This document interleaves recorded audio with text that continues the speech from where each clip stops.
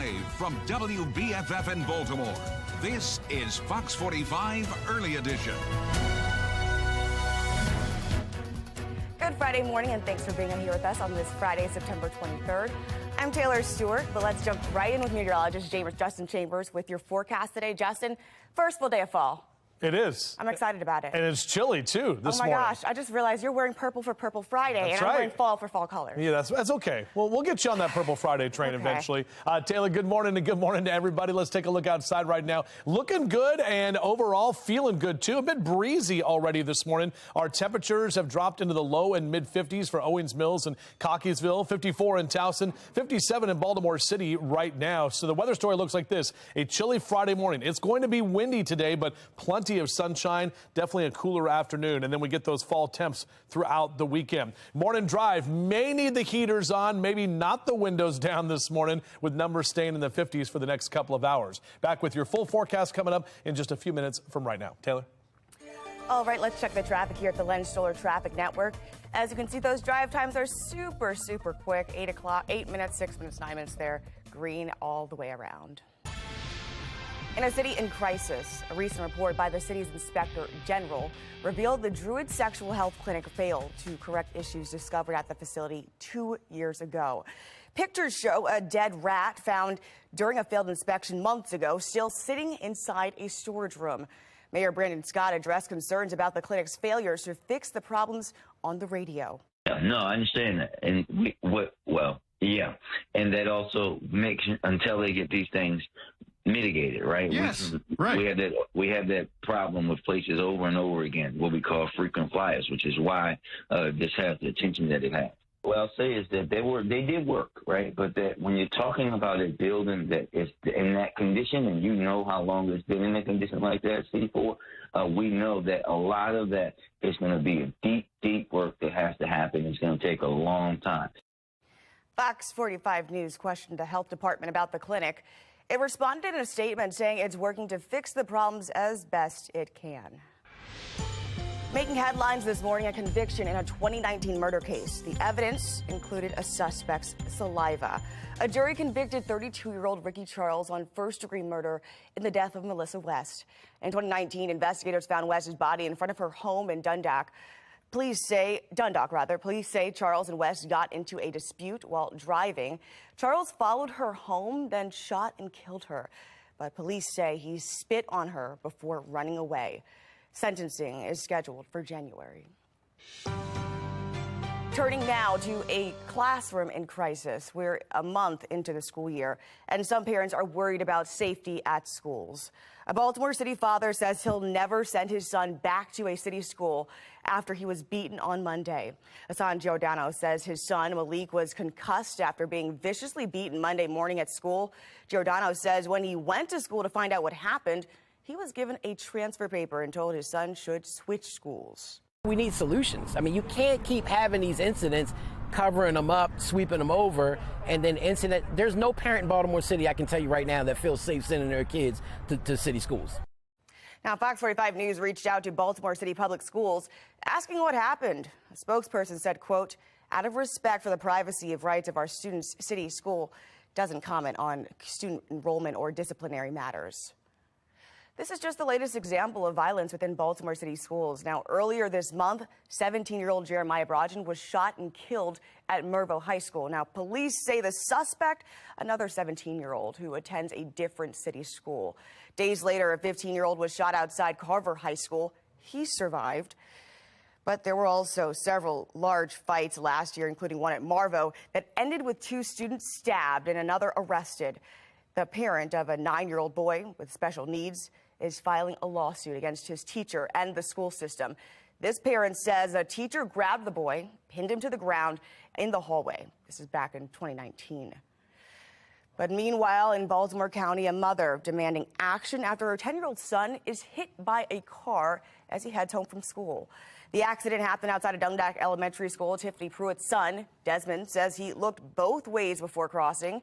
He says a car came out of nowhere, fracturing his femur and putting him in a wheelchair for at least 2 months. His mother now demanding increased security and safety. I feel like this wouldn't happen if there was a crossing guard. I personally got out of my car and walked kids across the street to make sure they were safe. I think it's a problem everywhere you go. Baltimore County Police say there's currently a shortage of crossing guards across the county. Now, they've not responded to our questions as to whether a crossing guard will be put at that specific location when staffing gets better.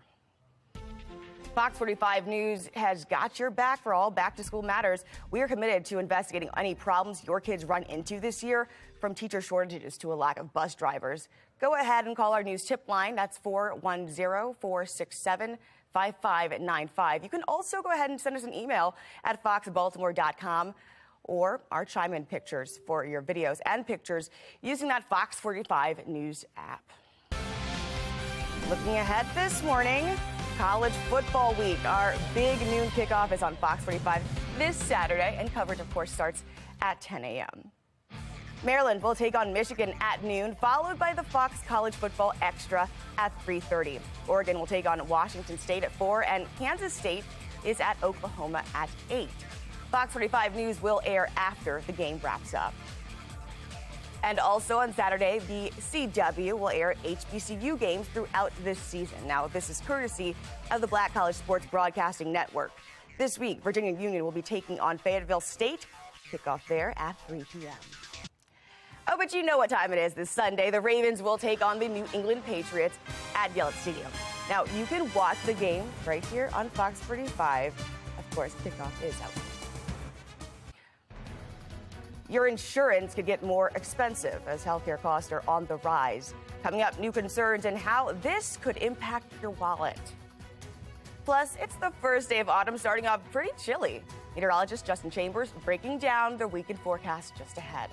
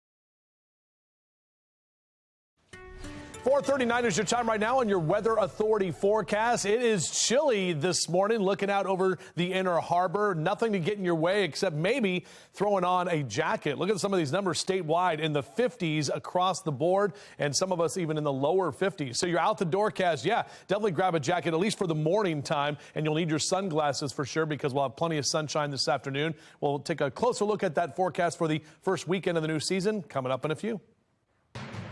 Following the Supreme Court's decision to overturn Roe v. Wade, a judge blocks Indiana's statewide ban on abortions, and phones started to ring setting up appointments. Clinics that offer abortions for pregnancies up to 20 weeks can now do so legally. In the ruling, the judge said the ban likely violates Indiana's constitution, but one clinic says it's holding off on resuming services after so much back and forth. As you may recall from Texas, there were many times where we had patients scheduled and then had to cancel them as another ruling came down, and that is very traumatic for patients and for staff. Planned Parenthood has said it will resume services immediately. The ruling comes after Indiana's abortion ban went into effect 1 week ago. Indiana's Republican-controlled state legislature approved the ban back in August. All right, here's what's ahead this morning on the National Desk.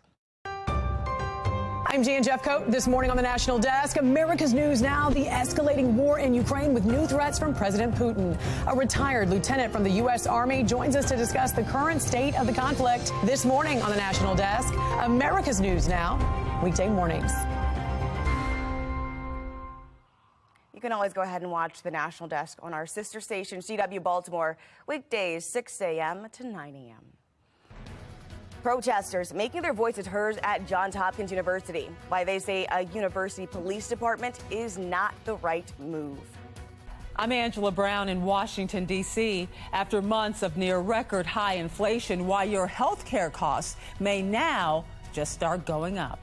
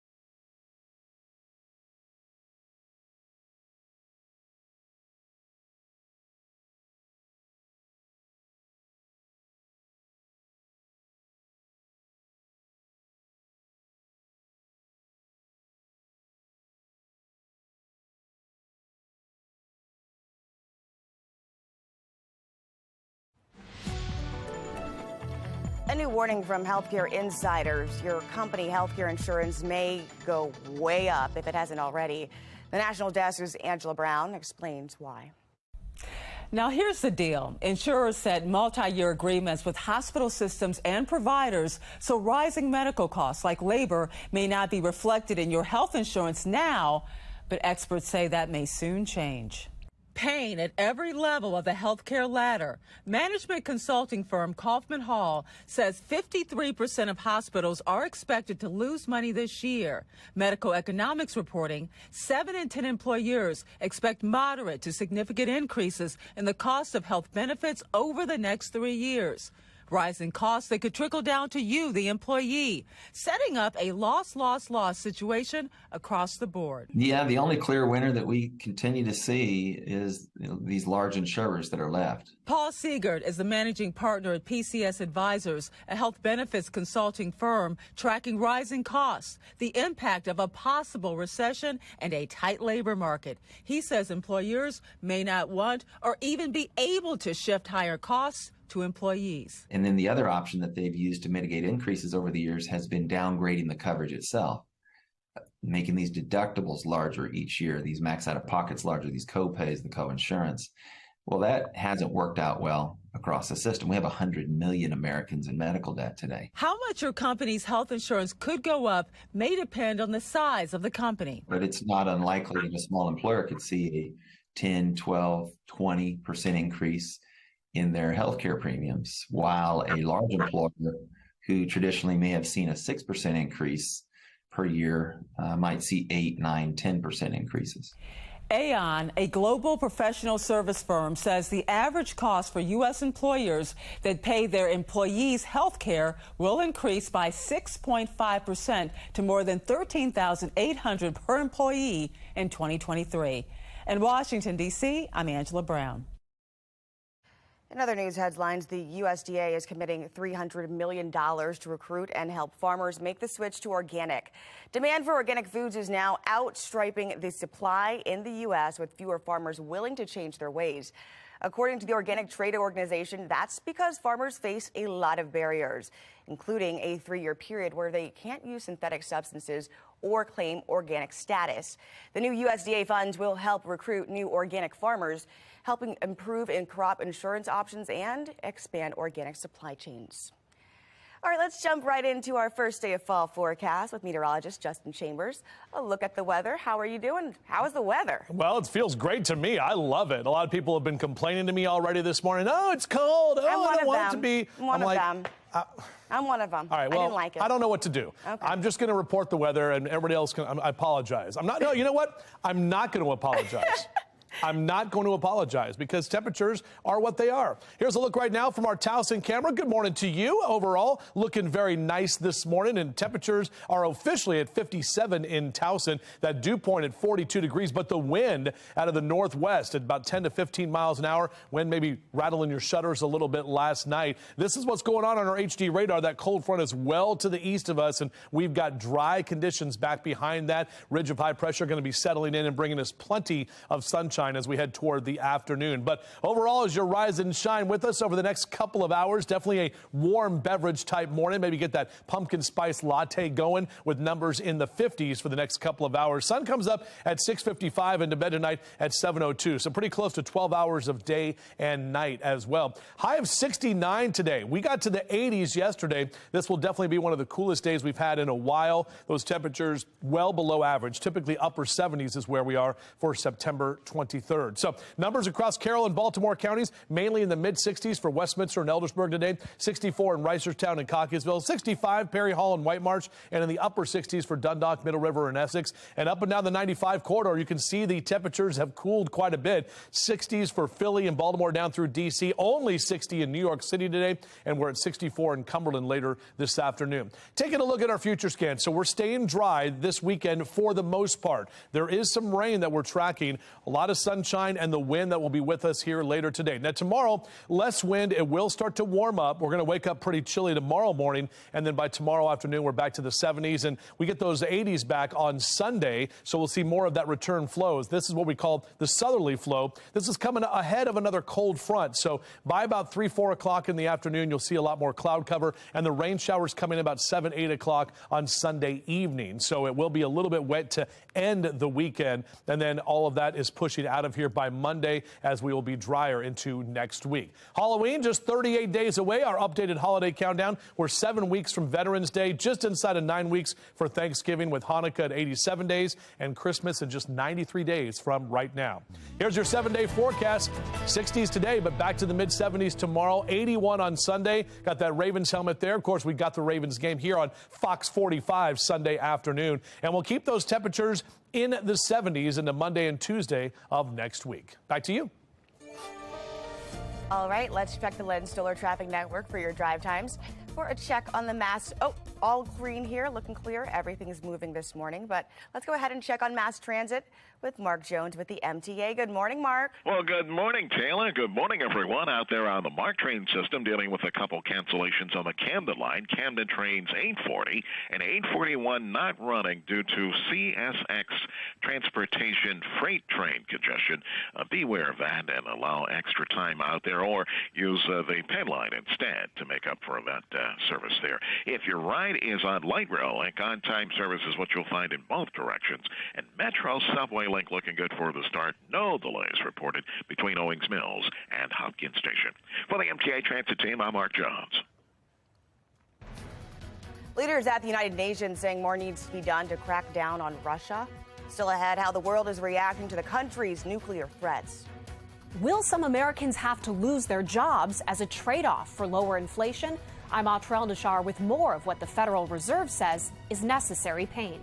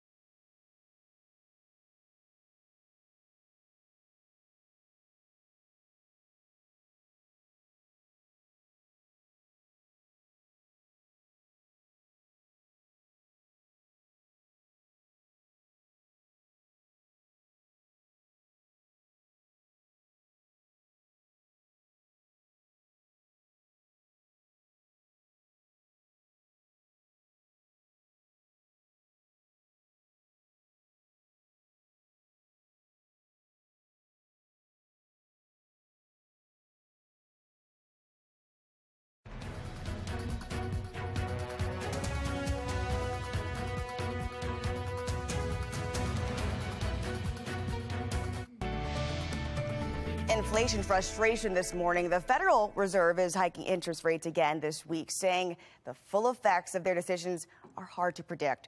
What we do know is mortgage rates are at their highest since 2008, and on Wall Street, all three major indexes saw another day in the red Thursday. National correspondent Anthra Alan-Shar has the story. The Federal Reserve's dual mandates are in for a clash. Bring down inflation while achieving maximum employment. I wish there were a painless way to do that. There isn't. Raising interest rates are designed to slow down the demand that's outpacing supply in order to lower inflation. But slowing the economy is expected to eliminate some jobs. The current unemployment rate is 3.7%. The Fed projects that will rise to 4.4% by the end of next year. Before the pandemic, the last time the U.S. had that unemployment rate was August 2017. That exact month, inflation was exactly where the Fed wants it, about 2%. Today, it's more than 4 times that. The unemployment rate is about 3.7%, one of the lowest in history. President Biden often pointing to the labor market as a source of strength in the economy. But the tightness of it, with about 2 open jobs for every person looking for work, is causing strain across sectors, often limiting productivity, like at this restaurant outside Seattle. We can't open the full restaurant until we have full front of house servers, bussers. We're really short on dishwashers. The labor shortage also hitting the manufacturing industry with more than 800,000 vacant jobs.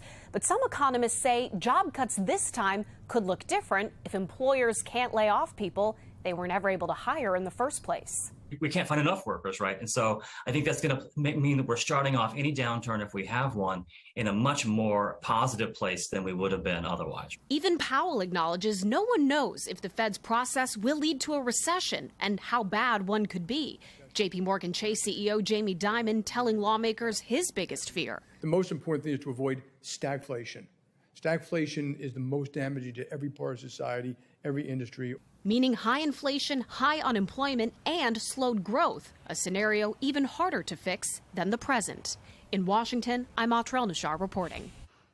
We're taking a look at what the interest rate hike means for you. Now, higher interest rates mean it will cost you more money to buy a home, car, or large appliance like a refrigerator.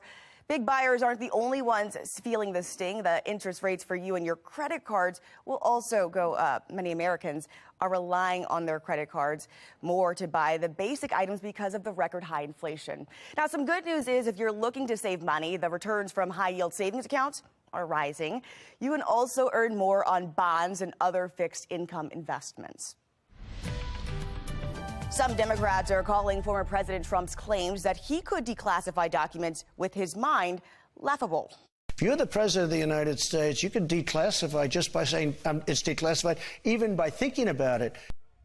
Now, the former president's office says there was a standing order to declassify any documents taken to Mar-a-Lago. But Trump's former national security advisor, John Bolton, says that is not true. While presidents do have the authority to declassify information, there's a process that includes coordinating with the government and its agencies. Senator Dick Durbin says those rules are in place to keep people safe. That is just laughable. To think that a top secret classified document, literally, that could risk the lives of people who are helping the United States in its defense, could be somehow sanitized by Donald Trump just thinking about it is really ridiculous, and it's typical of him.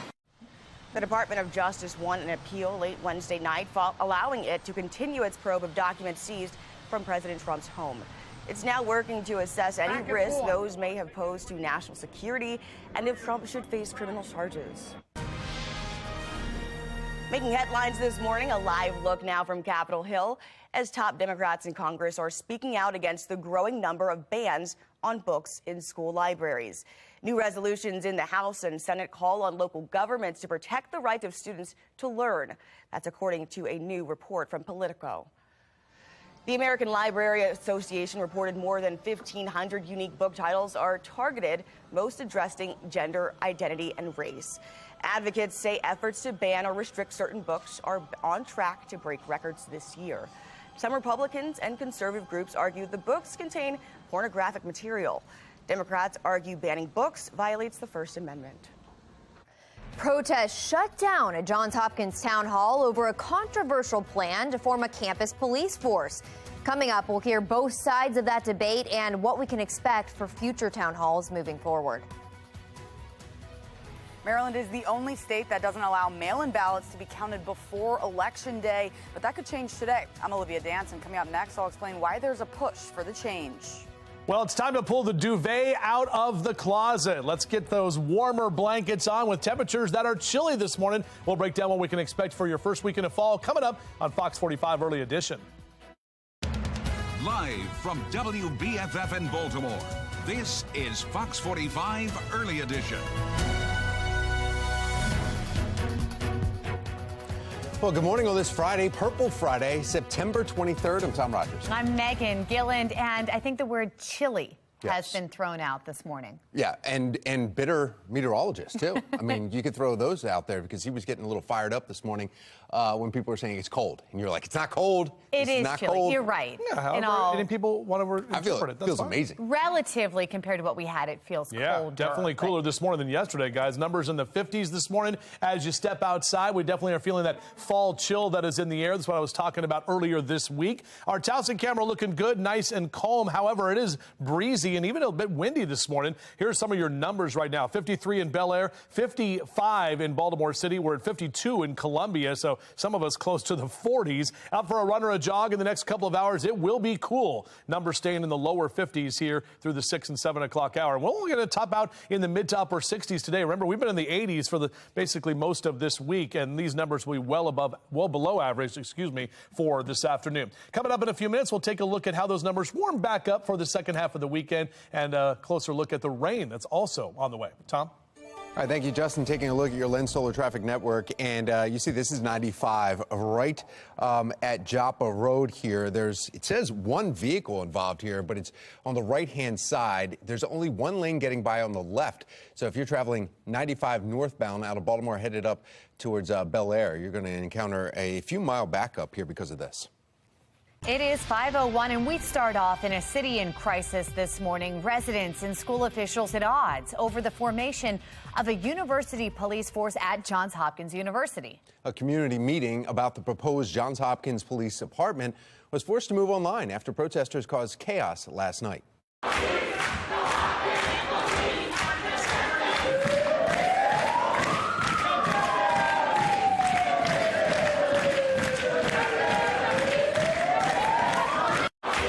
Now this morning, we have Shannon Lilly joining us live with a closer look and what we can expect for the plan moving forward. Shannon. Well, as you just saw, Megan, strong opposition to this plan to establish a campus police force. But Johns Hopkins still has 2 more town hall meetings scheduled for next week to go over it. We're now learning the university will move both of these meetings online, but protesters say they will interrupt those too. In fact, take a look at this tweet right here. They say, "We shut it down. Now they are trying to move it online. We'll post the link and we'll shut that down too. If they move, then we move." The university maintains that the force is needed to address rising crime around its campuses. In fact, Hopkins already employs more than 1,000 private security workers, but this new police force would have all the powers of a city police officer. Activists, though, are concerned about how that force would interact with people of color. I don't like it. I feel like there's not been a 100% successful police force, a force that is totally just and good. The Baltimore police force seems a little overwhelmed and understaffed, so I think it's probably a reasonable effort to increase public safety. What's next, though? Those 2 more town hall meetings are scheduled for Thursday and Friday of next week.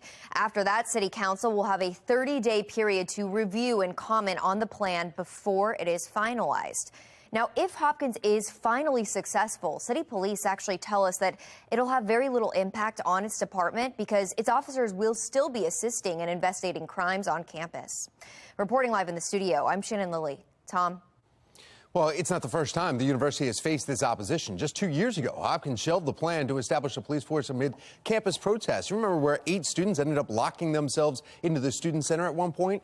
And then nationwide Black Lives Matter protests were following George Floyd's death. Hopkins previously responded by scaling back the scope of the force, limiting it to 100, no more than 100 personnel, and investing in other public safety initiatives totaling up to nearly $100 million, including adding a behavioral health component. Well, the Johns Hopkins Police Department is being formed as Baltimore police face a severe officer shortage, difficulty recruiting, and high crime. The president of the police union tells Fox 45 News the city wasn't prepared to deal with big events when the Maryland Cycling Classic was in town earlier this month. He goes on in this letter to say that officers were forced to work overtime with little to no notice and canceled time off. Officers are now working overtime to watch squeegee kids on some city street corners. Police Commissioner Michael Harrison says this plan is not sustainable.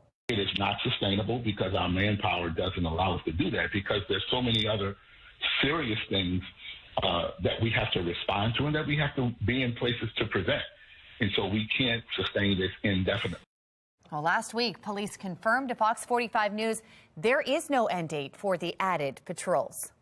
Turning to your Vote 2022 coverage today, a judge will decide whether Maryland's Board of Elections can count mail-in ballots before Election Day in November. Olivia Dance joining us live now from Southwest Baltimore. Olivia, what can you tell us about this looming decision?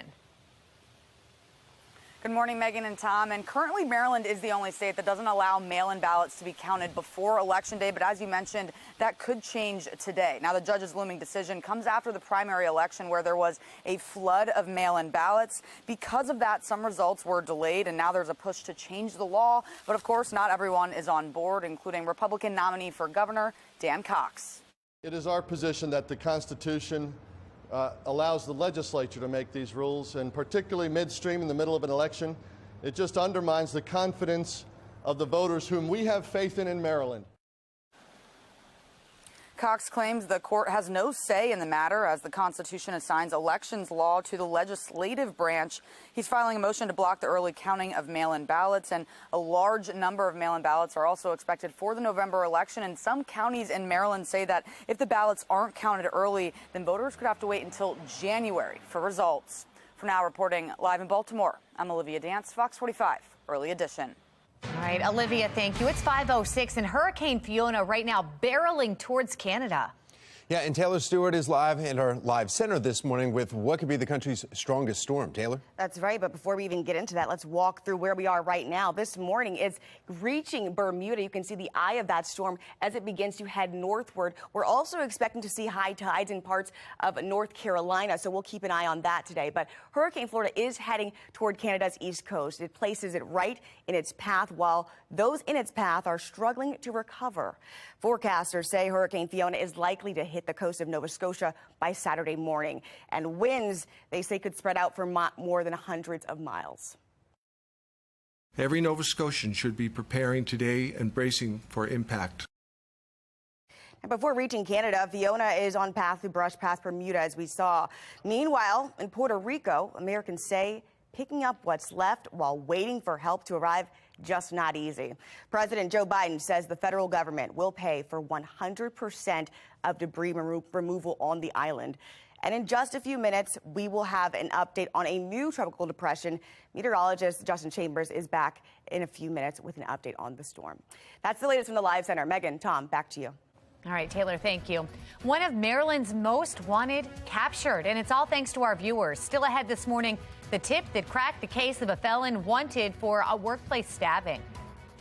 Chilly conditions this morning. We'll take a look at our weekend forecast, and we will have an update on what is now Tropical Depression 9, the potential impacts here in Maryland. That's all coming up in a few.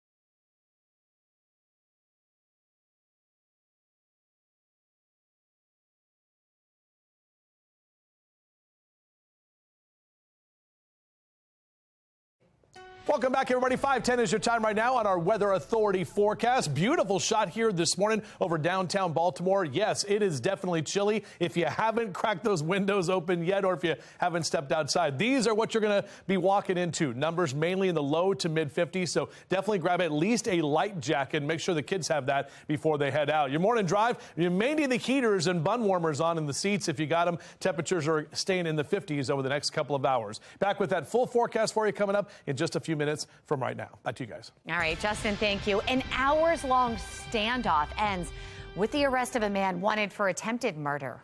Yeah, in fact, this morning, police identifying this man as someone Fox 45 News featured in our Maryland's Most Wanted segment. Alexa Ashwell has the tip that led agents right to him.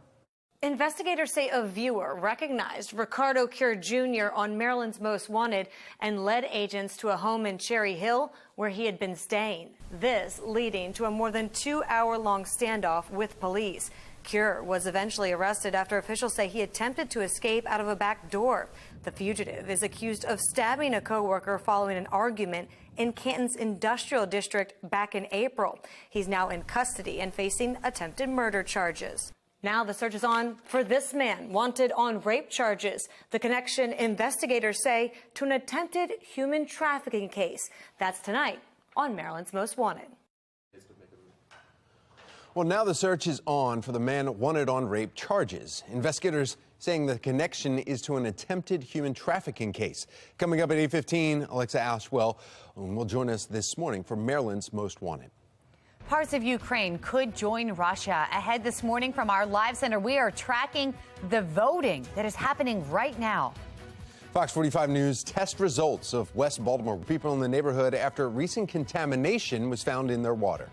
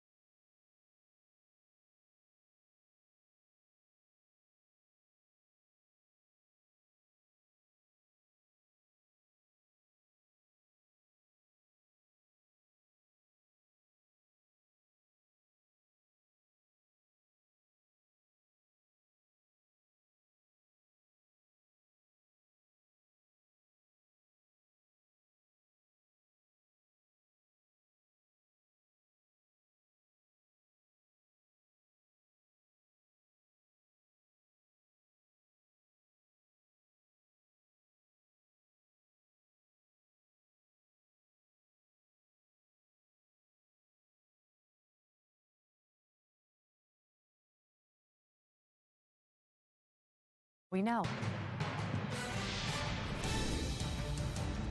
It is 5:15 here this morning, and we are continuing to track Hurricane Fiona. The storm did not make direct contact with Bermuda, but strong winds, heavy rain, storm surges, certainly making things difficult throughout the night.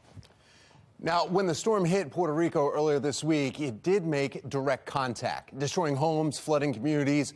With more than 25 inches of rain, close to 30 actually, President Biden pledged to help the territory recover.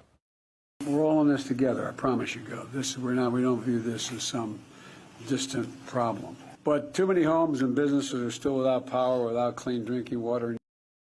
The president is authorizing 100% federal funding for debris removal, search and rescue operations, as well as power restoration on the island. And part of that help is coming from some of our local heroes here in Maryland. Check this out. Right now, the Howard County Department of Fire and Rescue Services is in Puerto Rico. They're there helping out.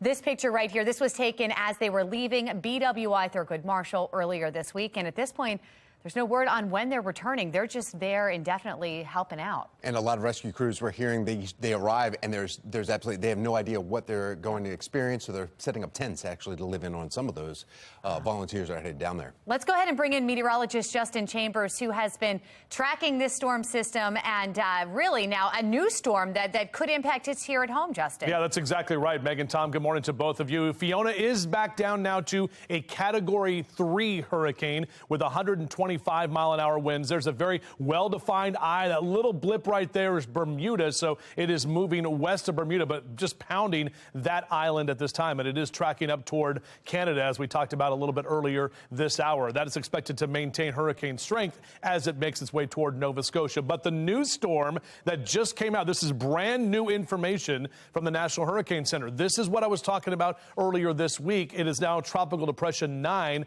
More than likely, this will become Hermine. And this is in the Caribbean here. So as we take you a little bit closer in, you can see this more than likely will become a storm within the next 24 hours or so, or a named storm. Just currently 35-mile-an-hour winds with that tropical depression. Once it gets above that 37-mile-an-hour threshold, it becomes a tropical storm. But the impacts that it could have here, watch what's going to happen with the track. It's going to take it up past Cuba and potentially toward Miami and the coast of Florida by the time we get into Wednesday early morning, possibly as a Category 2 hurricane. So people in Florida need to get their hurricane kits ready. And if you're traveling down that way next week, just know that the potential for that hurricane does exist. That's going to continue to track up the East Coast and could bring us some rain by the time we get into Friday and Saturday of next weekend. So obviously, we're keeping our eyes on what will become Hermine. Here's a look at our live cam, our downtown Baltimore shot. Pretty conditions this morning. It's chilly, no doubt about that. Numbers in the mid-50s this hour with that wind at about 11 to 15 miles an hour. So it actually feels a little bit colder. You'll definitely want to get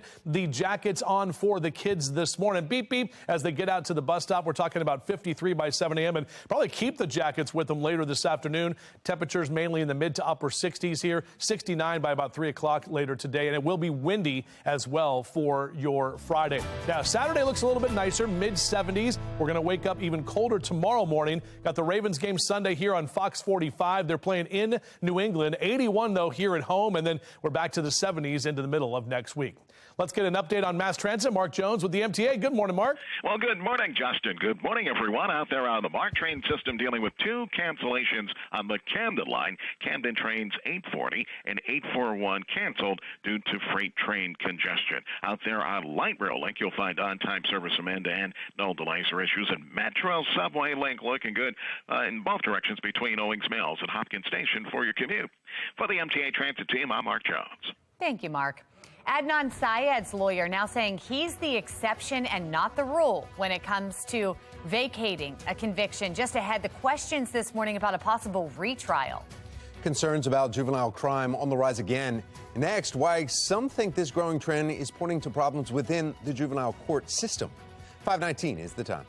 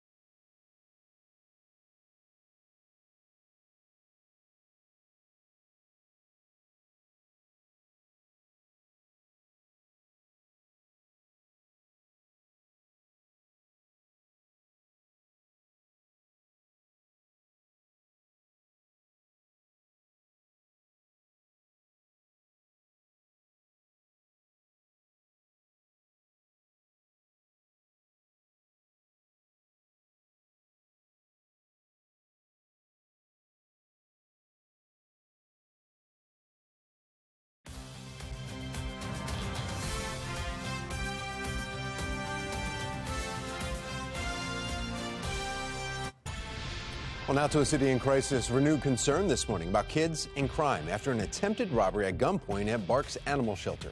Fox 45's Mackenzie Frost is taking a closer look at the concerns.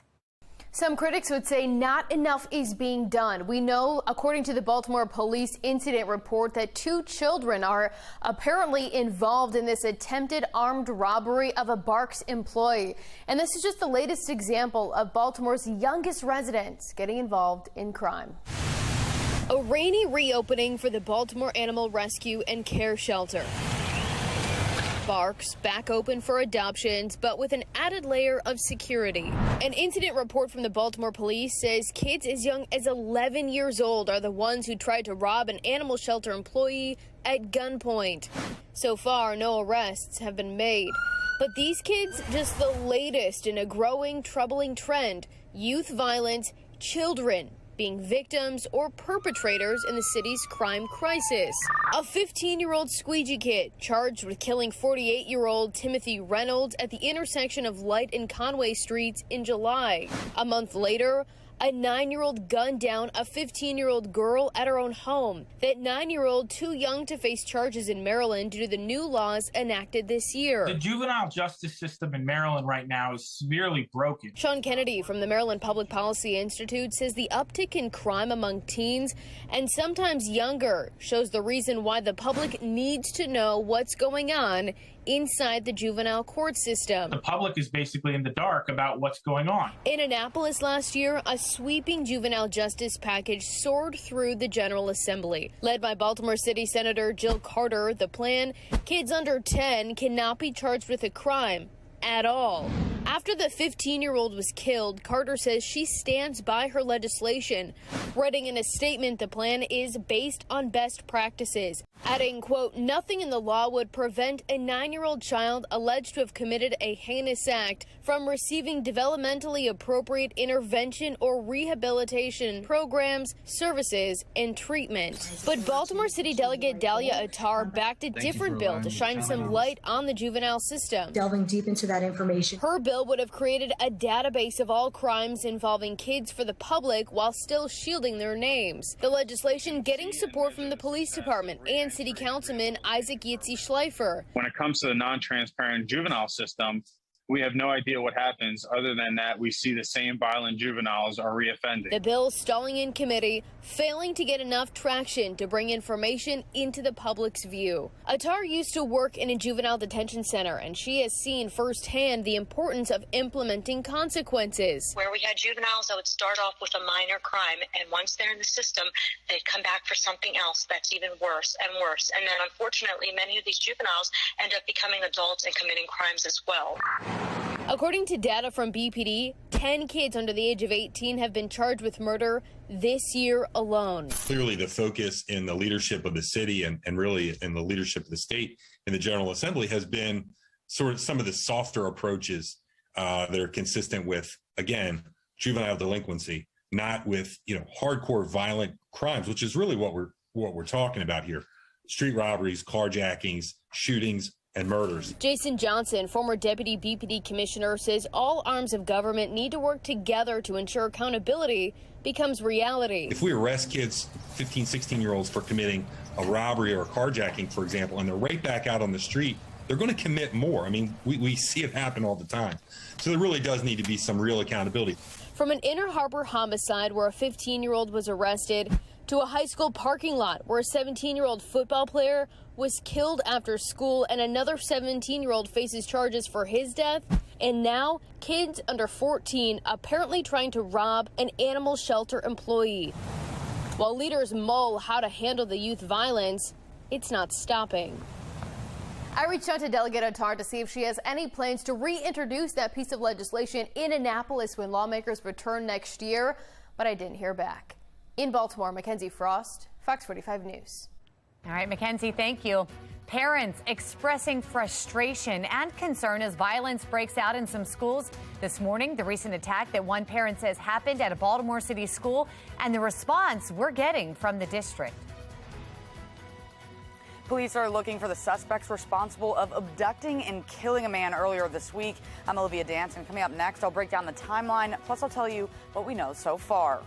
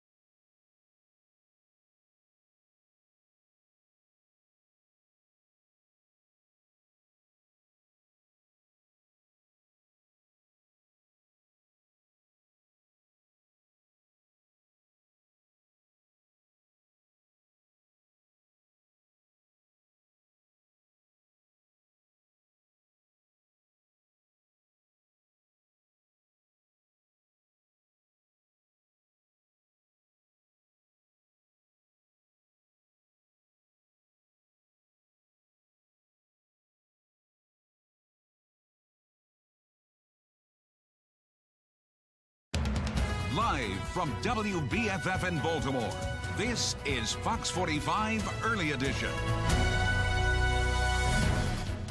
Good morning, everyone. Thanks for waking up with us. It's Friday, September 23rd. I'm Megan Gillen. I'm Tom Rogers. First full day of fall, and it feels like it as soon as you step outside. Yeah. Walking into the building, leaves blowing all around. Crazy. You know, yeah, it's here. Meteorologist Justin Chambers with that breezy forecast blowing right into the season. Exactly right, guys. Good morning. Yeah, and it actually is a bit breezy to windy in certain spots here this morning. The wind is going to stay with us through the day today, so just know that. Let's take a look outside right now and see what's going on. Our Towson camera looking good at this time from our Mile 1 Auto Group cam. Check out these numbers. 53 in Cockeysville and Hunt Valley. Straight down the JFX into Towson and Baltimore City. We're at 55 in Brooklyn Park. Same number for you there in Dundalk and Essex over to Middle River. And this is the wind I was talking about, and they were talking about too. 23 to 28 mile an hour wind gusts that we're seeing this morning. I pulled up the wind chill map, and it really doesn't do much. It's basically still feeling like the 50s out there this morning. There's no doubt about that. Windy and cooler for the afternoon. We are tracking fall temps for the weekend, and we do have some rain in our forecast to get through as well. So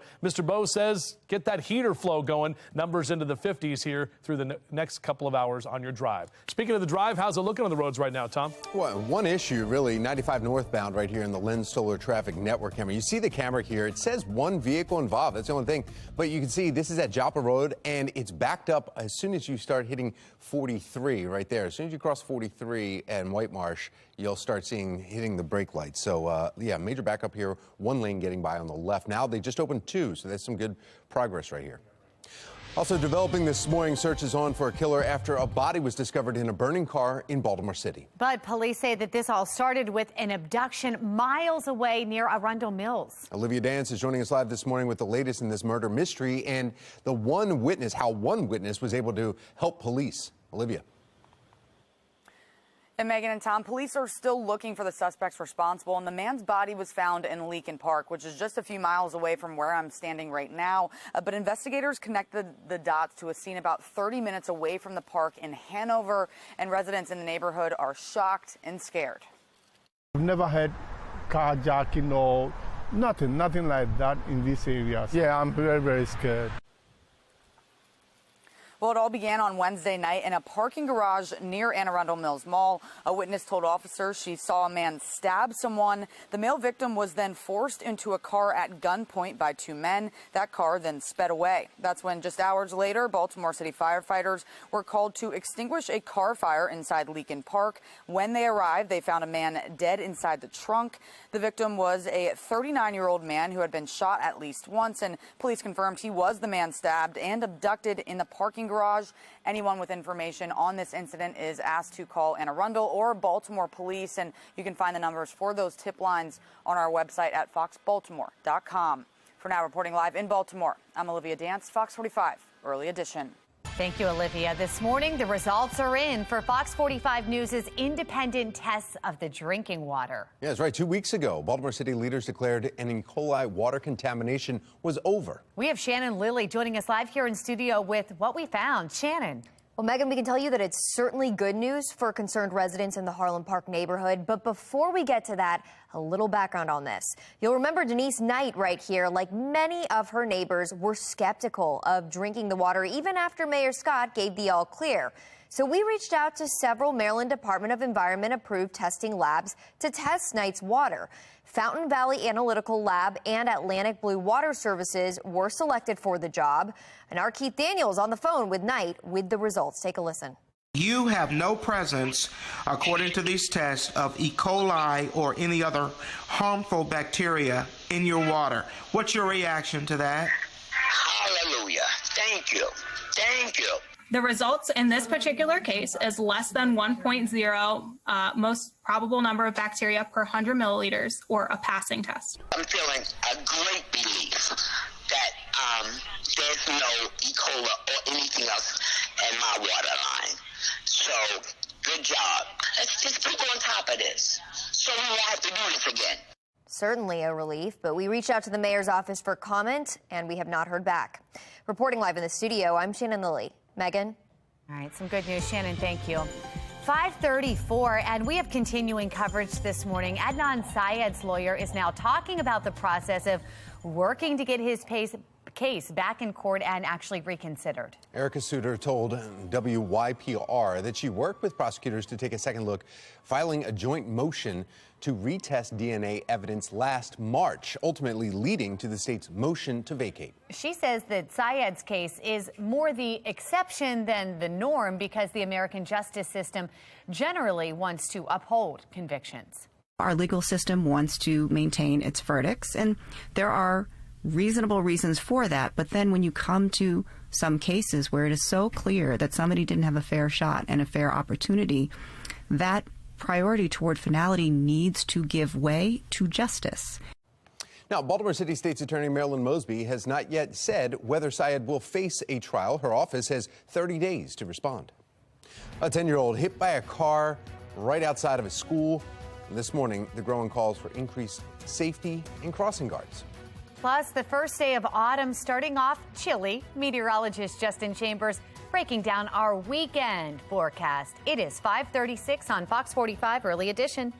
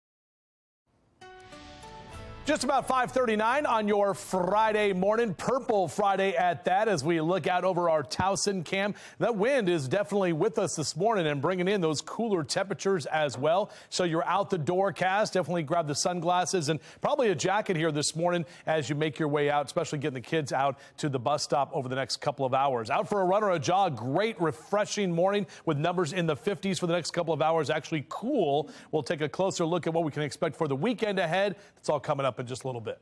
All right, Justin, thank you. Turning now to the crisis in the classroom. We are a month into the school year, and some parents are worried about safety at schools. A Baltimore City father says he'll never send his son back to city schools after he was beaten on Monday. We're hearing that Hassan Giordano says his son, Malik, was concussed after being viciously beaten Monday morning at school. Giordano says that when he went to the school to find out what happened, he was given a transfer paper and told his son should switch schools. We need solutions. I mean, you can't keep having these incidents, covering them up, sweeping them over, and then There's no parent in Baltimore City, I can tell you right now, that feels safe sending their kids to city schools. Fox 45 News reached out to Baltimore City Public Schools asking what happened. A spokesperson said, quote, out of respect for the privacy rights of our students, City Schools does not comment on student enrollment or disciplinary matters. Now, this is just the latest example of violence within Baltimore City Public Schools. Earlier this month, 17-year-old Jeremiah Broaden was shot and killed at Mervo High School. Police say the suspect, another 17-year-old who attends a different school. Days later, a 15-year-old was shot outside of Carver High, and he survived. There were also several large fights last year, including one at Mervo that ended with 2 students stabbed and another arrested. Now the parent of a 9-year-old boy with special needs is filing a lawsuit against his teacher and the school system. The parent says the teacher grabbed the boy and pinned him to the ground in a hallway, and that was back in 2019. Meanwhile, in Baltimore County, a mother demands action after her 10-year-old son hit by a car while heading home from school. The accident happening right outside Dundalk Elementary School. Tiffany Pruitt's son, Desmond, says he's looked both ways before crossing. He says a car came out of nowhere, fracturing his femur and putting him in a wheelchair for at least 2 months. His mother now demanding increased safety. I feel like this wouldn't happen if there was a crossing guard. I personally got out of my car and walked kids across the street to make sure they were safe. I think it's a problem everywhere you go. Baltimore County Police say there is currently a shortage of crossing guards across the county. They have not responded to our questions about if a crossing guard will be stationed at the street when staffing improves. Well, today is the last day parents can weigh in on an online survey regarding, though, inclement weather plan for Baltimore County schools. Maryland State Department of Education giving schools the opportunity to use virtual inclement weather days this school year. School system is asking for your preferences. You can weigh in. We have a link right on our website, foxbaltimore.com. We now have a closer time period as to when you could take part in mobile sports betting. Next, the time frame we're getting now and maybe before the Super Bowl. Oh, that'd be nice. And a live look now over M&T Bank Stadium on this Purple Friday. Speaking of football, ahead in our 7 o'clock hour, we're going to check out if we should be concerned about Lamar Jackson and that elbow. 5:42 now on Fox 45 Early Edition.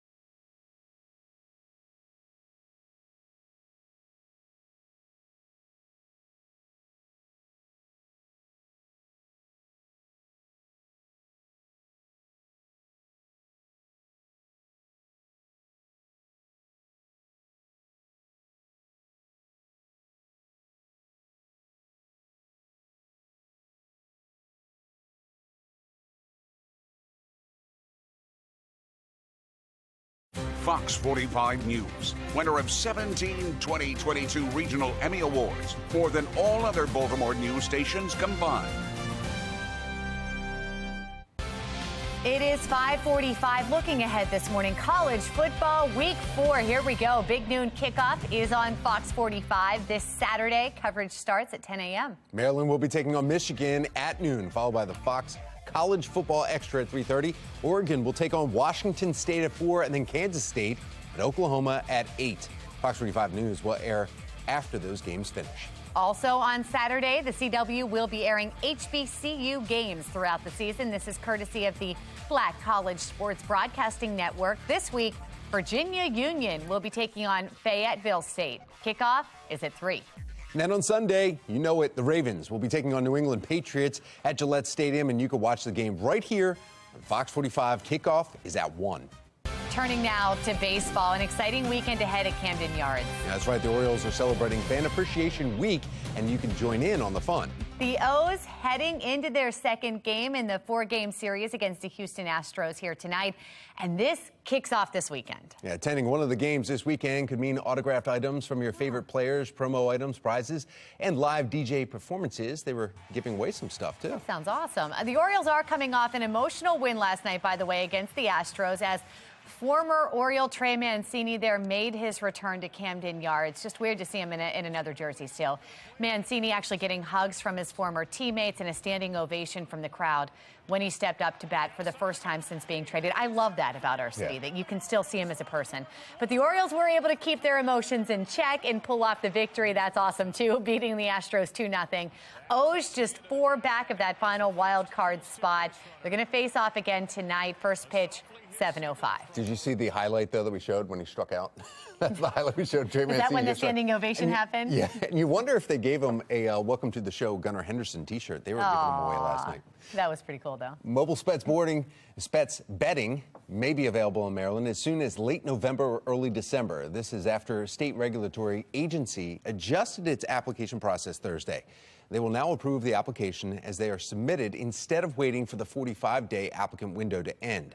Sports Wagering Application Review Commission will start to receive applications starting October 21st. And it's about time. I mean, we know what's going to happen. It's just waiting for it has been excruciating. Well, and I think the other argument is you can tax that, and so our money's been going to other states that allow it. Exactly. Yeah. I know someone who I might be married to who drives across the state line every Saturday morning to get the bets in. And now you can go to any of the casinos and place your bet, too, but that's in person, but that's driving down to a casino and that. But mobile, if you want to do it mobily. From the couch. I mean, it's about time. Meteorologist Justin Chambers, I'm guessing you want to get in on this. It's about that time.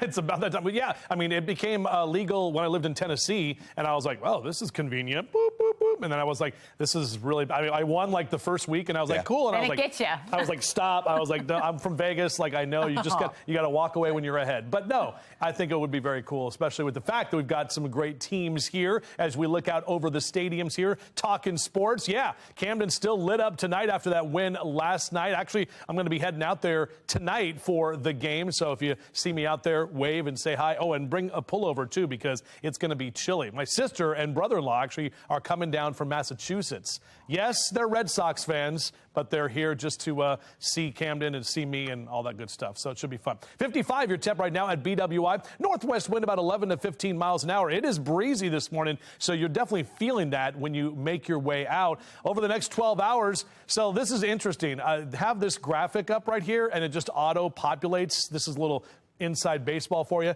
Notice how there's like nothing there because I have to adjust what is called a meteogram to actually put the numbers there because it's so much cooler than what we've been lately. So Daryl the Dragonfly is just up here going, what the heck's going on, dude? Fix your graphic.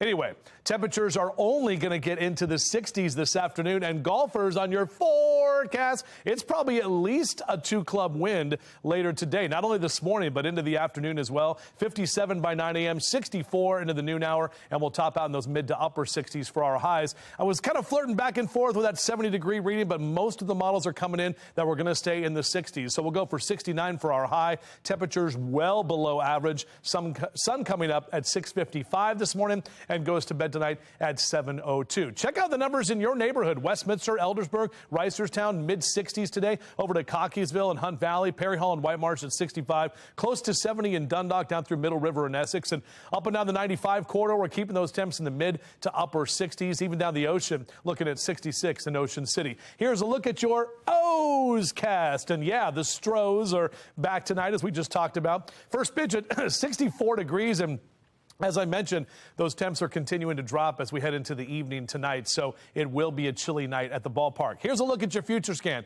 It's going to get even colder tonight and into tomorrow morning.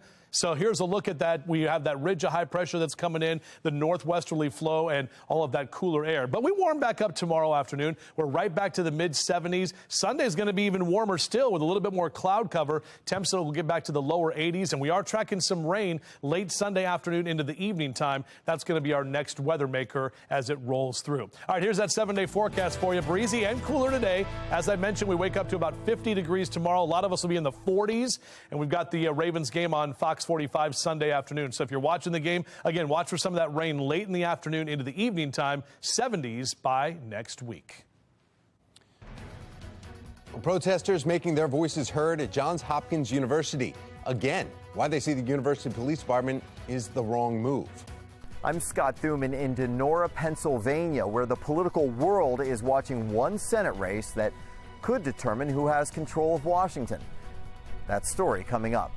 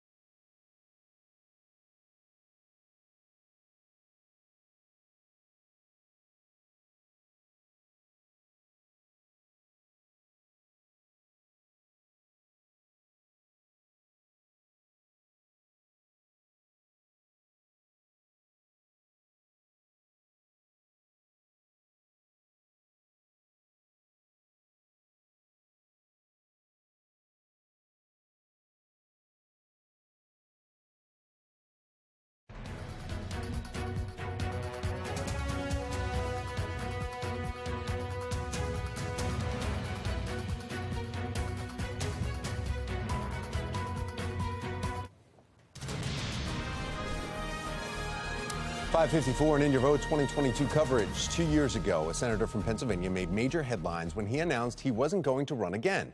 There was an instant scramble over Pat Toomey's seat. Well, the Keystone State is, in fact, key to the power struggle in Washington.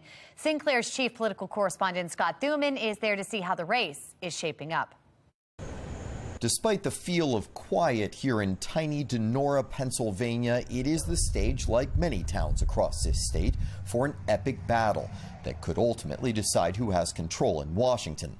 The Senate seat fight between Republican TV celebrity Dr. Mehmet Oz and current Lieutenant Governor Democrat John Fetterman.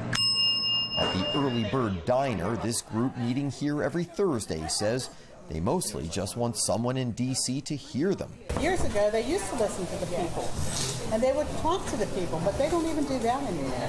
It's sad that, it's just like we're nobody. They're fighting. Republicans can't agree with the Democrats, and they will never work together. And they hate the rampant mudslinging. Oz accused of not having real Pennsylvania roots and hammered for his ties to Trump. Fetterman portrayed as too liberal and his health and sharpness questioned following a stroke. I just hate the bashing. I hate the commercials. Yes. They're constant. They're disgusting. The issues, they insist, matter most. In towns like this all across Pennsylvania, there is a common thread that's likely to have an impact at the ballot box. Economic struggles. Here, 8 in 10 say those higher prices are causing a real hardship. You're talking fuel oil now at $5 a gallon. So you fill up a 1,000-gallon tank. How many people's just going to come up with $5,000 to heat their house for a half a year? Republicans seeing a boost in light of soaring inflation and vows to crack down on crime. John Fetterman's trying to get as many criminals out of prison as he can. Far left John Fetterman, dangerously liberal on crime. Democrats more fired up to vote after the Supreme Court's controversial decision on abortion.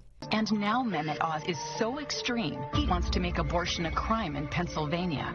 Are you looking forward to the election? I'm just looking forward to a better tomorrow. The election, I've seen enough politicians say that they're going to do something and they don't do it. Like anywhere, they just want a Washington that'll serve them something good. In Donora, Pennsylvania, I'm Scott Thuman. Well, President Biden gave a non-committal response when asked during a 60 Minutes interview if he'll run for re-election. Look, my intention, as I said to begin with, is that I would run again. But it's just an intention. But is it a firm decision that I run again? That remains to be seen. Biden is the oldest president ever, yet he says he is fit for the job and can maintain the demanding schedule. House Speaker Nancy Pelosi defended Biden and his accomplishments, but wouldn't weigh in on whether he's the best option for Democrats in the next election. He did a great service to our country. He defeated Donald Trump. Let's not forget that. If you care about the air we breathe, the water we drink, the education of our children, jobs for their families, pensions for their seniors, any subject you can name. I'm not going into politics about whether the president should run or not.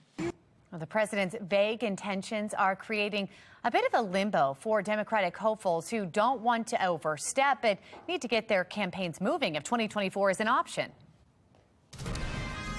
5:57 and now in your national news, CEOs from the nation's top banks were back on Capitol Hill yesterday taking questions from the Senate Finance Committee. Democratic lawmakers strongly urging them to do more to help protect their customers. Senator Elizabeth Warren zeroing in on the peer-to-peer payment network called Zelle. It's jointly owned by the banks. There are concerns over the amount of fraud cases and scams, she says, and she blasted the CEOs for not providing data. You want to give me a ballpark right now? I don't have the number in front of me. Do you know generally? This is a serious problem that's been going on in this bank. I will get you the number immediately. I don't want to make it up. Well, I don't want you to make it up either, but I don't want you to wait another 2.5 months before I get to see. It's very simple data. I promise you by the end of the day today, you'll get it. Terrific. All right. We'll get it by the end of the day once nobody's here to talk about it. Republicans questioning whether banks are getting too involved in social issues like paying for employee abortion rights, gun rights, and financing the oil industry. A Johns Hopkins town hall erupting in protest over a controversial plan to form a campus police force. Coming up, we'll hear both sides of this debate and what we can expect for future town halls moving forward. Maryland is the only state that doesn't allow mail-in ballots to be counted before Election Day, but that could change today. I'm Olivia Danson. Coming up next, I'll explain why there's a push for this change. And as we stroll into autumn, we are taking a look at temperatures that are chilly this morning. We've got your weekend forecast for the brand new season. It's right here on Fox 45 Morning News. Let's do this. Live from WBFF in Baltimore, this is Fox 45 Morning News. Coming up on 6 o'clock on this Friday, Purple Friday, September 23rd. I'm Tom Rogers. I'm Megan Gillen. Let's check right in with meteorologist Justin Chambers in our forecast. Feeling that chill in the air. Good morning to both of you, and good morning, everyone. Appreciate you being with us here live and local all the way until 10 o'clock this morning. And we are taking a look outside, at clear conditions right now, not only over Camden Yards, but over M&T Bank Stadium and all across the city. And here's a look at some of your numbers statewide. Look at those 50s, not only for Cumberland and Hagerstown, but right here at home. Westminster, Bel Air, Baltimore, all in the lower 50s. The warmest spot is Annapolis right there by the water at 59. So a chilly Friday morning. It will be windy this afternoon. It's already kind of breezy outside right now, and it will be much cooler as well. And we got those fall temps on the way for the weekend. So out for a run or a jog. May need the long sleeves for the legs and the arms, with temperature staying in the 50s next couple of hours. Low to mid 60s here. Westminster and Bel Air this afternoon. That's it. 69 in Baltimore. We were in the 80s yesterday, so definitely a cooler afternoon ahead. We'll take a closer look at that weekend forecast coming up. Tom?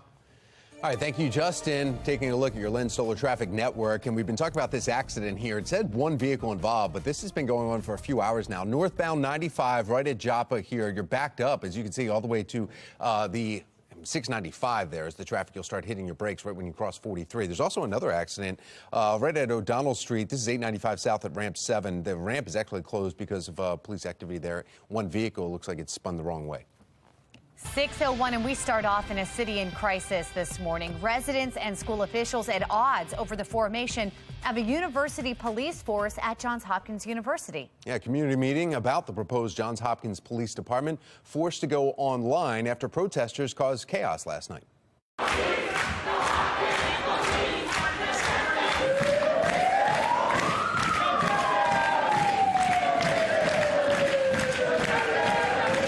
Well, here this morning, Shannon Lilly joining us live with a closer look at what we can expect for the plan moving forward. Shannon.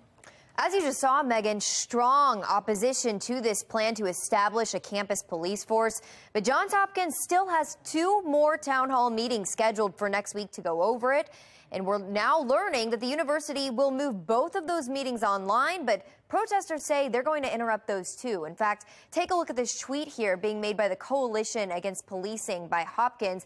In it, they say, quote, "We shut it down. Now they are trying to move it online. We'll post the link and we'll shut that down too. If they move, we move."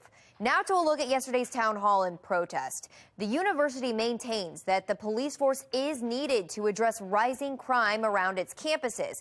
In fact, Hopkins already employs more than 1,000 private security workers, but this new police force would have all the powers of a city police officer. Activists are concerned about how that force would interact with people of color. I don't like it. I feel like there's not been a 100% successful police force, a force that is totally just and good. The Baltimore police force seems a little overwhelmed and understaffed, so I think it's probably a reasonable effort to increase public safety. 2 very different perspectives there.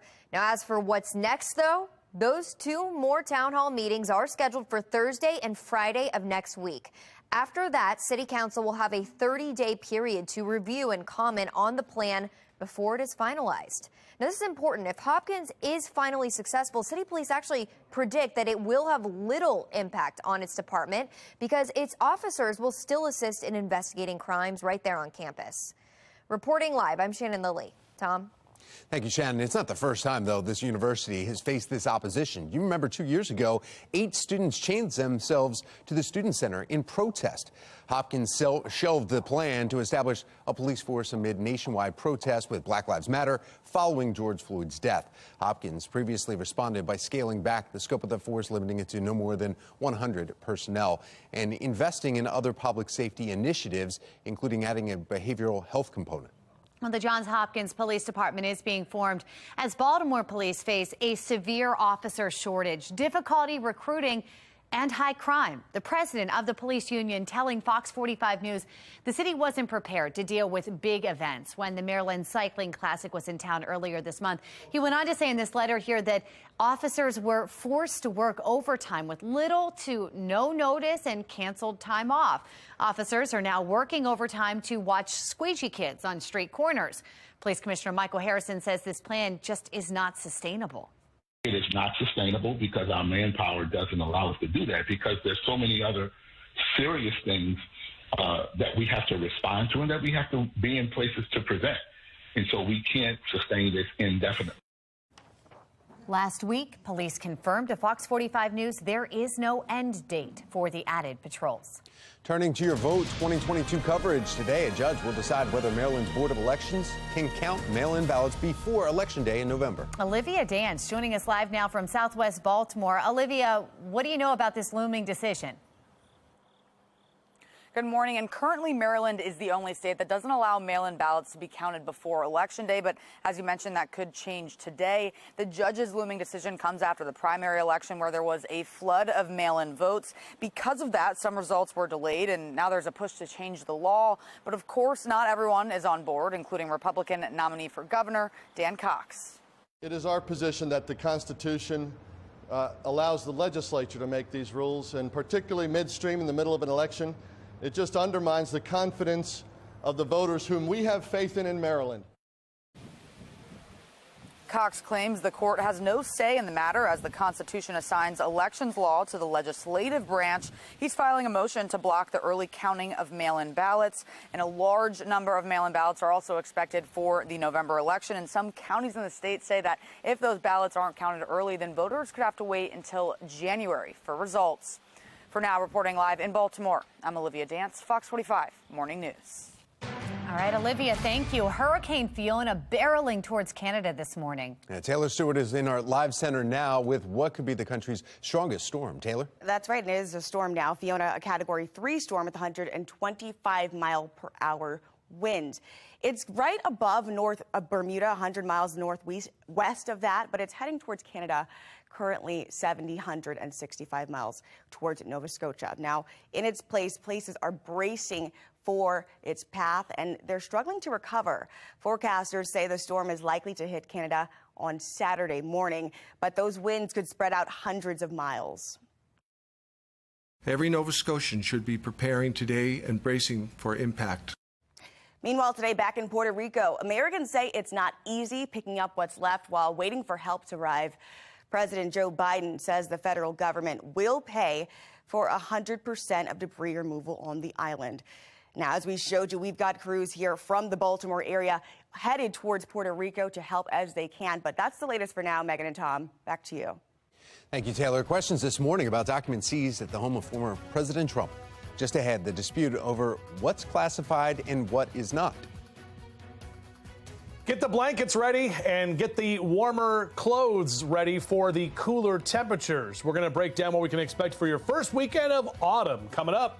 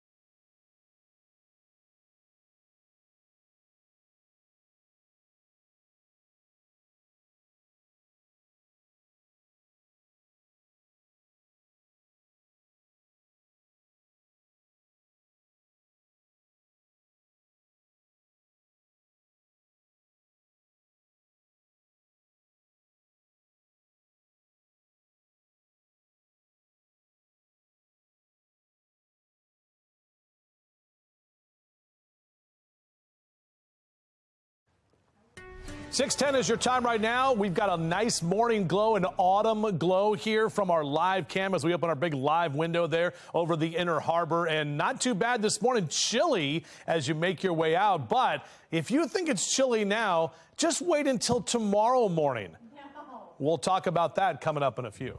All right, Justin, thank you. Take a look at this. The Windy City has its own unique way to mark the fall equinox, and it's called Chicago Hench. Yes, that makes sense. Around September 22nd every year, you can see the sunrise and sunset looking down the east-west streets of downtown Chicago. And Second City's grid pattern is perfectly designed so that they frame the sun between the skyscrapers on each side of the road. This only happens twice a year. You can look for the phenomenon again during the spring equinox in March of 2023. That is really cool. Yeah, it's pretty neat. Well, looking ahead this morning, now that it is officially fall, the Maryland Transportation Authority tweeting the automated gates to control two-way traffic on the Bay Bridge should be in operation this season. Would have been nice for summer. Yeah, since two-way traffic had been implemented, shifting those lanes had been done manually with the cones. Basically, that would happen every time they would shift it. Friday mornings a lot. There would be some traffic delays there on the marker. So this should save some time, especially in beach season coming up, to make the shift to two-way traffic there. Well, thanks to social media, thieves have figured that how to steal Kia and Hyundai cars. Just ahead, what the companies are doing to prevent it. Thursday Night Football delivers a viewership touchdown for Amazon Prime. Now, just ahead, how many people actually tuned in?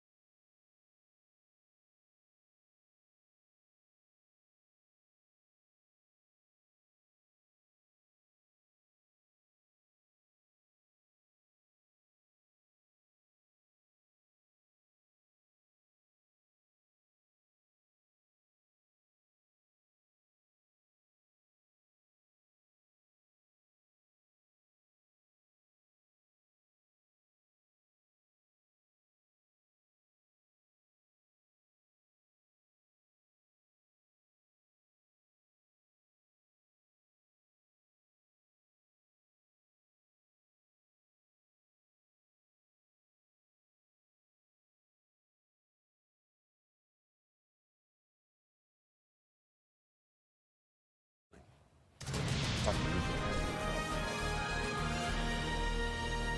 6:14, and former President Donald Trump doubling down on his assertion that all the documents seized from Mar-a-Lago were declassified. Last month, the FBI seized 11,000 documents from Trump's home in Palm Beach, Florida, including 100 allegedly marked classified. The Department of Justice launching a criminal investigation into whether those records were mishandled or compromised national security. Trump's legal team has stopped short of saying the documents were declassified, but Trump insists they were.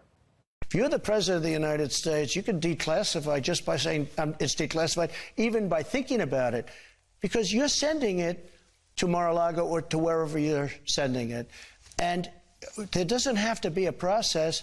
There can be a process, but there doesn't have to be. You're the president. You make that decision. Well, joining us now to break down what these accusations mean for the midterm elections in 2024 presidential run for this week's Washington Wrap, D.C. insider and political commentator Armstrong Williams. Good morning, Armstrong. Good morning, Tom. You just heard the soundbite right there. The president saying, you know what, I could just, by sending it to Mar-a-Lago, that implies that I can declassify these documents because I'm president and they can do that. He's been through a lot of investigations right here, you know, from his entire presidential run, actually, lawsuits, false dossiers, investigations, entire way. So now this is just going on again. Now there's a 3-judge panel, though, talking about these classifications. And do they actually have real merit now when it comes to presidents saying it's declassified? Tom, he sounds delusional. I think about I'm flying, and I'm literally flying in the sky now because I think about it. I mean, it's one thing to have a public relations strategy, no different than this strategy where you say the elections are stolen and then the courts prove something otherwise. There's just one simple answer that the judge that Trump wanted as his master wants answered. Prove to us that the FBI planted evidence and the FBI lied, and that you declassified the documents. This is why Trump is saying all this, and his lawyers are not, because they know they will be sanctioned or probably disbarred. His PR strategy will not work in the courtroom. It will rule against him, and it's sad that the president, no one tells him the truth, and his legal team are not about to jeopardize themselves for the sake of Donald Trump, which is obvious. They're obvious lies. I mean, let's just call it what it is, Tom. Well, then, Armstrong, do you think, though, this will change then? I mean, any of the way that we're looking at the 2024 presidential run? I mean, he says that he's going to be running again. He hasn't officially come out and said that, but he's been obviously hinting at that. Do you think that will change then other people that may be joining in the race? Tom, you know, it's very interesting. We've seen this strategy with the former president all throughout his presidency. Mm-hmm. And it has seemed to work for him, and you begin to believe that this is your truth. But it's different when you're dealing with the courts. What I actually think, Tom, what we always have known, is that in the end, the people will decide. The voters will ultimately decide Trump's fate. Because I must tell you, even with all that we know, which is obvious that the president is very deceitful, is that there is a base that continues to believe in him. I mean, you think about what's going on in New York with the lawsuit by Letitia James. People think that is just piling on. And so it only adds to this aura that, well, everybody inflates their financials. Then why did the banks allow him to get away with it? Like he said, the banks knew what he submitted and they accepted. And so it leaves this window where people believe that the system is against Donald Trump, and no one has ever been so assaulted and maligned as Donald Trump. Gotcha. But in all that, the courts finds out the truth. But ultimately, the people will decide. But believe me when I tell you this is beginning to erode away the support and the confidence and the trust that voters, even his base, once had in him. Armstrong Williams, thank you. Thank you, Tom. Cool. Well, it's a Purple Friday, and it's feeling a little blue out there right now because it's a little chilly. Meteorologist Justin Chambers here with the numbers and why this might be nothing compared to tomorrow. Exactly right. Tom, Megan, good morning. You know, Tom, you said blue, and, you know, the color contours on the screen when we have the temperatures, not quite blue. Tomorrow, though, different story. So, yeah, we'll be talking about that. What's purple? Isn't that almost snow? Yeah, purple's snow, Meg, so we don't have to worry about that. And then the pink is horrible because that's the wet snow. Yeah, or pink is awful. We don't want that, so... but so maybe maybe by October 1st, we'll have some snow. So that'll be cool. Taking a look outside right now. I'm kidding. My gosh. All right, our live cam here in Towson. Wait, what's that? Hold on. You want me to do the pumpkin spice latte dance? All right. I'm getting a pumpkin spice latte today. Yeah. Ooh, ooh. All right. Our Mile 1 Auto Group cam, good morning. Feeling good in the neighborhood. 53 is your temperature right now. Applebee's did not pay me to say that. Northwest wind about 11 to 15 miles an hour. Now, I have the wind chill number up, but I mean, it feels like we're in the 50s, and that's exactly what it's going to feel like when you step outside. We are seeing that cold front that is well to the east of us now. Now that cooler and drier air is working in. So make sure those kids have the jackets this morning. Beep, beep, as you get them out to the bus stop. Heaters on in the car. 65 by noon. We're going to be in the upper 60s when you pick them up later this afternoon. And guys, it is going to be windy later today. So Hank the Bird going to be flopping around there with his feathered friends with quite a bit of wind to deal with today. 65 by noon, mid to upper 60s into that 3 and 4 o'clock hour. Check out these numbers. Upper 70s is typically where we are for September 23rd. Nowhere near those numbers. And those 80s are done temporarily for right now. We'll see those numbers mainly in the low to mid and upper 60s across Baltimore City and County, up and down the 95 corridor, up into Philly at 64, 68 in D.C. Definitely feeling like fall. And we're feeling like fall, too, with your O's cast taking on the Stros tonight there at Camden Yards. 7:05 first pitch. Temps will be in the 60s, and it is going to be chilly tonight. So make sure to have yourself planned with your O's gear, the long sleeve version. Here's a look at our future scan. Not really tracking much in the way of rain, at least for today. Tomorrow, we'll start to get a little bit of the warmer air that'll be in place. And then Sunday, we'll have more of a southerly flow. You'll get more cloud cover. And we are tracking some showers late Sunday afternoon into Sunday evening. That will be the warmest day of the weekend by far. So 60s today. We're already back to the lower 80s on Sunday when you're watching the Ravens game right here on Fox 45. Then those numbers back off into the 70s through the middle of next week. Meg? All right, Justin, thank you. I liked the dance. Let's take a look at the Len Stiller Traffic Network. Not too many people dancing out there. A lot of angry people. We've got a crash with an overturned vehicle. This is 95 northbound, still causing backups here this morning. What we're seeing now are the two right lanes and the shoulder blocked. Believe it or not, traffic is inching through the area. Hard to see, but try to avoid this if you can. It's not been pretty for quite some time. Let's get a check now on mass transit. We have Mark Jones with the MTA. What do you think, Mark? Would you like a pumpkin spice latte today? No, I'm not a big latte person, but it's good. I'm sure for those who love it, that's fantastic. Well, good morning, Megan. Good morning, everyone out there on the MARC train system. You'll find Camden train number 840 canceled today, and train number 845 operating with about a 5-minute delay. Allowed time for travel there in that instance. Light rail link with a 15 to 20-minute delay. Allowed time for travel on light rail link this morning. Metro subway link good to go for travel. No delays or issues between Owings Mills and Hopkins Station for your commute. For the MTA Transit team, I'm Mark Jones. All right, Mark, thank you. Well, people in occupied regions of Ukraine voting on whether or not to join Russia officially. Just ahead, how long the voting will last. Police are looking for the suspects responsible of abducting and killing a man earlier this week. I'm Olivia Danson. Coming up next, I'll break down the timeline and tell you what we know so far. You're watching Fox 45 Morning News, all local, all morning.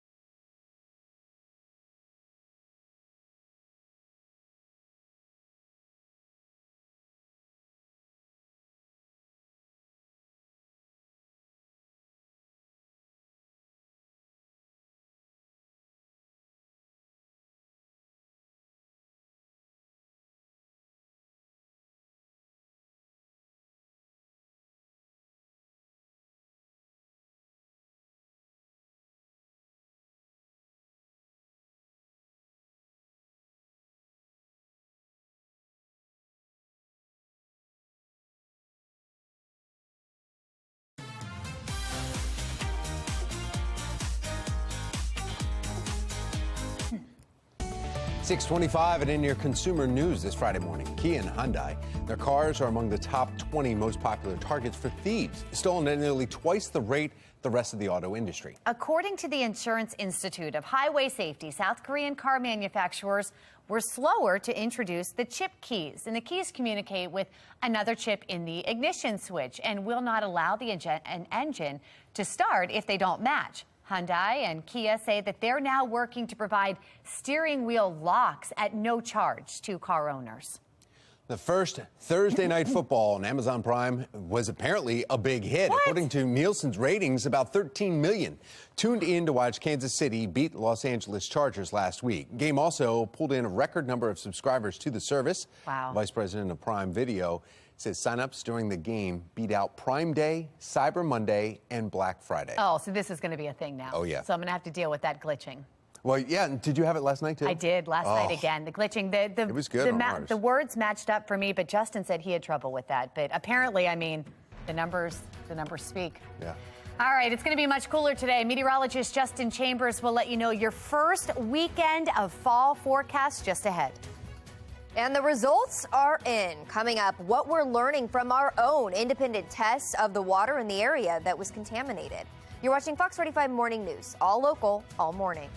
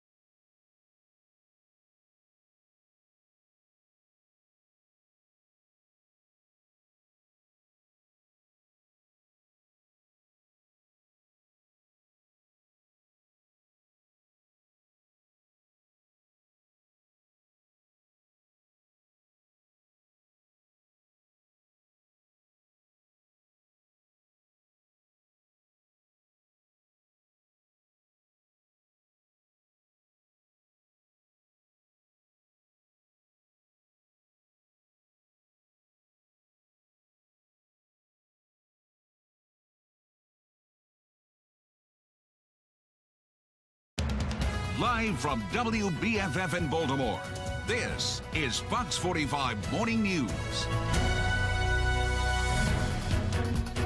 Oh, it feels like a Friday. It's September 23rd. I'm Megan Gilland. I'm Tom Rogers. Apparently, it's very chilly if you step outside. Meteorologist Justin Chambers wants to tell us about his Superman walk outside today. Yeah, tell us about that. We're waiting for the camera. I didn't have a camera, so guys, thanks for stalling for a second. There's your shot. No, the pre-Superman walk, because the sun's not up yet, it is chilly. There's no doubt about that. And you get that nice, fresh feeling, that fall feeling out there. A couple hours away from my pumpkin spice latte, the first one of the season. Ooh, Our Mile One Auto Group cam looking good this morning where you got mainly clear skies out there. Look at these numbers in the lower 50s. And look at this next graphic, guys. We're some 16 to 20 degrees colder this morning than we were yesterday at this time. Remember, it was all kind of muggy ahead of the showers that we saw yesterday in the middle part of the day. Mid-50s for the next couple of hours. Mr. Bo says get that heater flow going. Maybe the heated seats, steering wheels if you're fancy. Upper 60s on Friday and then mid-70s tomorrow. Tomorrow actually is going to be a very nice day, less wind and warmer. And then we'll actually get to the lower 80s on Sunday. However, we do have some rain to track. We'll take a closer look at that coming up in just a few. Megan? All right, Justin, thank you. Now to the Len Stoller traffic network. We've had some trouble out there. 95 northbound, overturned vehicles still causing backups, traffic inching by. You see the flashing lights. It's just not improving. It's been this way for hours now. 6:31 and developing this morning. The search is on for a killer after a body was discovered in a burning car in Baltimore City. But police say that this all started with an abduction miles away near Arundel Mills. And Olivia Dance is joining us live this morning with the latest in this murder in mystery and how one witness was able to assist the police. Olivia. Well, Megan and Tom, police are still looking for the suspects responsible, and the man's body was found in Leakin Park, which is just a few miles away from where I'm standing right now. But investigators connected the dots to a scene about 30 minutes away from the park in Hanover, and residents there are scared and shocked. We've never had carjacking or nothing like that in these areas. Yeah, I'm very, very scared.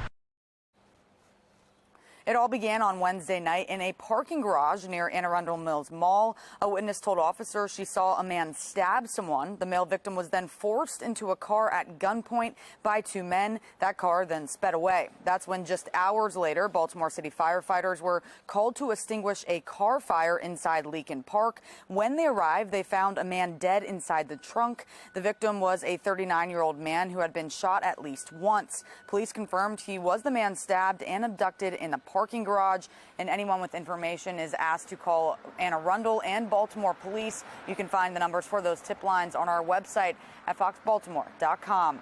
For now, reporting live in Baltimore, I'm Olivia Dance, Fox 45 Morning News. All right, Olivia, thank you. This morning, the results are in for Fox 45 News' independent tests of the drinking water. Now, 2 weeks ago, Baltimore City leaders declared E. coli water contamination was over. Shannon Lilly joining us live now with what we found. Shannon. Well, Megan, we can tell you that it's certainly good news for concerned residents in the Harlem Park neighborhood. But before we get to all of that, a little background first. You'll remember Denise Knight right here. Like many of her neighbors, were skeptical of the drinking water, even after Mayor Scott gave the all clear. So we reached out to several Maryland Department of Environment approved testing labs to test Knight's water. Fountain Valley Analytical Lab and Atlantic Blue Water Services were selected for the job. Our Keith Daniels on the phone with Knight with the results. Take a listen. You have no presence, according to these tests, of E. coli or any other harmful bacteria in your water. What's your reaction to that? Hallelujah. Thank you. Thank you.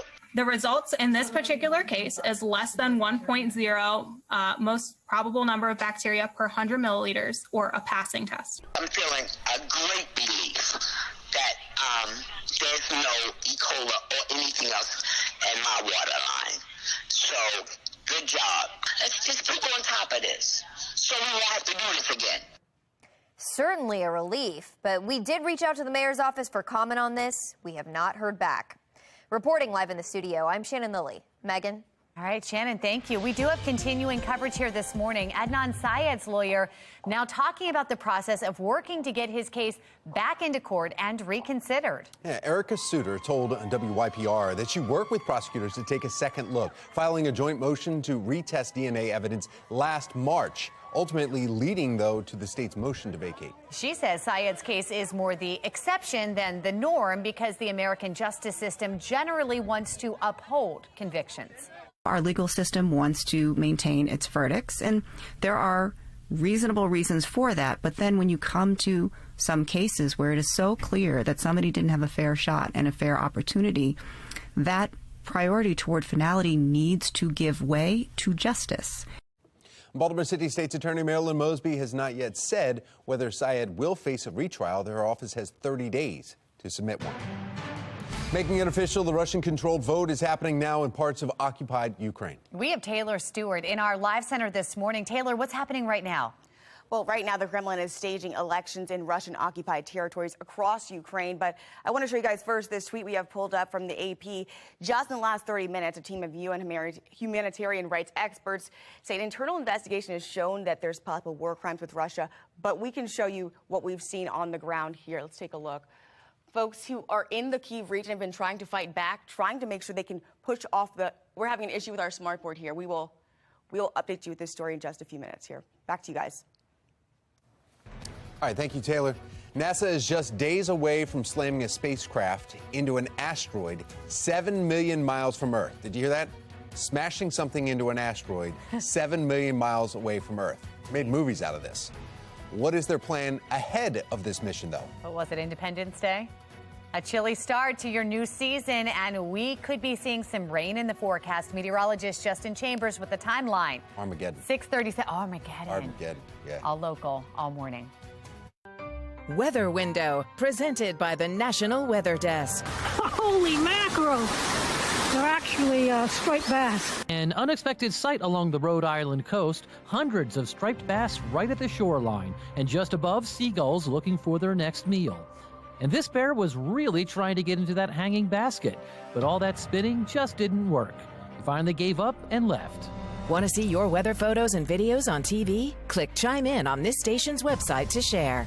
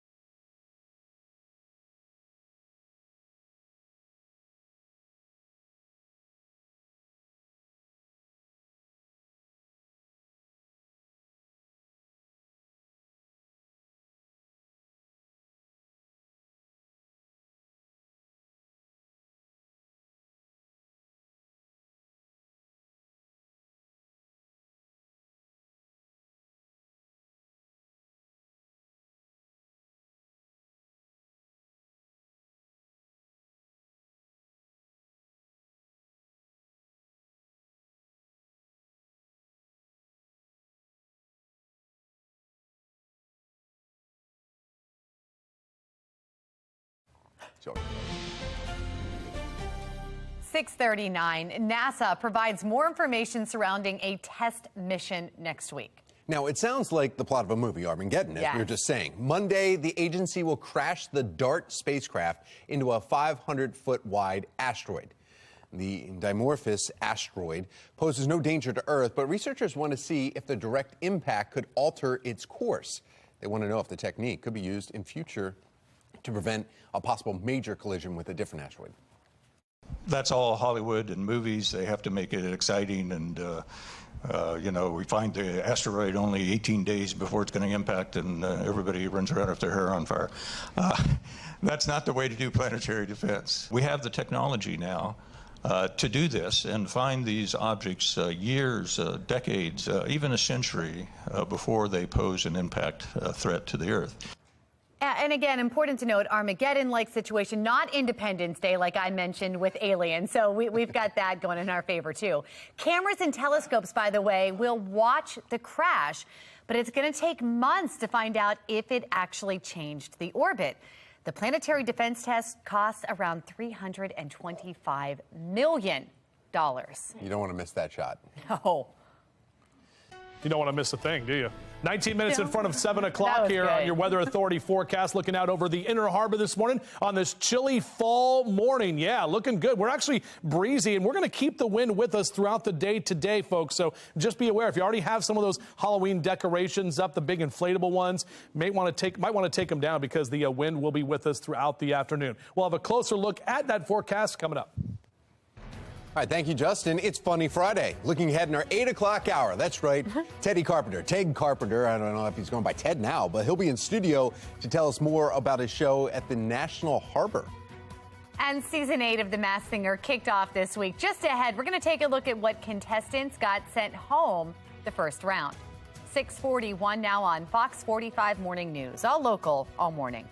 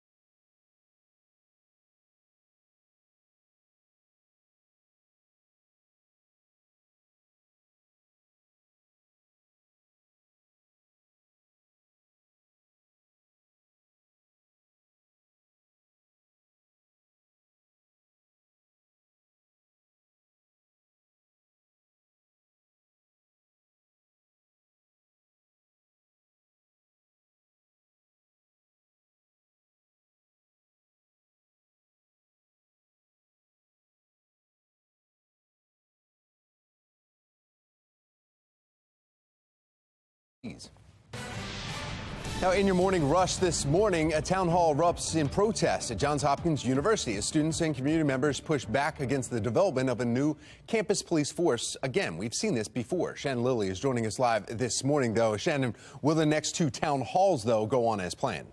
Yeah, they will, Tom. In fact, those 2 town halls are already scheduled for Thursday and Friday of next week. But the university is moving them online after what happened last night. Protesters, though, say they'll interrupt those too. They're concerned about how the new campus police force would interact with people of color. Meanwhile, Hopkins argues the force is needed to address rising crime around its campuses. Stay with us because in just about 15 minutes, I'm going to break this down further and we'll have a look at the timeline moving forward. Megan. All right, Shannon, sounds good. Thank you. Today, meantime, a judge will decide whether Maryland's Board of Elections can count mail-in ballots before Election Day in November. We have Olivia Dance joining us live now from Southwest Baltimore. Olivia, what can you tell us about this looming decision? Well, Megan, currently Maryland is the only state that doesn't allow mail-in ballots to be counted before Election Day. But as you mentioned, that could change today. The judge's looming decision comes after the primary election, where there was a flood of mail-in ballots, and then some results were delayed. So now there's a push to change the law. But of course, not everyone's on board. I'm Olivia Dance, and coming up next, hear why some don't think the ballots should be counted early. Back to you. All right, Olivia, thank you. It is 6:56, and it is so Baltimore. The latest season of The Masked Singer is now on FOX45 every Wednesday at 8. And we want to warn you, Be More lifestyle host, not about him, Mark Clark, spoke with one of those eliminated contestants. I know. So if you haven't seen it, then you need to look away, maybe go blah, blah, blah. Anyway, what happened, Is it Mark? inappropriate if I do that? Yes, spoiler alert, spoiler alert. Season 8 of The Masked Singer got off to a blazing start this Wednesday. 2 contestants were unmasked, 91-year-old, that's right, 91-year-old William Shatner and Monty Python legend Eric Idle were the first to go. I asked Idle how it felt to be behind the mask. Very, very claustrophobic, but it was interesting to be manacled and dance and sing, you know, under those conditions. And I was very pleased to try it. That's just cool. The oldest men in America were on this show, so this is great. It's such a good show. I watch it with my family, and we haven't watched this episode yet. We had soccer Well, last there's still night. another thing we won't talk about in the show. Okay. Because there's something else that was not revealed but changed, right, Mark? That's right. And also a new twist this season. We'll tell you about the new twist this season. Ooh, that's a good You like that, tease. guys? I'm adding movement to this whole feature now. Twist. Okay. Masked singer, masked dancer. Okay. Now, do people know, like, Monty Python? Do people know William Shatner as, I think they know William Shatner for sure. Well, I didn't know Eric's name. Eric Idle. Yeah, I didn't either until I recognized him. But my daughter's like, oh, yeah, that's the Priceline guy. Oh, my That's what he's known as, God. Shatner. That's not... So, yeah, That's Taylor what you know. says the same Did you thing. know who he was? That's not who. No, he's Captain Kirk. Come on, from Star Trek. No, dude. This is how you get vacation. See, she's so young. Oh, that's so sweet. Well, when my daughters watch Masked Singer, they always guess it's Tom. I know it's my teacher. It's definitely my teacher this time. So you never know who it could be. That's the beauty of the show, because the mask, like I said, the kids enjoy it because it looks fun. Yeah. The older people, like me, we know these old people, and then in the middle, it's a combination. With that said, then they've got bloggers and YouTube stars that I have no idea who those people are. So they've got something for everyone there. Well, good stuff. And don't forget, guys, a twist that I'll tell you about coming up. All right, Wednesdays at 8 right here on FOX45. Yeah, it's a great point, Megan. I remember last year, it was last year, we were talking about Masked Singer, and they're like, oh, blah, blah, blah, this is the reveal. And I'm like, who? And so now all of a sudden I'm the young people going, who? So anyway, good stuff. All right, good morning, everybody. Happy fall. We are closer and closer to those pumpkin spice lattes. By the way, 3 months from today, everybody, 3 months from today, Festivus for the rest of us. December 23rd. That's right. Yeah. So the new season is here, and we've got a gorgeous sunrise. I'll step out and let you take it all in full high definition from our Mile 1 Auto Group cam. Good morning to you in Towson. Temperatures, you can see those on the right side of your screen. A lot of us are in the 50s right now, and that's where we've woken up to this morning. We've got the cold front that is well off to the east. You can see Fiona spinning out there near Bermuda at this time. That is going to be impacting Canada by the time we get into the weekend. So as you rise and shine and grab those warm beverages this morning, mid to upper 50s over the next couple of hours. Sun comes up at 6:55 and goes to bed tonight at 7:02. And golfers hitting the links today, just be aware, probably at least a 2-club wind out there with numbers in the 50s by 9 a.m. and mid 60s for lunchtime. We'll see those numbers climb to the mid and upper 60s for the afternoon. 69 our high today. Again,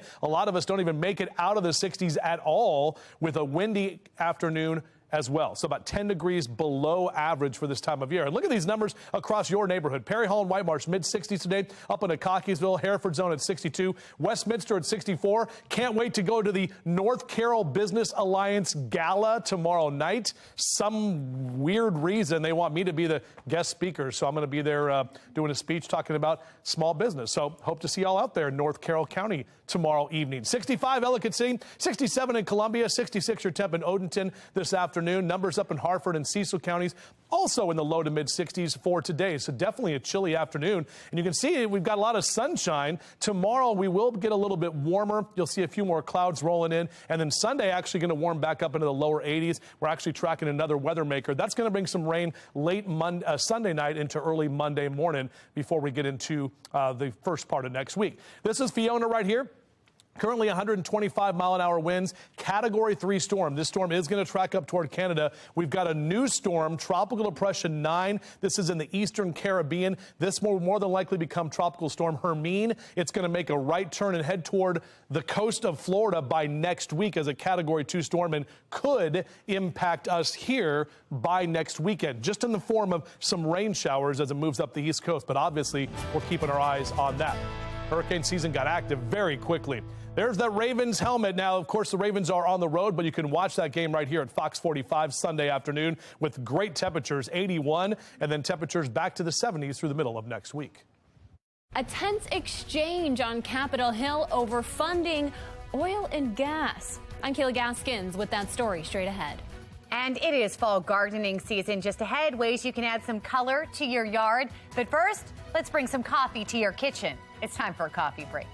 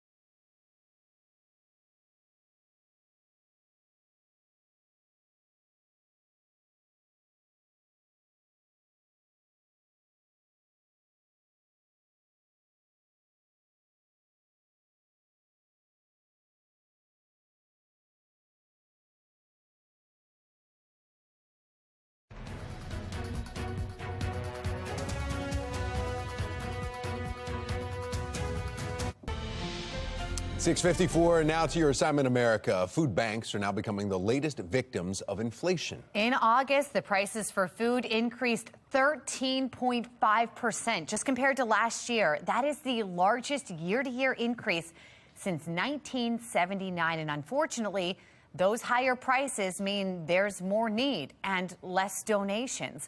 In Ohio, the Association of Food Banks requested $50 million in American Rescue Plan funds to help keep them afloat. The National Grid warning consumers to prepare for higher electric bills. Now, they say this winter bills would rise more than 60% as a result of global natural gas price hike. National Grid announcing 64% increase in electricity rates starting November 1st and for the following 6 months. Now, that means the average monthly bill will rise from $179 to $293. A spokesperson for the National Grid said the company is simply passing on the increased costs of natural gas with no markup. Today's national gas average keeping steady with Thursdays at $3.68 a gallon. Maryland's average comes in at $3.44 a gallon. This week, gas prices broke a 98-day streak of consecutive declines following a summer of record high gas prices. This week, some Democrats asked CEOs of some of the country's largest financial lenders to join their fight against U.S. oil production, but big banks not on board. The National Desk, Kayla Gaskins, reports on the intense exchange that happened on Capitol Hill and shares the warning of what this anti-fossil fuel agenda could mean for an already struggling American economy. Representative Rashida Tlaib from Michigan asking a panel of banking executives about their company policies for funding the oil and gas industry. She didn't appear happy with some of the answers. The leaders of America's top banks sitting before Congress Wednesday. Congresswoman Rashida Tlaib, a Democrat from Michigan, telling the panel the only way to reach climate goals in the coming decades is to stop all new fossil fuel production. Tlaib posing this to J.P. Morgan Chase CEO Jamie Dimon. Please answer with a simple yes or no. Does your bank have a policy against funding new oil and gas products? Mr. Dimon. Absolutely not, and that would be the road to hell for America. Yeah, that's fine. That's fine. Sir, you know what? Everybody that got relief from student loans has a bank account with your bank should probably take out their account and close their account. Dimon voiced disapproval for President Biden's student loan forgiveness plan earlier in the meeting. Other CEOs taking a softer tone, but did not agree to stop funding new oil and gas. Tlaib's pressure on banks coming as gas prices risk rising again.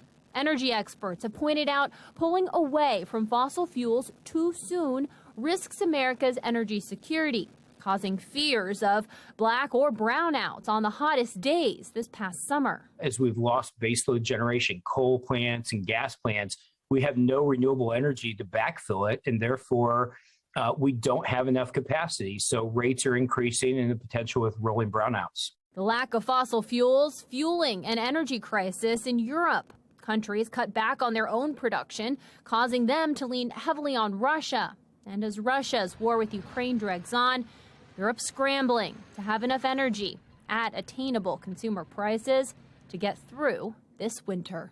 President Biden sending more natural gas to Europe to offset decline in Russian supplies.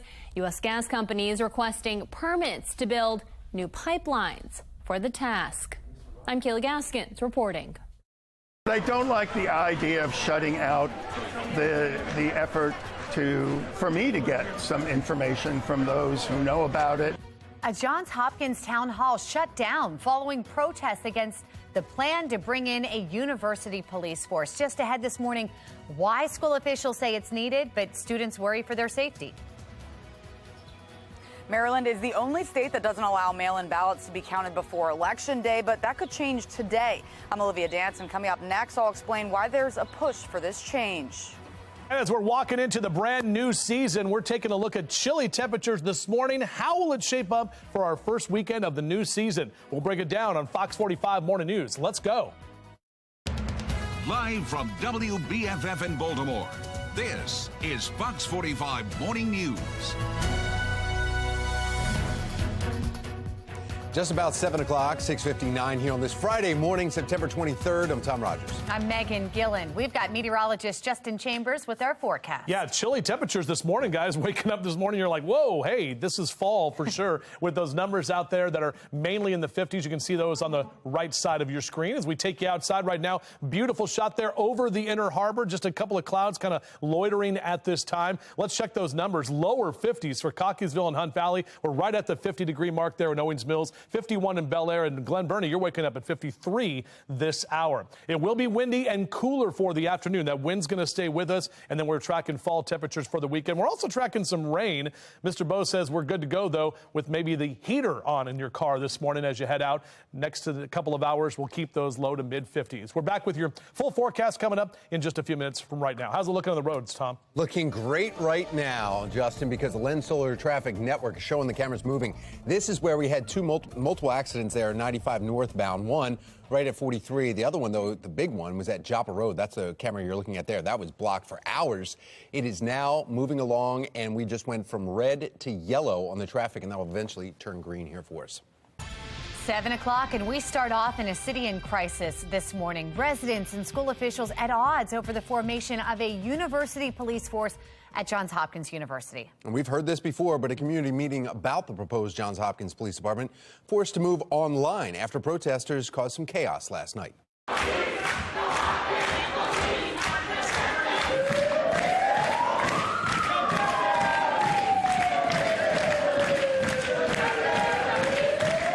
Shannon Lilly joining us live here this morning with a closer look at what we can expect for this plan moving forward now. Shannon.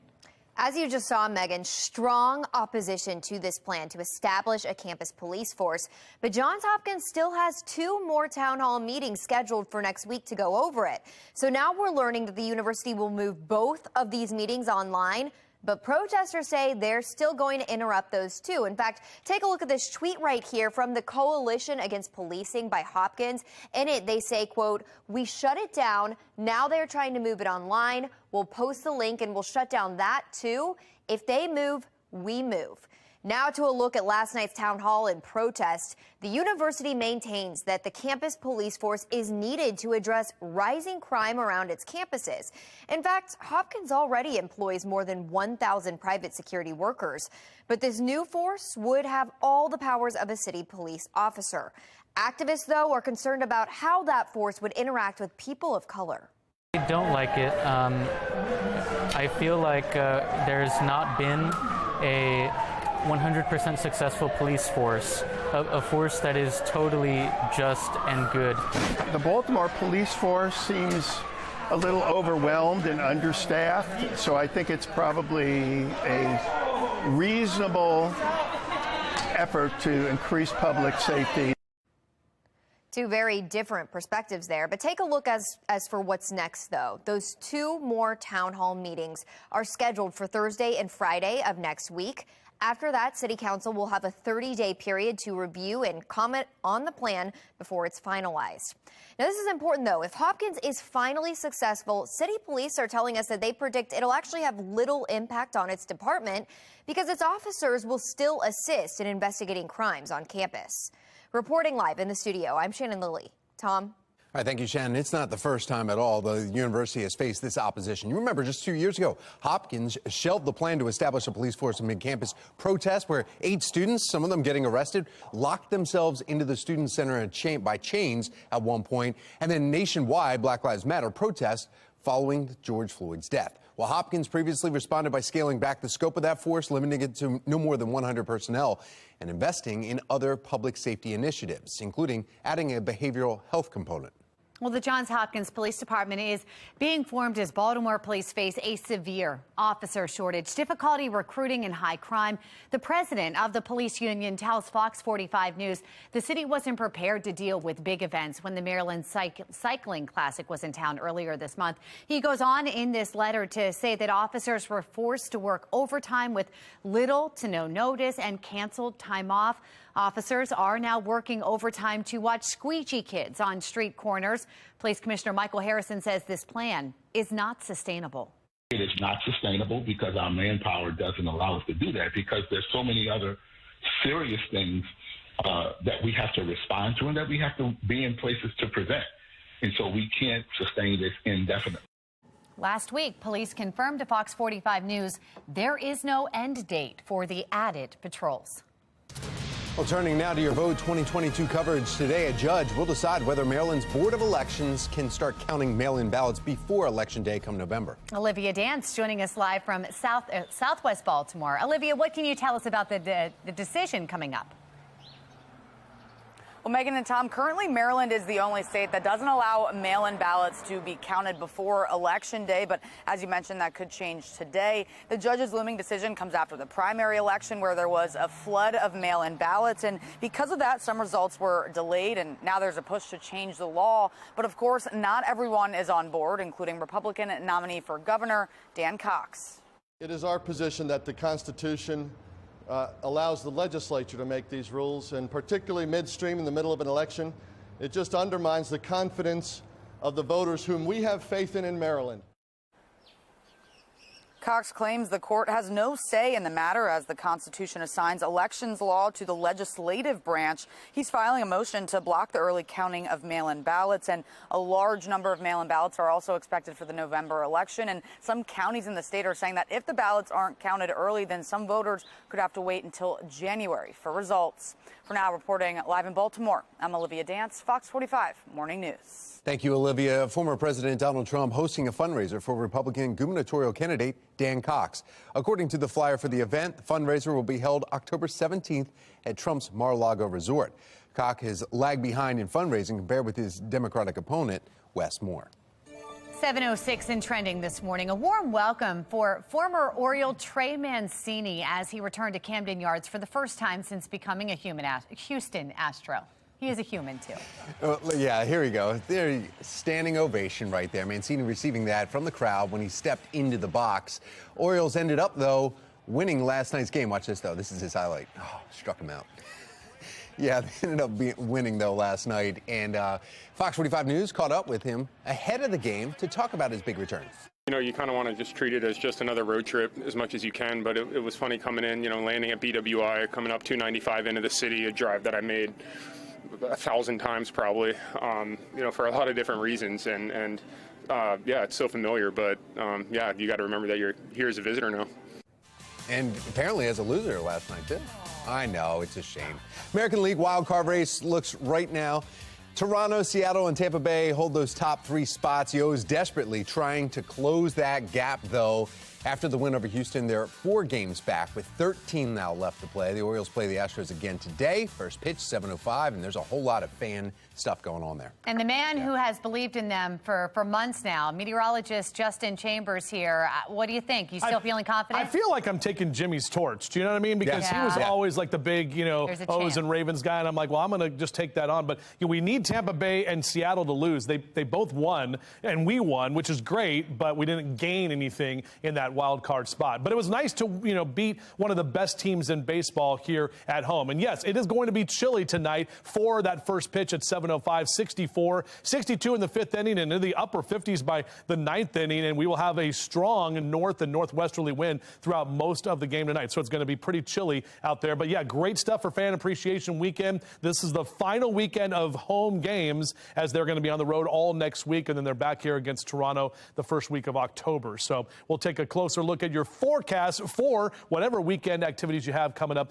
in just a few minutes. Meanwhile, we continue to talk about Hurricane Fiona barreling toward Canada this morning. Taylor Stewart in our live center right now with what could be the country's strongest storm. Good morning, Taylor. Yeah, good morning. As you said before, Category 3 storm with winds over 100 miles per hour at this point. Now, overnight, it moved west of Bermuda. It's now heading towards Canada's eastern coast. Nova Scotia directly in the path of destruction, and places nearby are bracing for flooding, destruction, power outages. The National Weather Service says the storm could span 100 miles with potential damage as far away as Maine. So those who are already struggling to recover are trying to put their lives back together in Puerto Rico and Dominican. But forecasters say Canada could be the next place seeing that destruction as early as Saturday morning. Every Nova Scotian should be preparing today and bracing for impact. Back here in Puerto Rico, Americans say it is not easy picking up what's left. They're trying to help people, but they're waiting for others to arrive as they reach the ground this morning. The president says the federal government will help pay for 100% of the removal of that debris on the island. That's the latest here from the Live Center. Megan, Tom, back to you. Thank you, Taylor. Here's a look at the stories making headlines this morning. A man found dead inside a burned-out car. May be connected to an abduction that happened in Anne Arundel County. Still ahead, the clue that led police to the other scenes. I'm feeling a great belief that there's no E. coli or anything else our water line. So, good job. Breathing a sigh of relief this morning. Still ahead, the FOX45 News water testing is bringing some comfort to people living in West Baltimore. It is 7:10 and you're watching FOX45 Morning News, all local, all morning.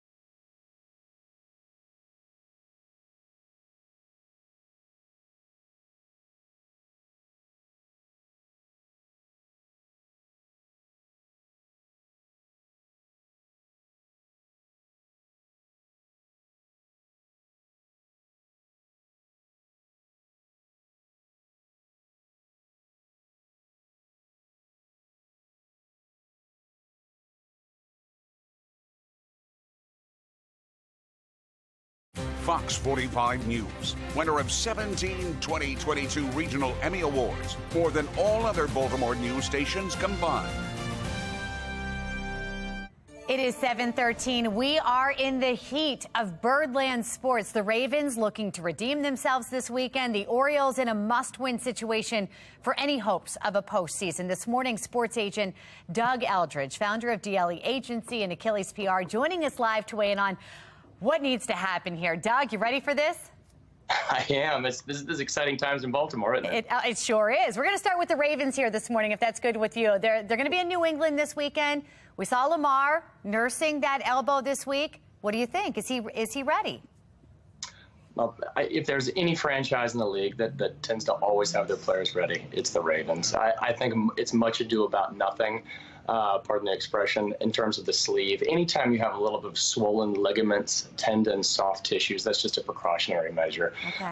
So nothing to worry about in that regard. Now, the Patriots, irrespective of record, are always a formidable foe for the Ravens and expect no different this week in New England. So let's talk about that. What does the team need to focus on in that second half to try and avoid what we saw last weekend? Defense, defense, defense. When you put up 38 points on offense and you still lose, they blew a 3-touchdown lead in the fourth quarter, which is absolutely uncharacteristic of this organization. They have to get that pressure up front. There's been a lot of questions about the backfield and the defensive backs, especially with them pulling 3 picks in the draft, including their first-round pick and 2 big free agency signings. But the reality is, Megan, just like on offense, if you can't protect the quarterback with your O-line, he can't produce. Right. So too is the case on defense. If your defensive line can't get pressure on the opposing quarterback, then you're really leaving it up to your DBs. And they made Tua last week looked like Joe Montana in his prime. And so they got to get that pressure up front. And you know, Doug, here we are week 3. You know the Patriots now understand who the Ravens are and what they're going to bring to the table here. Are there some holes there that maybe they're eyeing?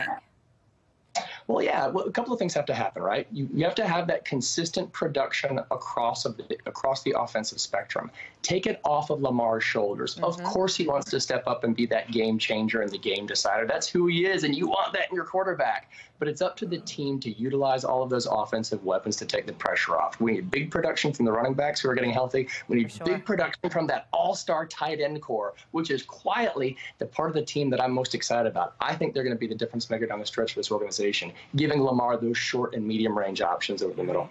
Well, I'm interested to see what you think about this next topic. We want to move to baseball.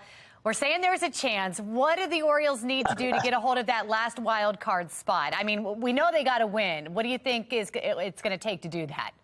Well, I love that Lloyd Christmas there. So you're saying there's a chance. Oh, yeah. Well, for Orioles fans, there is. While statistically they're not out of it, from a probability standpoint, they're certainly on the edge. But, as Journey said, don't stop believing. There's, 13 games left. I think they're 4 games out. Of course, it's a possibility. Yeah. Until it's 0, there's always a possibility. So the neat thing is a couple of things. Number one, they're going to finish above 500. Number two, they're looking at the possibility of a playoff run for the first time, since, 2016. And arguably even more exciting isn't just this season, but it's what O's fans have to look forward to next season in terms of the foundation of this team. I mean, gosh, just like the other day against Houston, Bradish coming out and doing something that hadn't been done in 118 years, through 10 strikeouts, no hits through 8. I mean, the core foundation is there. Now, obviously, they need to keep it together for this home stretch. It's not an easy closing stretch for the team, especially when you're looking at like Houston and Sox and some of these other closing opponents. But these are exciting times in Baltimore, both for the now and for the future. We have a lot to celebrate here, coming from where we were last year to now. Doug, thanks for weighing in. Let's see what happens this weekend. Well, just a reminder, by the way, don't miss the Ravens taking on the Patriots. That's this Sunday at 1 p.m., and you're going to watch that game right here on Fox 45. It's going to be a tough game. Oh, yeah, it will be. But hopefully, though, is what Doug was just saying there, they'll learn from the Miami game and be able to make sure that they just take out the Patriots right in the beginning and keep it the whole way. See what happens. Let's bring meteorologist Justin Chambers into this. Any early game predictions? Well, they signed Jason Pierre-Paul yesterday. That's remember, right. I mean, he was a sack leader. He had 9.5 sacks the year that he went to the Super Bowl for the Bucs, and was a little injured last year, but they're going to bring him in, help out on the outside, and that should be good. I think the Ravens can definitely beat the Patriots. The Patriots are a beatable team for sure. So, and then to also talk about the O's quickly, I like that. But he was mentioning, Doug was talking about Bradish, and we had Jordan Lyles. I mean, these pitchers are going 9, 8 innings. I mean, that's good. We're keeping the bullpen rested, and that's exactly what we need, especially as we get closer to potentially a postseason. But either way, it's still a magical season here in Birdland. Beautiful shot there with that sun that is up right now from our Mile 1 Auto Group cam. Weather story looks like this. A chilly Friday morning. It will be windy today and cooler this afternoon, much cooler than those 80s that we saw yesterday. Definitely tracking those fall temps for the weekend. So as the kids get out to the bus stop, beep, beep, go ahead and make sure they've got the jackets ready to go, the long sleeves. Even later today with mid-60s for recess and noontime. We'll see in those upper 60s later this afternoon when you pick them up at the bus stop. 78 is typically where we are. Nowhere near those numbers today. We're talking about widespread 60s here, some mid-60s in Westminster over to Bel Air into Cockeysville, 69 in Baltimore City, even down to D.C. at 68 and mid-60s in Philly. Heading down the ocean, we're still in the mid-60s. Now, no one has told Dallas that it is autumn because it's 99 degrees there for the high today, 94 in Oklahoma City and 83 in Memphis. So some of that summer heat is definitely hanging on to those parts of the country. We've got the sun that will be with us today. But again, the breezy to windy conditions through the afternoon. Tomorrow, a little bit of cloud cover rolls in. It will be a bit warmer as well by tomorrow afternoon. And then we're tracking our next weather maker. That's going to be some rain showers coming in by Sunday afternoon. It's actually going to warm up ahead of this next cold front. So we'll see those temperatures sneak back into the lower 80s. Rain moves through late Sunday into early Monday morning. Behind that, we'll see drier weather. This is Hurricane Fiona, Category 3 storm, 125-mile-an-hour winds, about 155 miles northwest of Bermuda. This is tracking into the Atlantic. That's Halifax, Nova Scotia, and we are taking a look at that potentially impacting that part of Canada by early tomorrow morning, possibly as a Category 3 or Category 2 hurricane. They are definitely preparing for that up there. Meanwhile, we've got Tropical Depression 9, which formed earlier this morning. This will become Hermine. This is in the eastern Caribbean, but watch this right turn as we get into early next week, and that is going to be impacting potentially the south coast of Florida. That same storm, at least the wind and the rain from that, is going to be tracking up the east coast and could impact us here by next weekend. So this very active hurricane season, all of a sudden, it was very quiet for a while. Now we've got a lot of stuff to talk about. 38 days until Halloween, 49 days from today is Veterans Day. We're just 62 days out from Terrence the turkey right there on our Thanksgiving for holiday countdown. Here we go, 7-day forecast. We mentioned, the Ravens on the road, but we got them right here on Fox 45. 81 if you're watching Sunday afternoon in Baltimore with those rain showers later in the day, and then back to the 70s with dry conditions next week. How are we looking on the roads? Looking pretty good. Bay Bridge, though, high winds, Justin, so it's got some empty trailer closures there, so crossing the Bay Bridge. Everybody else looks like you're doing really well. We have almost everybody in the green except for your typical slow spots for your commute. Job of the Day is sponsored by Antwerpen Auto Group. Fox 45 is getting Maryland back to work. It's time for our Job of the Day. The Jewish Community Center of Greater Baltimore is looking for a member services sales coordinator. If you'd like some more information about that position, you can go to our website, foxbaltimore.com. If you're an employer with jobs that need to be filled, please send your information to news@foxbaltimore.com. A health panel recommends anxiety screenings for just about everyone. Still ahead this morning, the wide age range and may be able to get these routine screenings, and why a lot disagree. And we're here at Chuan Downs this morning, where Legacy Chase is actually happening tomorrow. We're getting a preview of everything that's going to be happening here tomorrow in just a couple of minutes. Plus, we're going to meet some of the horses. You're watching Fox 45 Morning News, all local all morning.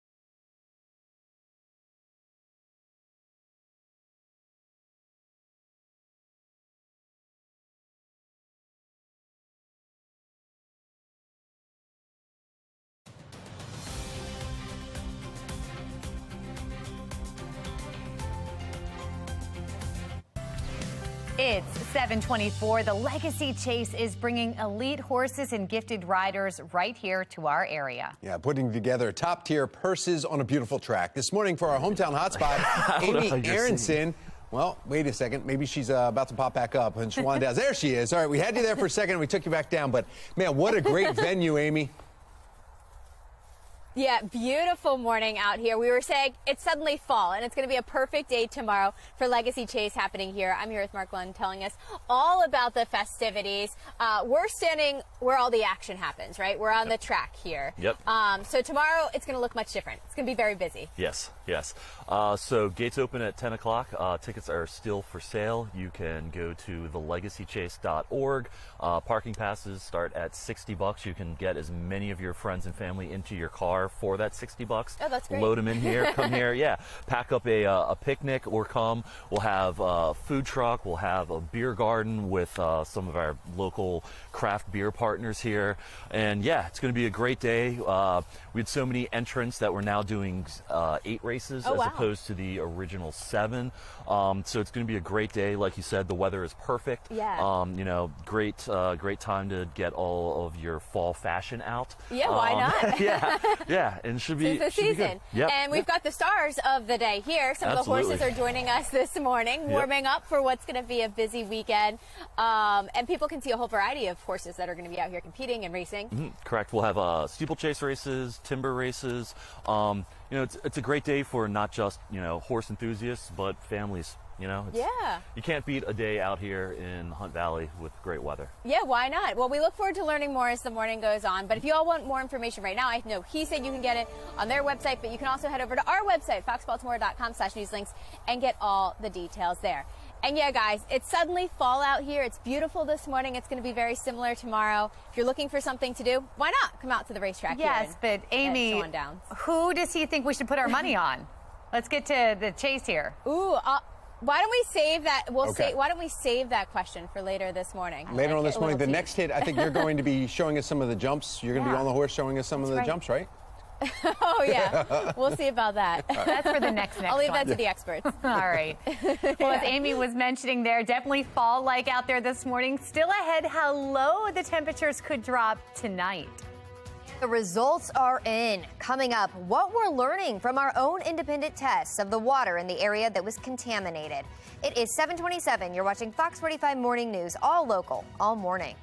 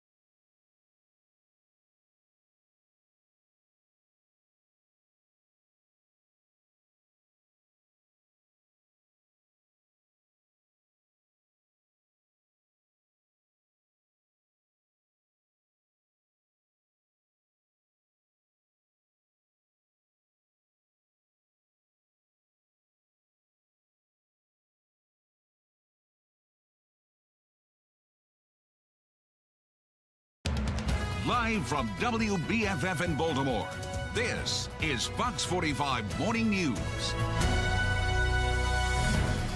Welcome back to Fox 45 Morning News. Welcome to the weekend. It's Friday, September 23rd. I'm Megan Gillen. I'm Tom Rogers. If you're new to Baltimore and just tuning us on right now and you're like, man, they wear a lot of purple. Yeah. It's Purple It's a Friday. lot of purple. Because the game is coming up Sunday, the Ravens, and it's going to be right here on Fox 45. Let's pull meteorologist Justin Chambers into this. Also decking out his purple there. Got the purple. I got the autumn socks, the pumpkin spice latte socks that Tom got me. I'll be showing off those later, yes. And yeah, it is a Purple Friday, guys, and we're taking a look at temperatures that are definitely cooler outside. Let's go to that temperature map right now in just a moment after I show you the Patapsco River. The sun is shining brightly on this Friday. Look at those numbers. Lower 50s. We got it. We got a 49, everybody, in Eldersburg. You're at 49 right now in Carroll County. 52 Essex and Middle River. 50 in Bel Air. Look at these numbers. Some 18 to 20 degrees colder than where we were yesterday morning with that muggy kind of warm morning that we had. Now, numbers are going to stay on the chilly side, so definitely want to get the heater on maybe this morning or those bun warmers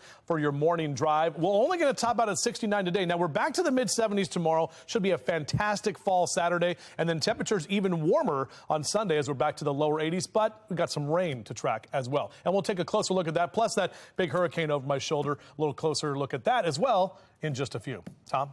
All right, thank you, Justin. Taking a look at the Lens Solar traffic network here. And you see some of the cameras there just below this shot. Right when you're about to go over the Fort McHenry Tunnel, there's a collision there. There's one vehicle involved. Doesn't look like it's causing too much of a backup, and that would be just south of the map that we're showing you right here. Well, developing this morning, search is on for a killer after a body was discovered in a burning car in Baltimore City. But police say this all started with an abduction miles away right near Arundel Mills. And Olivia Dance is joining us live this morning with the latest in this murder and mystery and how one witness was able to assist police. Olivia? Well, Megan and Tom, police are still looking for the suspects responsible, and the man's body was found in Leakin Park, which is just a couple miles away from where I'm standing right now. But investigators connected the dots to a scene about 30 minutes away from the park in Hanover, and residents there are shocked and scared. We've never had carjacking or nothing like that in these areas. Yeah, I'm very, very scared. Now, it all began on Wednesday night in a parking garage near Anne Arundel Mills Mall. A witness told officers she saw a man stab someone. The male victim was then forced into a car at gunpoint by two men. That car then sped away. That's when just hours later, Baltimore City firefighters were called to extinguish a car fire inside Leakin Park. When they arrived, they found a man dead inside the trunk. The victim was a 39-year-old man who had been shot at least once. Police confirmed he was the man stabbed and abducted in the parking garage, and anyone with information on this incident is asked to call Anne Arundel and Baltimore Police. You can also find the number for those tip lines on our website at foxbaltimore.com. For now, reporting live in Baltimore, I'm Olivia Dance, Fox 45 Morning News. All right, Olivia, thank you. It is 7:33, and this morning the results are in for Fox 45 News' independent tests of the drinking water. 2 weeks ago, Baltimore City leaders declaring an E. coli water contamination after that bungled announcement. They say it's over. Well, Shannon Lilly's joining us live with what we found. Shannon. And Megan, it is certainly good news for concerned residents in the Harlem Park neighborhood. But before we get to that, just a little bit of background. You'll remember Denise Knight right here, like many of her neighbors, were skeptical of the drinking water even after Mayor Scott gave the all clear. So we reached out to several Maryland Department of Environment approved testing labs to test Knight's water. Fountain Valley Analytical Lab and Atlantic Blue Water Services were selected for the job.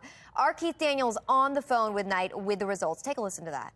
You have no presence, according to these tests, of E. coli or any other harmful bacteria in your water. What's your reaction to that? Hallelujah. Thank you. Thank you. The results in this particular case is less than 1.0, most probable number of bacteria per 100 milliliters, or a passing test. I'm feeling a great relief that there's no E. coli or anything else in my water line. So, good job. Let's just keep on top of this so we won't have to do this again. Certainly a relief, but we reached out to the mayor's office for comment on this. We have not heard back. Reporting live in the studio, I'm Shannon Lilly. Megan? Thank you, Shannon. Fox 45 News is demanding answers about Unsanitary conditions at a Baltimore health clinic. Pictures taken 18 months ago show what appears to be the same rat inside the Druid Sexual Health Clinic. You can see it circled there behind me. The Inspector General investigated complaints of unsanitary conditions back in 2020. Now there's a new report revealing the clinic didn't make the changes the IG laid out in the initial report. Mayor Brandon Scott addressing the issue on WBAL radio yesterday morning. Listen in. Yeah, no, I understand that. And and that also makes until they get these things mitigated, right? Yes, right. We have that problem with places over and over again, what we call frequent flyers, which is why this has the attention that it has. What I'll say is that they did work, right? But that when you're talking about a building that is in that condition, and you know how long it's been in a condition like that, C4, we know that a lot of that is going to be a deep, deep work that has to happen. It's going to take a long time. Well, Fox 45 News questioned the health department about the clinic. It responded in a statement saying it's working to fix the problems as best it can. Making it official, Russian-controlled vote is happening right now in parts of occupied Ukraine. We have Taylor Stewart in our live center this morning. Taylor, what's happening right now? Well, I want to take you guys right now to a tweet that came in this morning from the AP. It says breaking voting starts in occupied regions of Ukraine on referendums to join Russia in balloting labeled as a sham by the West. Now, Russia is staging an election in Russian-occupied territories in Ukraine strongholds.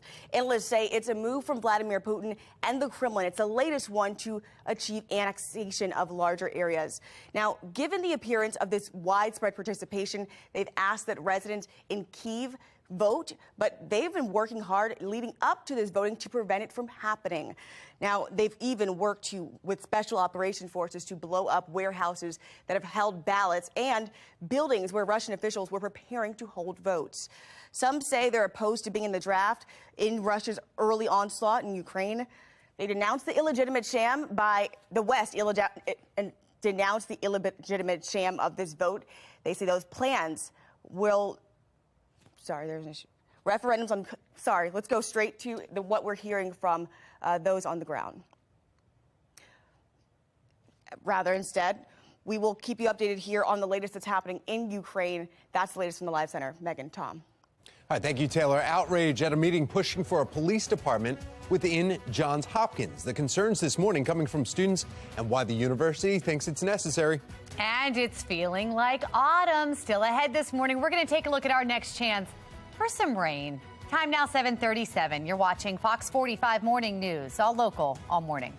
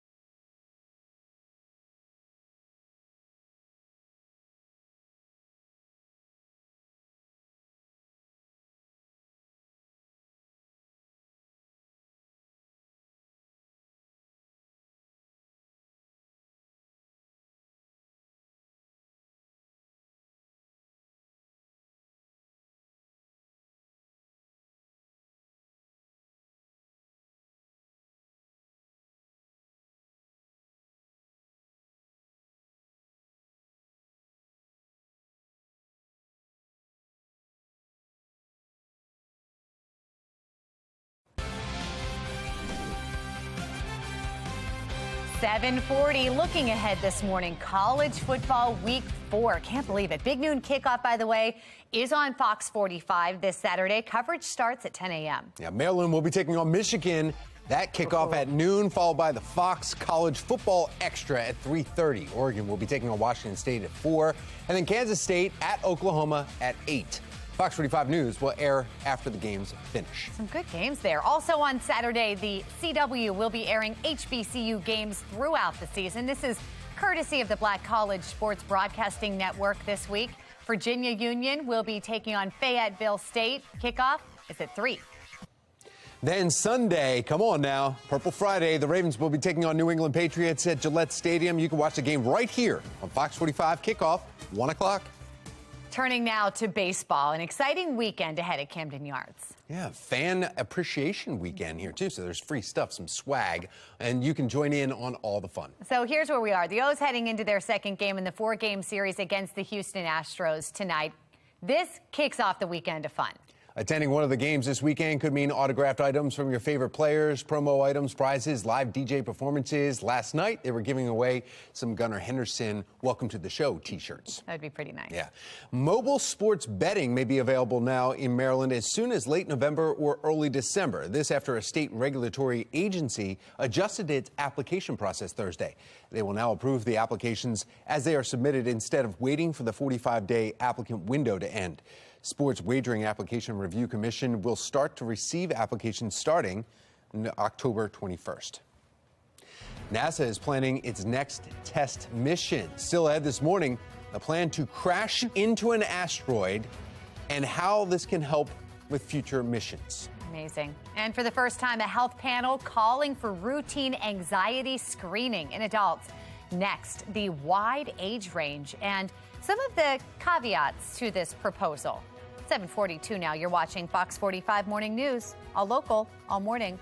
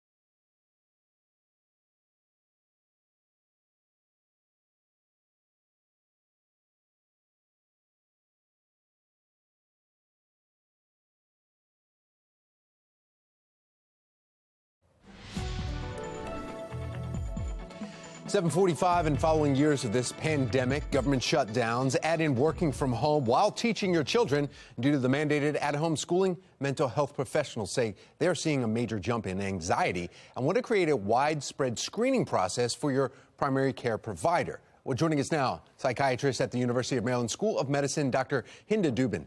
Dr. Dubin, thanks for joining us. Thank you for having me.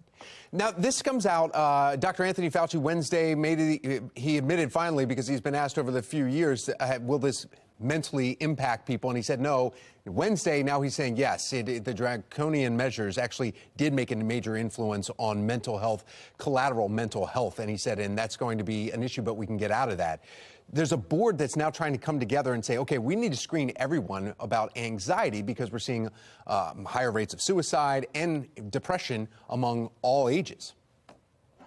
Yes, it's true. It came out with recommendations that everybody under age 65 should be screened at their primary care providers for anxiety. And we hail this advice.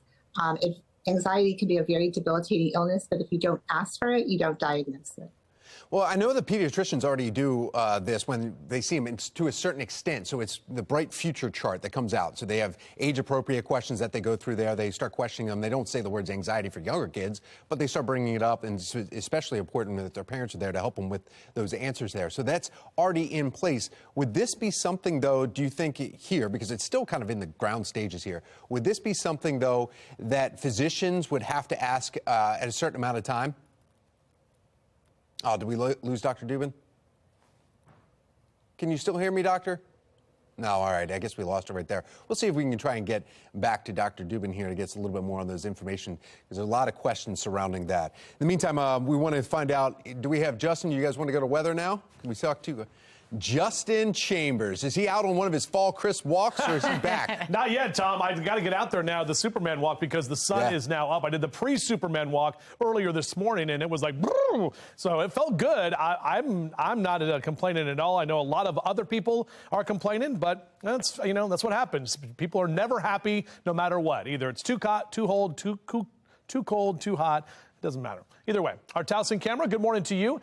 Happy Friday, everybody. This is the final weekend of September, if you can believe that. Next weekend, we've got Fells, Point Fest. Still have the Renaissance Festival that's going on for another month or so. A chilly Friday morning, windy and cooler for the afternoon. That wind is going to stay with us throughout the day today, so just be aware of that, kind of blowing things around for sure. Our fall temperatures, they're going to be hanging around for the weekend. We'll actually be a bit warmer tomorrow, but as the kids get out to the bus stop over the next couple of hours, beep, beep, make sure they've got the long sleeves ready to go. Not only this morning, but even when you pick them up this afternoon. We're talking about only in the 60s for a lot of us. Won't even get to that 70-degree mark, and we were in the lower 80s yesterday. The average for September 23rd is 78, so notice none of us are going to be even in the 70s or even close to that number, with low to mid-60s for Bel Air and Westminster across Cockeysville, 69 into Baltimore City, Eastern Shore also in those mid to upper 60s throughout the afternoon, and up and down the 95 corridor, keeping those temps in the 60s. New York City, a chilly 60 today, mid-60s in Philly, even D.C. only at 68. Got to go to Richmond if you want to have a 70-degree temperature. Cool night for some baseball on your O's cast. Matt was his name. I think the guy that we met yesterday over there at Michael's Cafe in on Timonium Road. On York Road in Timonium, sorry. So anyway, he said he loves the O's cast and he loves watching our show. Appreciate you stopping by and saying hi, bud. 7:05 is your first pitch tonight. 64 degrees. It is going to be chilly as the O's are taking on the Astros again, and a bit breezy to windy as well. Wind will start to die down once we get into the later part of the evening. But look at the heat that is still around in parts of the country. Mid to upper 90s for Oklahoma City and Dallas, 83 in Memphis today, 90 in New Orleans. Meanwhile, a lot of us here on the East Coast are enjoying some of that fall-like weather. Here's what's going on with our future scan. Staying dry today. Wind picks up this afternoon into the evening time. As we get toward tomorrow, less wind, a little bit more in the way of some clouds, and we'll see temperatures that will rise just a bit as well. And then as we head towards Sunday, you're going to see our next weather maker moving in from the west. That's going to pick up the chance for some showers by Sunday afternoon and into the evening time, and that's going to be our warmest strongest day by far over the next 7 before that front moves to the east. Now, let's take a look at Fiona, still a Category 3 storm with 125-mile-an-hour winds, currently moving north and west of Bermuda. We'll get an update from the National Hurricane Center in just about 10 minutes or so from right now. But Fiona is continuing to head toward Nova Scotia. By this afternoon, still a Cat 3 storm, and potentially tomorrow could make landfall again in Canada as a Category 2 storm with very strong wind and also the heavy storm surge. We also have this morning new Tropical Depression 9. This is in the eastern Caribbean. This track takes it over Cuba and up toward Miami and the Florida coast by early next week. So folks in Florida are getting ready for that potential hurricane that is headed toward them. And it more than likely will be Hurricane Hermine by the time we see early next week. All right, here's your 7-day forecast. 69 today, mid-70s tomorrow. Ravens are out of town, but we got the game right here on Fox 45. So if you want to watch outdoors, hey, why not? 81 for a high, even though we're tracking some showers Sunday afternoon. And then we return to those 70s with mainly dry conditions through next week. Meg? All right, Justin, thank you. Out on the roads, our Len Stoller traffic network is up, and we've got some slowdowns out there this morning that we've been seeing on the outer loop. The good news, this is an improvement from what we had earlier, but still slower than what we're used to at this time in the morning. Give yourself some extra time there. Hurricane Fiona plowing through the Atlantic this morning. The warning today for Canada, that's just ahead. And coming up, some changes to the Masked Singer. We'll get into that and also who got eliminated, okay? And we're not masking our feelings for coffee, Mark. No, now it's time for a coffee break. Cheers.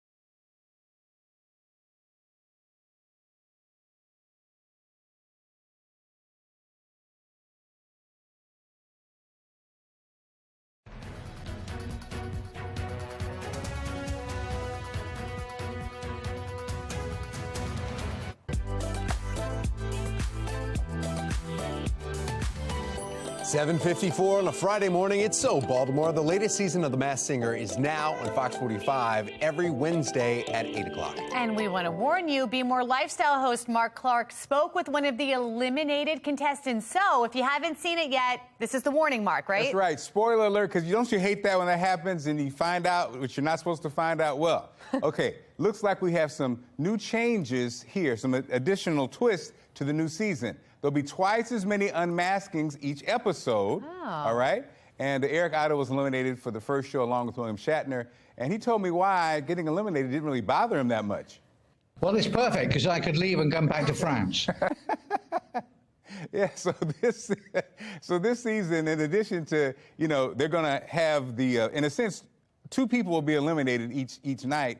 You're going to see new masks every episode. So that's kind of cool, right? Yeah. What was he, a knight? Is that what he is there? He was the hedgehog. A hedgehog, Oh. yeah. He was a And hedgehog. then William Shatner was the knight, right? Yes. And 91-year-old William Shatner. In that costume, running around. Yeah. I mean, it gives us hope. I mean, look at these guys are still at it, plus 80 years old. Why not? Yeah. And so I kind of like the twist of adding more masks because you get more looks, and then also the double elimination adds to the adds to the excitement. What do you think about that? I love yeah, it. definitely. Makes every episode exciting, and we get to yell, "Take it off!" more. And they change it every season, so it's good. It keeps you coming back. And the thing I don't kind of like is sometimes I think some singers, people get eliminated where you think, why are they eliminated? It's just like the whim of the voters. I've questioned some of that too, but I'm a loyal fan, so I am into it a little, probably more so than I should be. Well, of course, again, it's super popular, and it's back at it in a big way. It's and good. coming up, I have even more information about the season 8 of The Masked Singer. Oh, Mark. Sounds good. Oh, yeah. Thank you, Mark. Sure. Sure. All right, well, here are the headlines that are coming up in our next hour. A Baltimore child narrowly escaping being, hit by traffic while he was being trafficked across the country. Sorry, different story. What you need to know about the suspects in Maryland's Most Wanted. Maryland is the only state that doesn't allow any mail-in ballots to be counted before Election Day, but that could change today. I'm Olivia Dance, and coming up next, I'll explain why there's a push to make the change.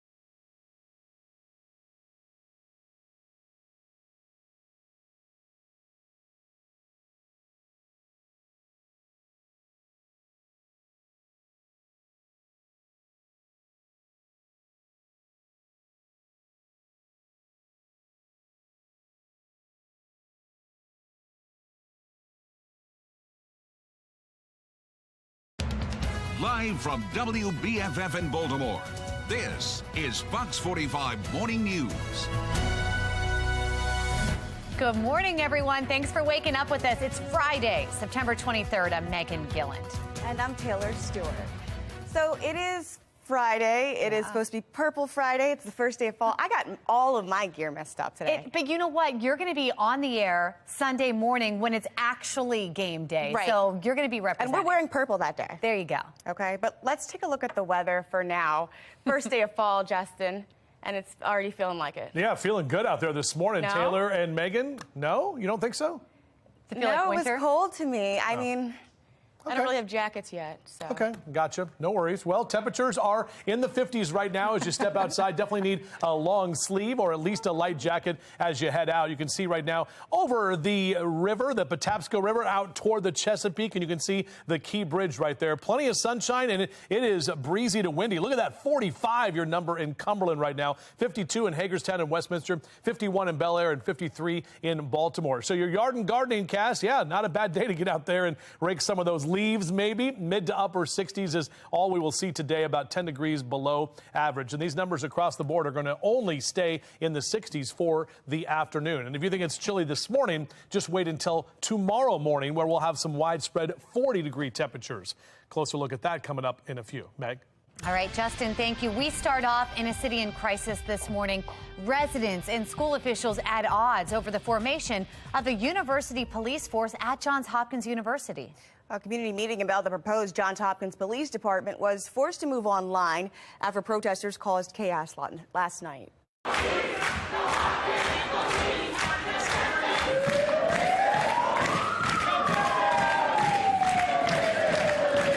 You hear the chants. This morning we have Shannon Lilly joining us live this morning with a closer look at what we can expect for the plan moving forward. Shannon. As you just saw, Megan, strong opposition to this plan to establish a campus police force. But Johns Hopkins still has 2 more town hall meetings scheduled for next week to go over it. And we're now learning the university will move both of these meetings online. But protesters say they're going to interrupt these too. In fact, take a look at this tweet from the Coalition Against Policing by Hopkins. In it, they say, we shut it down. Now they're trying to move it online. We'll post the link and we'll shut that down too. If they move, we move. Now to a look at last night's town hall and protests. The university maintains that the new campus police force is needed to address rising crime around its campuses. In fact, Hopkins already employs more than 1,000 private security workers, but this new police force would have all the powers of a city police officer. Activists, though, are concerned about how that force would interact with people of color. I don't like it. I feel like there's not been a 100% successful police force, a force that is totally just and good. The Baltimore police force seems a little overwhelmed and understaffed, so I think it's probably a reasonable effort to increase public safety. 2 very different perspectives there. As for what's next, though, take a look right here. Those 2 more town hall meetings are scheduled for Thursday and Friday of next week. After that, City Council will have a 30-day period to review and comment on the plan before it's finalized. But this is important. If Hopkins is finally successful, City Police predict that this will have little impact on its department because its officers will still be assisting in investigating crimes that happen right there on campus. Reporting live in the studio, I'm Shannon Lilly. Taylor? This isn't the first time the university faced this opposition. 2 years ago, Hopkins shelved the plan to establish a police force amid campus protest where 8 students locked themselves into the student center. And at one point, nationwide Black Lives Matter protests following George Floyd's death, again sparking that issue. Hopkins previously responded back by scaling back the scope of the force, limiting it to no more than 100 personnel and investing in other public safety measures. That includes adding a behavioral health component. Well, the Johns Hopkins Police Department is being formed as Baltimore police face a severe officer shortage, difficulty recruiting, and also high crime. The president of the police union tells Fox 45 News the city wasn't prepared to deal with big events when the Maryland Cycling Classic was in town earlier this month. In this letter here, he goes on to say that officers were forced to work overtime with little to no notice and canceled time off. Officers are now working overtime to watch squeegee kids on street corners like you see here. Police Commissioner Michael Harrison says this plan is not sustainable. It is not sustainable because our manpower doesn't allow us to do that, because there's so many other serious things that we have to respond to and that we have to be in places to prevent. And so we can't sustain this indefinitely. Last week, police confirmed to Fox 45 News there is no end date for the added patrols. Turning now to Your Vote 2022 coverage.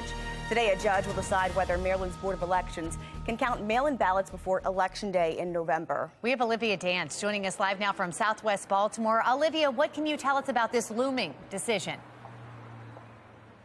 Well, Taylor and Megan, currently Maryland is the only state that doesn't allow any mail-in ballots to be counted before Election Day. But as you mentioned, that could change today. The judge's looming decision comes after the primary election, where there was a flood of mail-in votes. And because of that, some results were delayed. And now there's a push to change the law. But of course, not everyone is on board, including Republican nominee for governor Dan Cox. It is our position that the Constitution allows the legislature to make these rules, and particularly midstream in the middle of an election, it just undermines the confidence of the voters whom we have faith in Maryland. Cox claims the court has no say in the matter, as the Constitution assigns elections law to the legislative branch. He's filing a motion to block the early counting of mail-in ballots, and a large number of mail-in ballots are also expected for the November election. And some counties in the state say that if ballots can't be counted early, then voters could have to wait until January for results. For now, reporting live in Baltimore, I'm Olivia Dance, Fox 45 Morning News. In the Live Center this morning, storm Fiona is barreling towards Canada. Now, Fiona is still a Category 3 storm now, 125-mile-per-hour winds. This was the track it took yesterday overnight as it went west of Bermuda and began heading north towards the eastern coast of Canada. Now, just over 700 miles right now from Nova Scotia, a place that's directly in its path. Many places are bracing for that debris, the flooding, power outages, and these are some still places that are struggling to recover. Now, forecasters say you'll see the Canada coast inundated with water by Saturday morning, but its winds could spread out hundreds of miles. Every Nova Scotian should be preparing today and bracing for impact. While back in Puerto Rico, Americans say it's not easy picking up what's left. They're also waiting for help ahead of this advancement. President Joe Biden saying the federal government will pay 100% for the debris removal on the island. NASA just days away from slamming a spacecraft into an asteroid 7 million miles from Earth. Sounds like a movie. Just ahead, what is their plan ahead of this mission? 1998, man. I can't believe how old that movie is, Armageddon. All right, taking a look outside our Towson camera. Lots of sunshine right now. We are chilly this morning. Break down how we'll end up for your first weekend of autumn. It's coming up.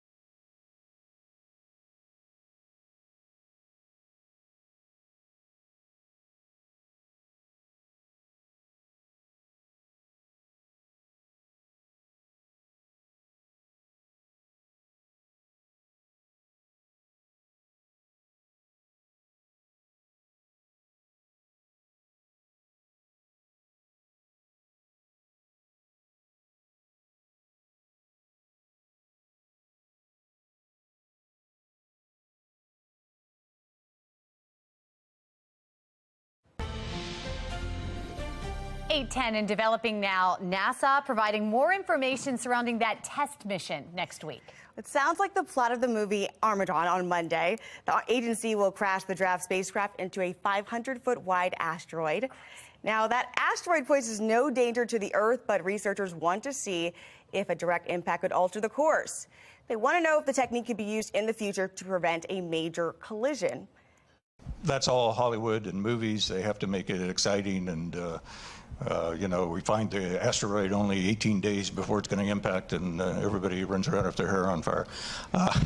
That's not the way to do planetary defense. We have the technology now to do this and find these objects years, decades, even a century before they pose an impact threat to the Earth. Which is absolutely mind-boggling to think you could do this 100 years in advance. We're talking about telescopes watching the crash. It's going to take months, though, to find out if it actually changed the orbit. The planetary defense test, by the way, get this, Taylor, it costs around $325 million. So Tom said it perfectly. You want to get the shot right. That's so expensive when you're thinking about an accident that may occur in space that you'll never see, but could impact us for sure. Exactly. You know? All right, trafficking in Baltimore stopped in its tracks. After the break, what you need to know about the suspects in Maryland's Most Wanted. Police are looking for the suspects responsible for abducting and killing a man earlier this week. I'm Olivia Danson. Coming up next, I'll break down the timeline and tell you what we know so far. You're watching Fox 45 Morning News, all local, all morning. Fox 45 News, winner of 17 2022 Regional Emmy Awards, more than all other Baltimore news stations combined.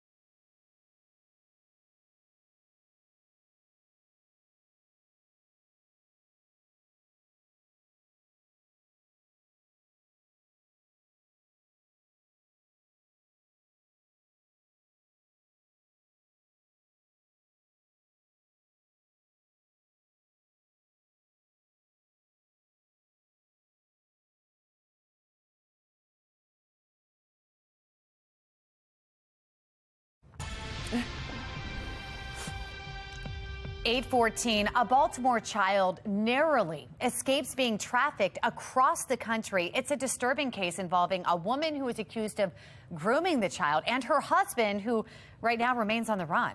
Alexa Ashwell has this week's Maryland's Most Wanted. Federal agents have joined the search for this man, Ramon Ruiz. He's accused of sexually assaulting a 14-year-old girl right here in Baltimore, a child who investigators say his wife was planning to send across the country to another man in California. It's the 4th of July. Police are called to a home in South Baltimore's Brooklyn community. A 14-year-old girl had been missing for days, and her parents received information she was here. Police arrived on scene. They met with the girl's father, who explained that he had seen his child through the window. Police enter the house. Inside, investigators say officers are met by a woman who owns the home, identified as 43-year-old Jessica Sanchez Sentiano. As the woman is talking with officers, investigators say the child appears from a back bedroom. That the child had gone through tremendous trauma. Al Maresca is the deputy marshal with the U.S. Marshals Service. He says the child revealed a chilling story to police and her parents, one that began days prior when the child admits to running away from home because she was upset with her mother over a cell phone. With nowhere to go, the girl tells police a friend put her into contact with her aunt, Sanchez Sentiano, who agreed to take her in. At the time, the child, unaware the woman wasn't really her aunt, and according to investigators, seemingly had other plans for the child. In this case, it's all the underlying factors that are indicative of human trafficking. According to court documents, investigators detail the child tells police Sanchez Sentiano picked her up in a church van, making her feel more comfortable. But during the ride, becomes concerned as the woman says she can send her to a friend in San Diego, California. At the house, the child tells investigators Sanchez Sentiano places her cell phone on Do Not Disturb and instructed her to not make any phone calls, send any texts, take any pictures, or post anything to social media. That night, according to investigators, the child says the woman's husband, identified as Ramon Ruiz, sexually assaulted her as she was sleeping. Mr. Ruiz decides to digitally penetrate this poor child. The next day, the child tells police the woman takes her to buy an outfit for church, but that the dress and heels were inappropriate. And at the store, Sanchez Sentiano went live on Facebook and began showing her to the woman's followers. The child says that the woman goes on Facebook Live and is talking to another Spanish male. According to investigators, the conversation going like this. Who is that girl right there? That's the girl I'm about to send to you. Oh, she is pretty. When are you sending her? According to court documents, the child telling police the woman said she didn't know when and had to return the church van and purchase a rental car first. She talks about how she's going to be sending this one out to San Diego. And so in this case, it's all the underlying factors that are indicative of human trafficking. The child becomes very upset, and obviously she realizes that her life could potentially be in danger. The child tells police she later manages to call a family member, and the next day, police arrive to the couple's home in Brooklyn. They prevented this child from potentially being shipped across the country. Sanchez Sentiano has since been arrested, but not her husband. He's been on the run for nearly 3 months, and now the U.S. Marshals Service has joined the search for him. Maresca stressing Ruiz is a sexual predator who must be taken off the streets. And if they're involved in grooming young women and they have no problem sexually assaulting them, who knows what they're capable of? Maresca speaking to the larger nationwide problem of human trafficking and the danger that exists right here at home. The situation is extremely, extremely dangerous, and these individuals need to be brought to justice. Keep your children close and make sure you maintain a great relationship with them, because there's always a predator out there waiting to take advantage of them. Ruiz is wanted for second-degree rape, so take a good look. He's described as standing at about 5'6" and weighing approximately 180 pounds. If you have any information into his whereabouts, you're asked to contact the U.S. Marshals Service. The tip line number right here, 1-877 Wanted 2. Or you can contact Maresca directly. His number, 202-819-5058. Remember, you can always remain anonymous, and you could help save a life. I'm Alexa Ashwell, and this is Maryland's Most Wanted. A Baltimore man's saliva has connected him to a 2019 road rage murder in Dundalk. 32-year-old Ricky Charles was convicted of first-degree murder in the death of Melissa West. Police say he shot West in front of her home and then spat in her face before leaving. The very evidence that connected him to this crime. Now, Charles is scheduled to be sentenced in January. He could face life in prison without parole. It is 8:20 and we're switching gears here. Yeah. It's a Friday morning. We're ready for the weekend. And there's been some discussion here in the newsroom about how it feels outside. Yes. And I've got to be honest with you. It's too cold for me already. I'm going to have to get used to this. You're going to love it here. I know. I grew up here. I love it. But boy, I forgot the cold is just... Meteorologist Justin Chambers joining us. And you know, it's relative. She's coming from Florida, so it's going to take People some in Florida time. would have boots on today. Yeah, I'm sure.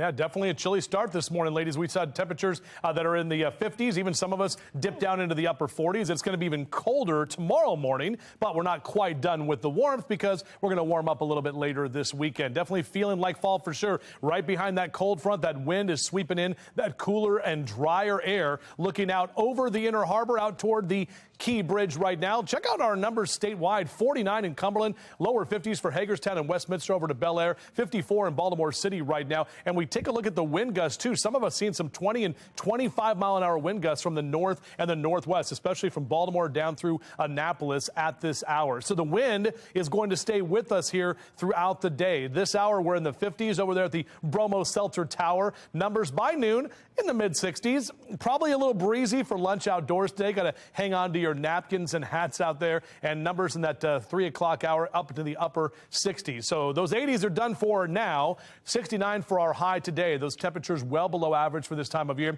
And the sun will be up until 7:02 tonight. Check in your neighborhood. See those numbers of Perry Hall and White Marsh in the mid-60s today. Close to 70 in Dundalk out through Middle River and Essex. 64 in Eldersburg. Westminster also in the mid-60s. Howard and Anne Arundel counties in those mid to upper 60s for Ellicott City and Elkridge. Over to Glen Burnie and Pasadena. 68 in Annapolis, your high this afternoon. Eastern Shore also getting in on those mid to upper 60s there for Rock Hall and Centerville, down into Easton and Cambridge. 67 in Chester later today. Here's a look at your O's cast, and the Astros are in town again tonight. 7:05 for that first pitch. It's going to be chilly at Camden Yards. Fan Appreciation Weekend, so make sure to get the long-sleeved hoodies with your O's gear on. 64 for that first pitch at 7:05. All right, here we go with our future scan. Staying dry today. Again, the breezy conditions will stay with us. Less wind tomorrow. A little bit more cloud cover, and temperatures will be a bit warmer as well. By tomorrow afternoon, we're back to the mid-70s, and then Sunday brings in some showers, mainly late Sunday afternoon into the evening time along this cold front that is going to be pushing through the area. Behind the cold front, we're drier by next week. This is Hurricane Fiona, still a Category 3 storm with 125 mile-an-hour winds. It is now north of Bermuda, and the track is going to take it up toward Nova Scotia, potentially making landfall in Canada as a Category 3 or possibly a Category 2 storm as early as tomorrow morning. So folks there are bracing for that. And we've got another storm we're watching very carefully.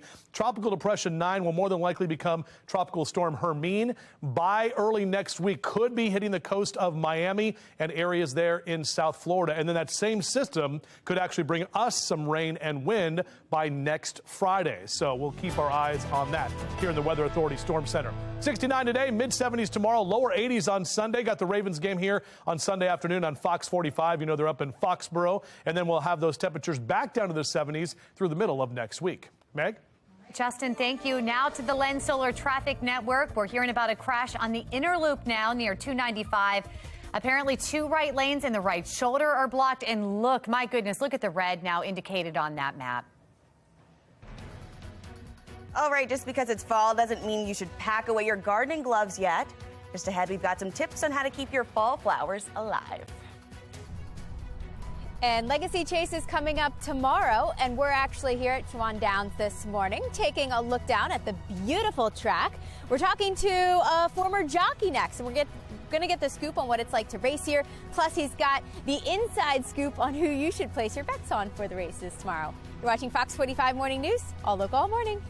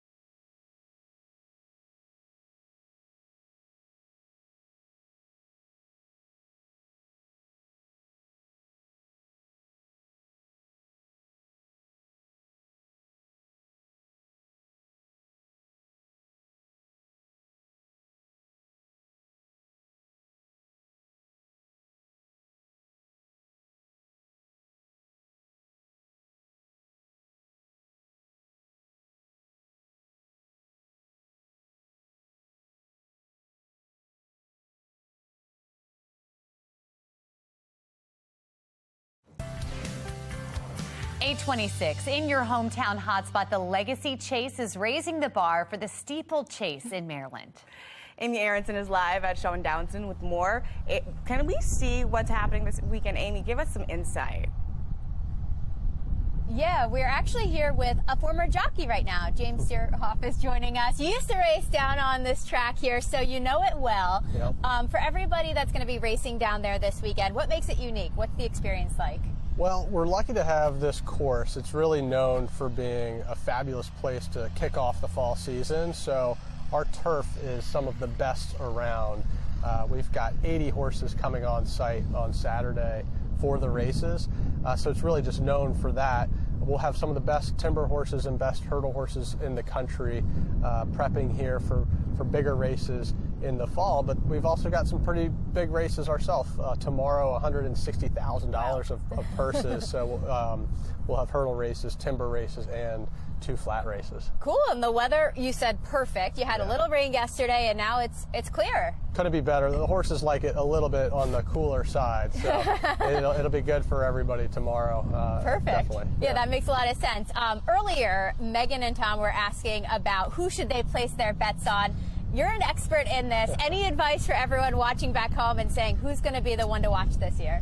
Well, definitely there's no right or wrong way to place bets. Just have fun. It's always good to have a vested interest in the outcome. But the feature tomorrow would be the Brown Advisory Timber Stakes, and we've got 7 horses in that race, of some very good horses. And I'd say the 2 that are probably going to be contending for the win, in my mind, would be Andiamu, trained by Leslie Young. This horse won the Virginia Gold Cup last spring, a very big 4-mile timber race.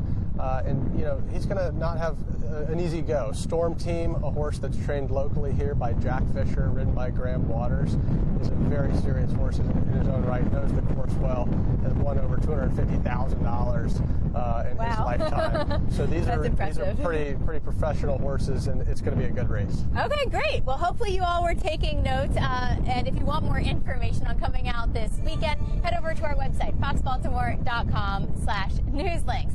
Megan, Taylor, were you writing that down, writing the 2 names down he just mentioned? We've got our money ready, and we've got our names written. We're good. Our Saturday is planned. Thank you. Perfect. Oh, yeah. It's going to be good. Going to be a nice day.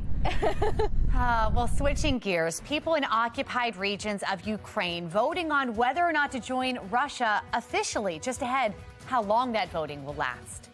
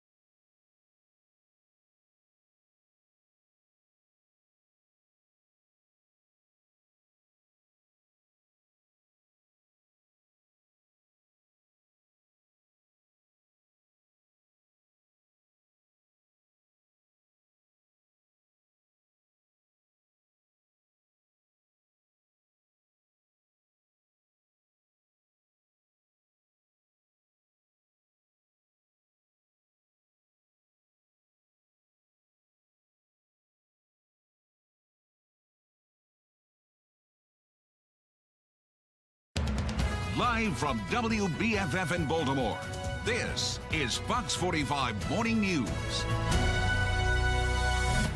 Good morning on this Friday, September 23rd. I'm Tom Rogers. And I'm Taylor Stewart. Let's jump right into your weather. Justin Chambers with a look at your forecast. Yeah, good morning, Taylor. Tom, good morning to all of you as well. Chilly start to your morning with temperatures that we saw, even some 40s out there, but a lot of 50s that are hanging on right now. Taking a look outside from our Towson camera. Nice shot here this morning. Lots of sunshine, but check out these numbers. A lot of us been hanging in those 50s for Westminster and Bel Air over to Cockeysville, 54 in Baltimore City and 58 in Annapolis. So out for a run or a jog in the next couple of hours. It's still cool, and we keep the wind with us as well today. We're barely going to get out of the 60s. In fact, don't even think we will get out of the 60s this afternoon. We're back to the mid 70s tomorrow, so that will be a lot nicer, and then lower 80s on the way Sunday. Do have a chance for some rain showers coming in Sunday afternoon. Back with your full forecast in just a few.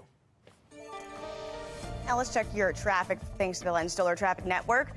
That crash on the inner loop near 295 still tying things up this morning. Lots of red. If you are heading out that way, keep that in mind. All right, well, developing this morning, the search is on for a killer after a body was discovered in a burning car in Baltimore City. Yeah, but police say this all started with an abduction miles away near Arundel Mills. And Olivia Dance is joining us live this morning with the latest in this murder mystery and how one witness is able to help out. Olivia. Well, Tom and Taylor, police are still looking for the suspects responsible, and the man's body was found in Leakin Park, which is just a couple miles away from where I'm standing right now. But investigators connected the dots to a scene about 30 minutes away from the park in Hanover, and residents there are scared and shocked. I've never had carjacking or nothing like that in these areas. Yeah, I'm very, very scared.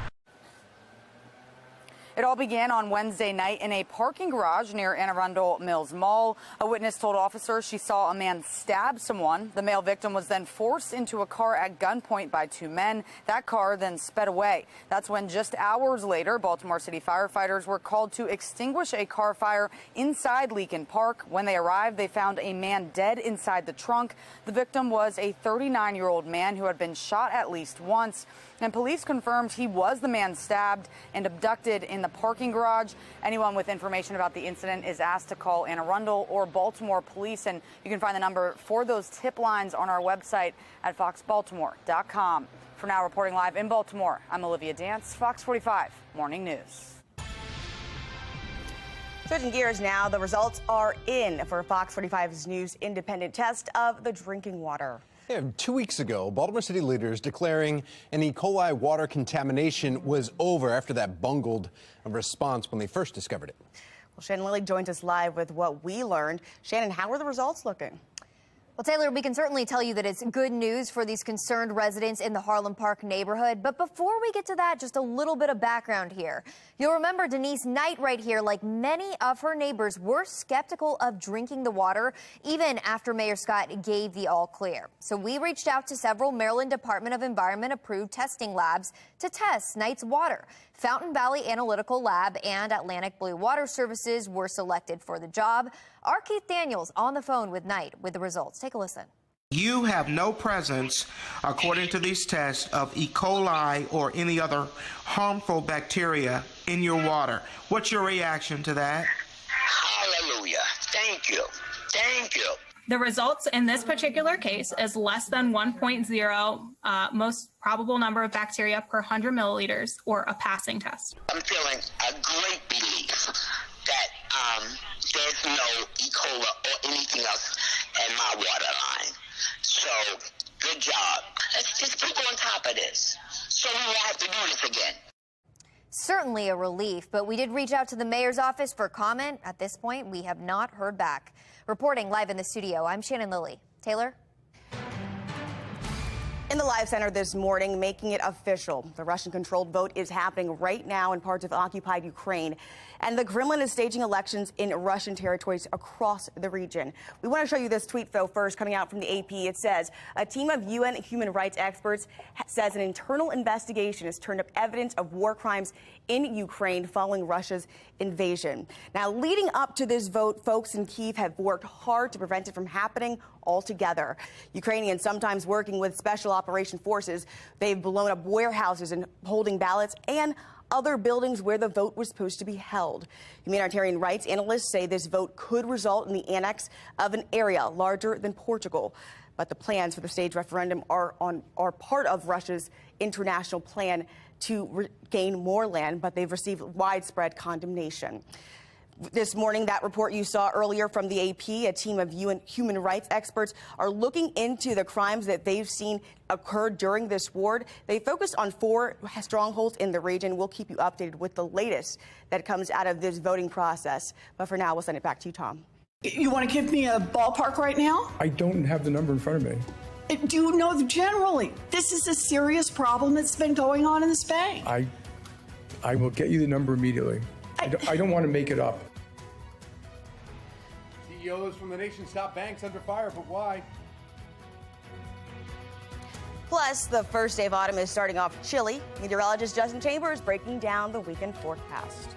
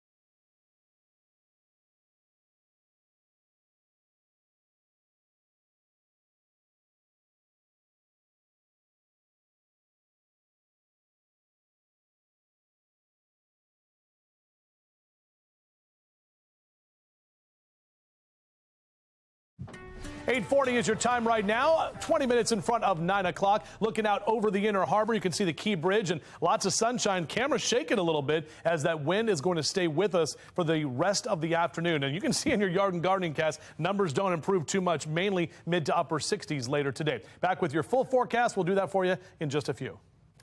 All right, thank you, Justin. 841 in your national news. CEOs from the nation's top banks, they're back on Capitol Hill taking questions from the Senate Finance Committee. Yesterday, Democratic lawmakers strongly urging them to do more to help protect their customers. Senator Elizabeth Warren, she was fired up. She zeroed in on the peer-to-peer payment network Zelle. It's jointly owned by the banks. Now, there are concerns that the amounts of fraud cases and scams. She blasted the CEOs for not providing the data.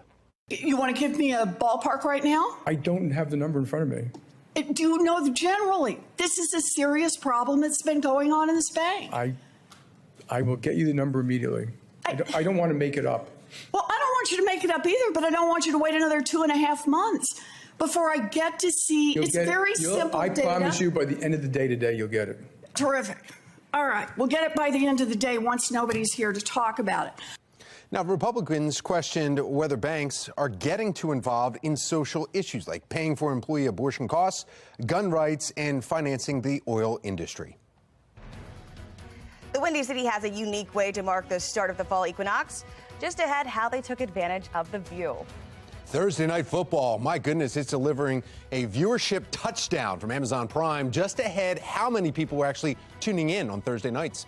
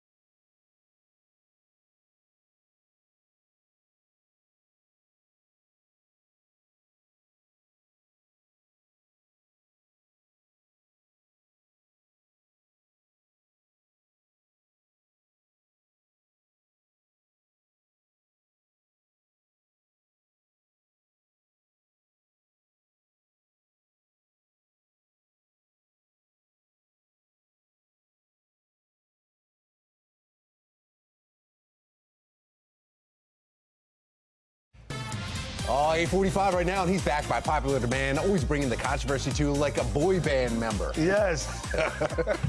grown man boy band. Yeah, in fact, coming into the Baltimore Comedy Factory, of course, when we were, Mark and I have been sitting here talking with him ourselves here. Teddy Carpenter's here, and always great to have you in studio. Thanks for coming in. I appreciate it, man. I love all 3 minutes y'all have me here, man. It takes We're me down to 2.5 now. It takes me an hour and a half to get here. Y'all give me love for 3 minutes and then get out of here. We got to talk about the weather and some other stuff that goes on in Baltimore. What time? He's going to be on my show at 11:30, by the way. Oh, no way. If you want more Teddy, yes. Oh, see, there's more Teddy time then. More Teddy time. I like that. Yeah, and I want to just say, Mark has been getting in shape. He's a 1X now, and I'm still looking like I'm 3 months pregnant, but that's okay. The next time I come through, I'll be nice and slim. I saw Teddy in Charleston from the inside. I saw him in Charleston years ago pick up a 300-pound woman. Basically, with one hand. Back in my day, I used to. That was part of the stick. That was part of the stick, man. Every city, he was hoisting women in the air. I would get a good sized woman out of the audience, but I dropped one in Atlanta, and that was the end of that. That whole thing was over. Yeah. What started? What started? Where you're like, you know what? I bet you I could pick you up. And I mean, it's morning time show. It's morning, but I used to MC for the dancers, for the male dancers. Yeah. So I saw a guy pick up a woman. I said, I'm gonna put that in the comedy routine. And I put it in the comedy routine, and everything was going well. I could do everything. Aren't the dancers a little slick, like oiled up and everything? Yeah, well, I mean, they cock diesel, but I was a little guy, 175 pounds, and trying to, 300, 3 plus. Yeah. And I did a small stage in Atlanta, and when I turned her around, her foot hit the wall, and it knocked me off balance. And it was either her or me. So you let her go. Will you be picking anybody up at the comedy club Absolutely this weekend? not. I'm getting older. Too much Absolutely glitter? not. Like, what happened? I mean, I paid for a meal. I felt bad for Yeah, the yeah, lady. I definitely. felt bad for her. And, But was she fine with it? She was like, was she well, laughing about it? I mean, no, she wasn't quite fine with it. But, Were her lawyers I mean, laughing about it? what do you do? I mean, you get your meal, you get your drinks. I gave her money. I just felt bad for her. Did she want to be picked up though in the beginning, or were you just like, no, you're picking? Well, she yeah, volunteered? I don't make them come Oh, okay, up. all right. Yeah, I I'm don't just force them to. They come to the stage. You know, let me tell you they're not something. quite sure what I'm gonna do. You know, I'll take the shoe off and I'll act like I'm kissing the foot. You always got to cover the toe up. Okay. So when you do this, it looks like you're kissing the Don't foot. get that this time. No idea. Yeah, I would never. Yeah. You know, and Teddy, the funny part about Teddy had a very. thought we was talking about something else. All of a sudden, we get on lifting up. No, I'm saying Teddy Carpenter, if you know, physical, but also very cerebral. That's the part. That's the sneaky part about you that I discovered. Because a lot of people know you for your physical. Okay. But also, you're a very smart comedian, man. And I would like to think so. I would like to. Look how smart you look right there. Look at that. He's contemplating right there. That brother looks smart. Those old Def Jam shows, shows that the 3 Def Jam shows that I did way back in the day. Yeah, eyes, look at those piercing eyes. See that? I'm looking a little older now. And huge on Instagram. But tell people about your Instagram. And Teddy's going to be on my show at 11:30. So yeah, we're grinding on Instagram because I'm an older guy, and so we don't communicate that way. Instagram. So they was like, hey, get your Instagram up, or so you can't ever work again. And so we started getting it up. We went from 4,000, I think, we're 17. And if everybody at Teddy Carpenter, everybody on this show signs up on my Instagram, I'll be at least 17. And you won't have to pick up any more women ever again. Ever again. Don't steal the zap now. You got to look in your eye. Maybe I can pick up a meteorologist. Me and Tom go way back, though. We go way back, though, All right, meteorologist Justin Chambers, take it away, man. We're getting yelled at. I know. You guys are like, wrap it up. That picture, Teddy, looks like you're about to give like a speech at for fourth quarter projections in a meeting about like how the GDP hasn't been too good. He's just sitting there like that. But look at Teddy. He looks good. Thank you for coming, man. I appreciate it. We appreciate y'all being here and appreciate you as well as we take a look at our Towson camera night right now. Lots of sunshine that is out there this morning. It's been breezy to windy here, and that's because that cold front is well off to the east of us. That's that colder and drier air that's working in. Nice ridge of high pressure over the Great Lakes. That's going to build in and keep us dry today. However, probably at least a 2-club wind, golfers, because those numbers are going to be in the 50s next hour temperature-wise and mid-60s through the middle of the day. But the wind stays with us pretty much all day today. That strong north and northwesterly wind. Low to mid and upper 60s. These numbers about 10 to 12 degrees below average, not those 80s that we've seen for the last couple of weeks. And somebody tell Dallas that it's autumn, because it's 99 degrees there today, 94 in Oklahoma City and 90 in New Orleans. A lot of parts of the country still cooking as we are seeing numbers that are looking a lot chillier. If you do want to fly today, pilots, VFR conditions, visual flight rules, but it is windy, so be aware of those gusty winds, especially from the north as you're taking off later this afternoon. Here comes our future scan. Again, staying dry here through the afternoon and into the evening time. Tomorrow, you'll see a few clouds start rolling in. It'll be a little bit warmer on Saturday after we wake up with chilly conditions, and some of the models want to paint a late shower into late Saturday night, early Sunday morning, but the better chance for the rain comes on Sunday afternoon. We're talking after about 3, 4 o'clock, and then really into that 7 and 8 o'clock hour is when we'll have the best chance of rain as another weather maker pushes in, but we dry out next week. Shout out to Caroline D. And this, my friends, is Brooks Robinson, the Frenchie. Look at that little doggy right there. Perfect timing, Caroline, because tomorrow is Brooks Robinson Day at Camden Yards, all part of our Fan Appreciation Weekend, the final weekend of home games here for the Orioles. And 4 games back from that wild card. Maybe Brooks Robinson, the Frenchie there, can help out the O's, getting them all cheered on and ready to go. Now, Ravens, we've got your game here on FOX45 on Sunday afternoon. It'll be in the lower 80s if you want to watch the game outside. But again, some of those showers rolling in by later into the day. And then upper 70s on Monday, but we do dry out next week. All right, time to take a look at a view through your window, and we've got a really cool picture here. Got William Kendall. This is a sunrise shot there of the pool, and This was on the last day of summer, so you can see the pool is there. The clouds look good. I appreciate that shot. We would love to see the view through your window. Just go to our website, foxbaltimore.com/chime in, or take a picture of that squiggly thing right there on your screen. Thank you, Justin. Now in your consumer news, first Thursday Night Football on Amazon Prime Video was a hit. According to Nielsen's ratings, about 13 million tuned in to watch Kansas City beat Los Angeles Chargers. Now, Amazon says sign-ups during the game beat out Prime Day, Cyber Monday, and Black Friday. And take a look at this. The Windy City has its own unique way to mark the start of fall and the equinox. It's called Chicago Hench. Around September 22nd every year, you can see the sunrise and sunset looking down east or west streets of downtown Chicago. Now, the city's grid pattern is perfectly designed to frame the sun between the skyscrapers on each side of the road. And this only happens twice a year. Look for the phenomenon again during the spring equinox of March 2023. That's really gorgeous. Look at that. Walmart says it's ready for those holiday shoppers. Just ahead, how they're getting prepared for the season. Oh, and how about starting the fall season with a new pet? Just ahead, the Maryland SPCA will be here to introduce today's Pet of the Week. And, you know, real pet lovers aren't bothered by some cat or dog hair in their coffee. Yeah, think about that when you enjoy this next coffee break.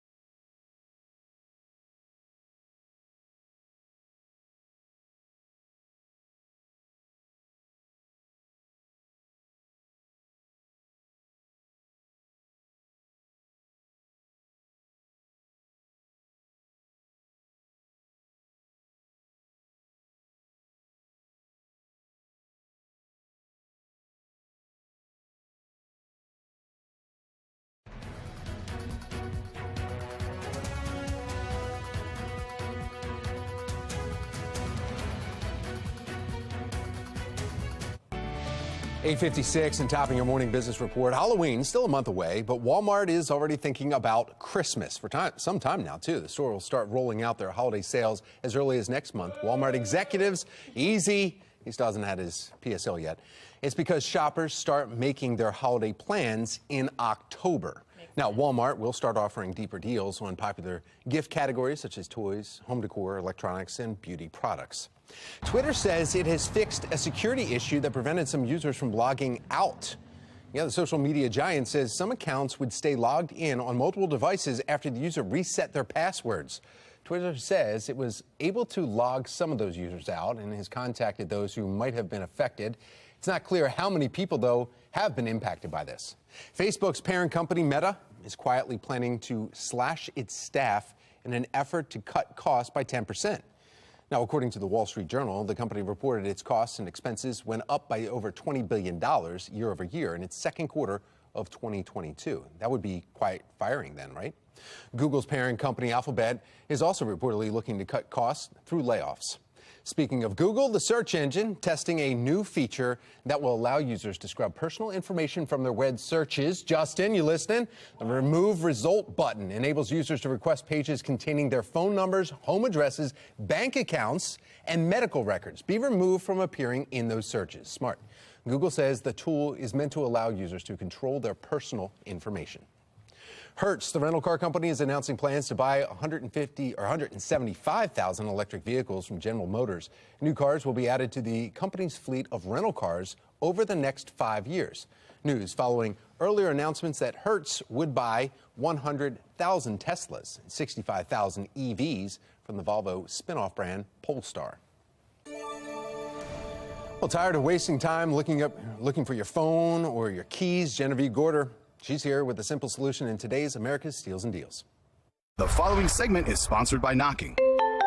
You guys, what are two things you lose the most? It's your keys and it's your phone. And it's so frustrating. I know this because I spend hours every day looking for these items. So listen up. You don't want to miss this buy one, get one exclusive deal on the Key Smart Pro. Now, the Key Smart Pro organizes up to 14 keys in one little device. Literally every guy on the set has one in his pocket right now. And as we were setting up this display, people were actually trying to take them. So my advice is buy this now for everyone you love because they're not going to last. It takes all those keys in the drawer, the bottom of your purse, and puts them right into one little thing, and it connects to a free app. So if you lose your keys, you press the button on the app.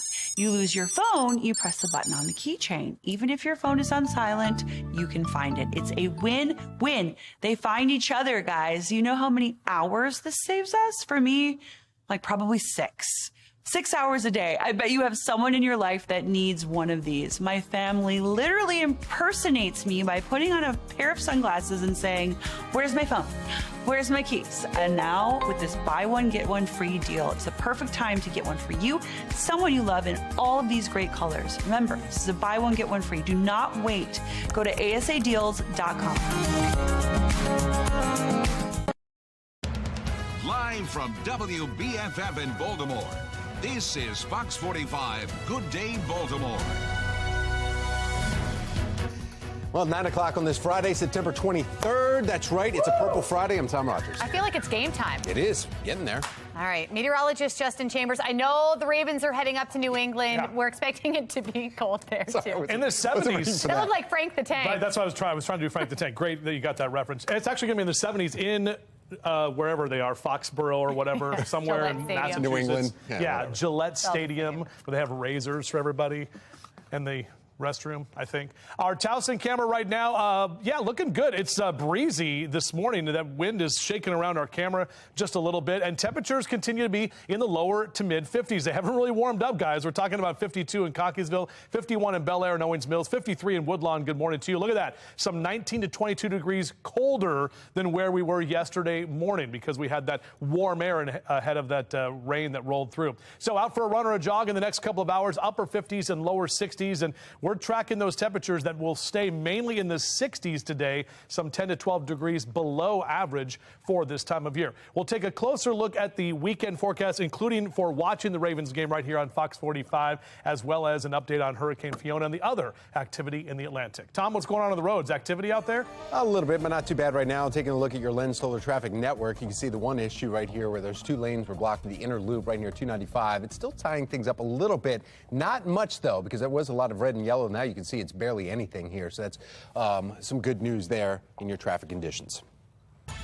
9:01, we start off in a city in crisis this morning. Residents and school officials at odds over the formation of a university police force at Johns Hopkins University. A community meeting about the proposed Johns Hopkins Police Department was forced to move online after protesters started chanting and yelling, and they caused some chaos last night.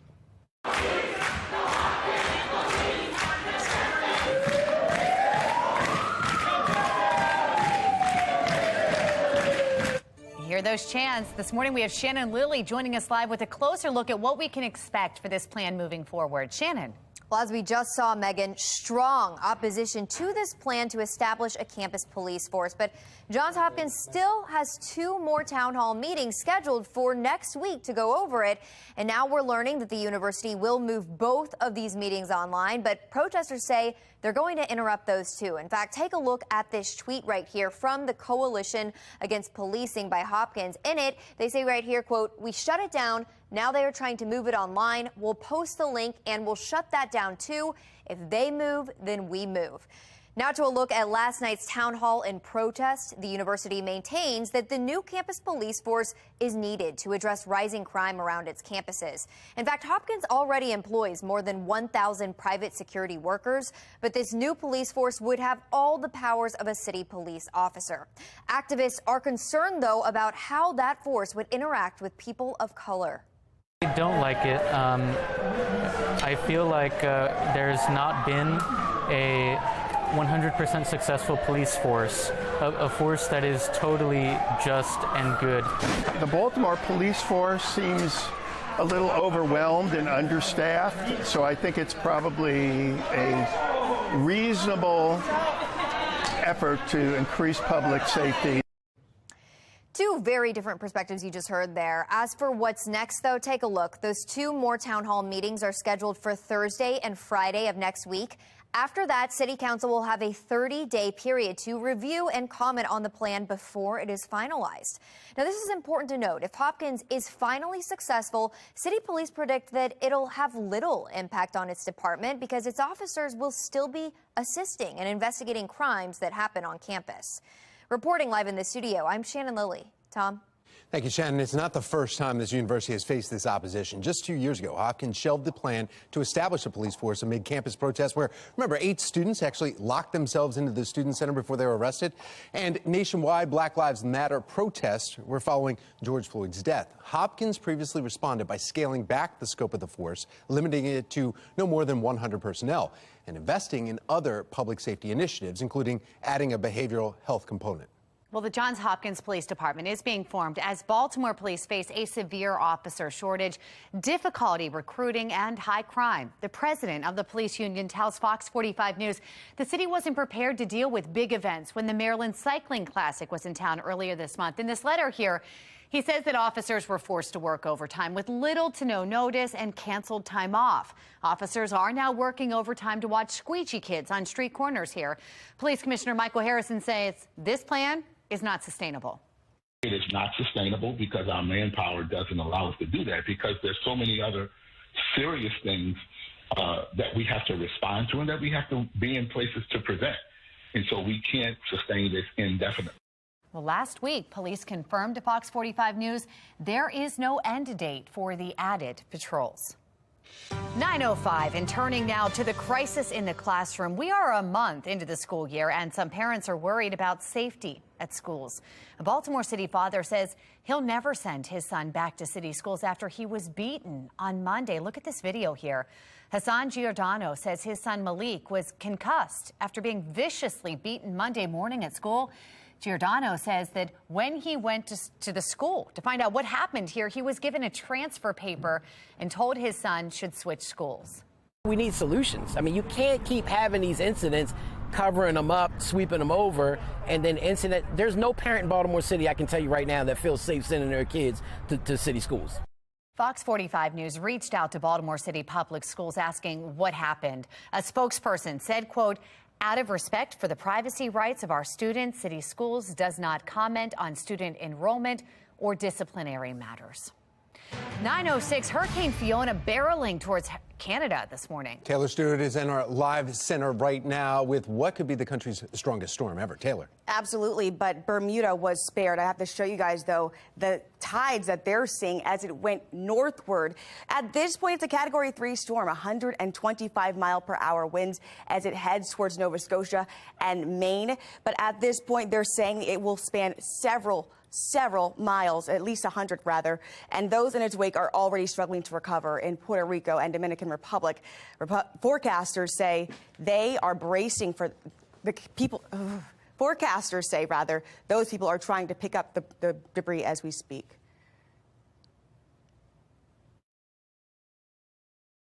Every Nova Scotian should be preparing today and bracing for impact. While in Puerto Rico, Americans say it's not easy picking up what's left. They are waiting for help to arrive. President Joe Biden says the federal government will pay for 100% of their removal on the island. And now this morning, we have a new tropical depression that we're also concerned about, but we'll keep you updated here. That's the latest from the Live Center. Justin. Yeah, Taylor, what we're taking a look at here back home, not only that those storms that are out there, but the wind that is whipping things around here from our Towson camera. And you can actually see that camera shaking around. Look at some of the wind gusts we've seen right now, anywhere from 19 to 25 to 26 miles an hour. So that wind continues to blow this morning, and it's going to stay windy throughout the day today. So the weather story looks like this: a chilly Friday morning, windy and cooler for the afternoon, and we're tracking fall temps for the weekend, even some rain as well. We'll take a closer look at that coming up in just a few. Tom? Thank you, Justin. Pardon me. Now let's take a look at your Lens Solar Traffic Network here and look at your drive times. 95 to 83, a little bit slower here, about double the time, but still moving 16 minutes. Everybody else moving along just fine. The Legacy Chase is bringing elite horses and gifted riders right here to our area. Yeah, it's just incredible. Putting together top-tier purses on a beautiful track here with all the objects they have to hurdle over. For our hometown hotspot, Amy Aronson. She's jumping on top of the back of a horse and is going to be hitting a couple of those jumps, right? Yeah, not exactly, but hanging with the horses right now, and actually one of the horses that's going to be racing tomorrow, along with William Dowling, who is one of the trainers. You're also a former champion jockey, so you know the track, you know what these races are like. How do you prepare for a day like tomorrow? Tomorrow's going to be a big day for us locally because we already train 5 minutes from the track. And a lot of my owners are local people, so they want to have their horses running on the day. Yeah. And it's a great course for the horses for prepping for future races as well for the year. Yeah, and who is joining us this morning? This horse's name is Beowulf. He's locally owned by a couple of good friends of mine. And this is their first year having horses, so it's great to get young people into the sport. Yeah, he's a beauty. And you've got horses racing tomorrow, of course. What are you most excited about for tomorrow? I'm hoping all my horses run well because there's a lot of pressure being a local horse because a lot of your friends and family will be here to watch them run. So hopefully they don't embarrass me and they put up a good show. Any last preparations today for everything? Yeah, they all had a little gallop this morning and they're going to be beautiful for them tomorrow, which is not.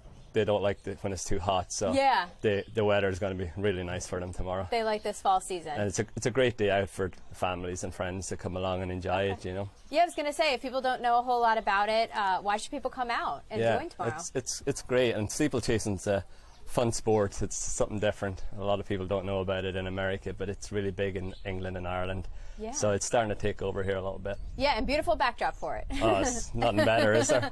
Yeah, nothing better. Cool. Well, if anyone wants to come out and join the festivities tomorrow, head over to our website for all the details, foxbaltimore.com/newslinks. So this is as close as I'm going to get to the horses, guys. But I can handle this. Little petting, some treats, you know, that's the thing to do, right? There you go, right. If you're not going to get on the back and jump over some things, at least give it an apple or something. That's good, Amy. Thank you. Great venue there this weekend, too. Following the water crisis, though, in West Baltimore, Fox 45 News conducted our own independent tests. This morning, the results are in. What we're learning about the safety of the water coming out of those taps. More Republicans coming out against Senator Manchin's proposal to reform energy permitting. But some say it isn't far enough. 9/11's the time. You're watching Fox 45. Good day, Baltimore.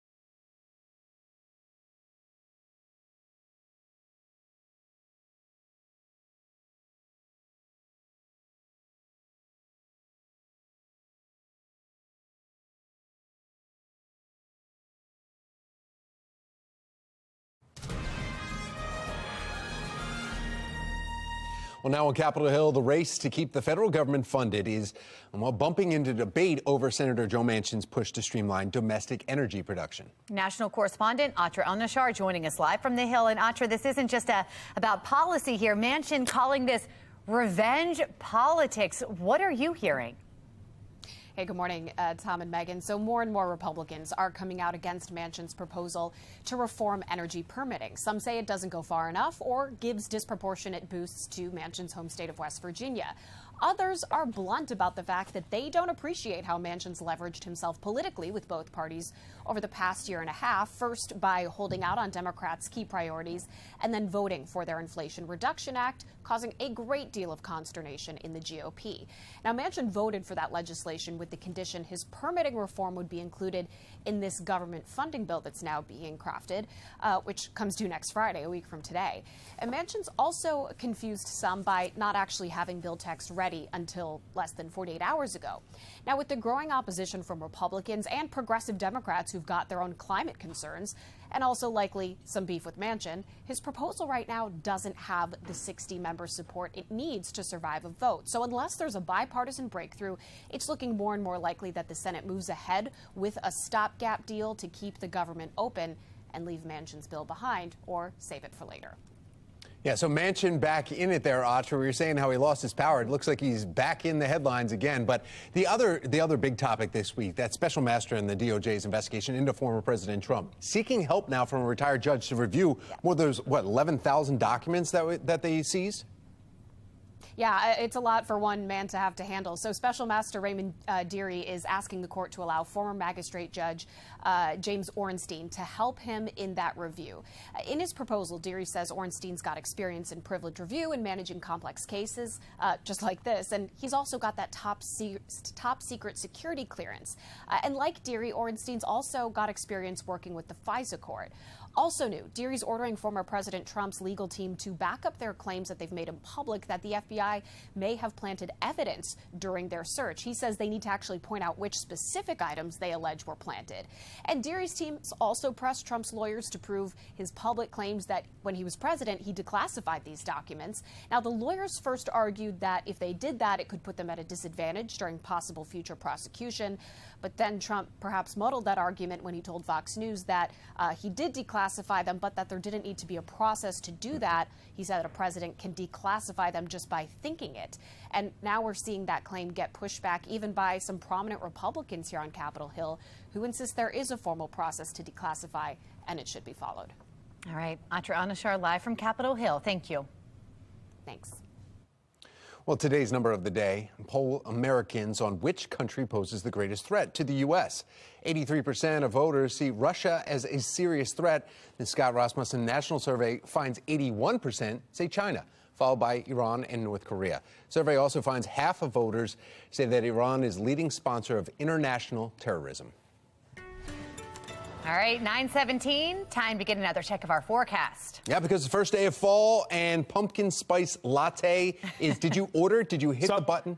It's in the cart. Okay. And it's ready for me to go like that. Yeah. I got it with oat milk, so I'm happy about healthy? that. Yeah, well, not healthy. I just don't like dairy. And then the second thing, I don't like milk. I love cheese, obviously. Look at me. But the second thing is 2 pumps of pumpkin spice. Yes. What do they normally give you? Just one? They give you 4 for a grande my. and 5 for a venti. And that's overkill in my opinion. But if you get it down to 2 or 3, I think it lessens the blow a little bit. Do you get the whipped cream on the top? Do not. Okay. Nope. If you're going through Starbucks, my daughter found out she's allergic to pumpkin. They actually use, I see you looking at your watch, use real pumpkin in there. But a lot of places don't use real pumpkin.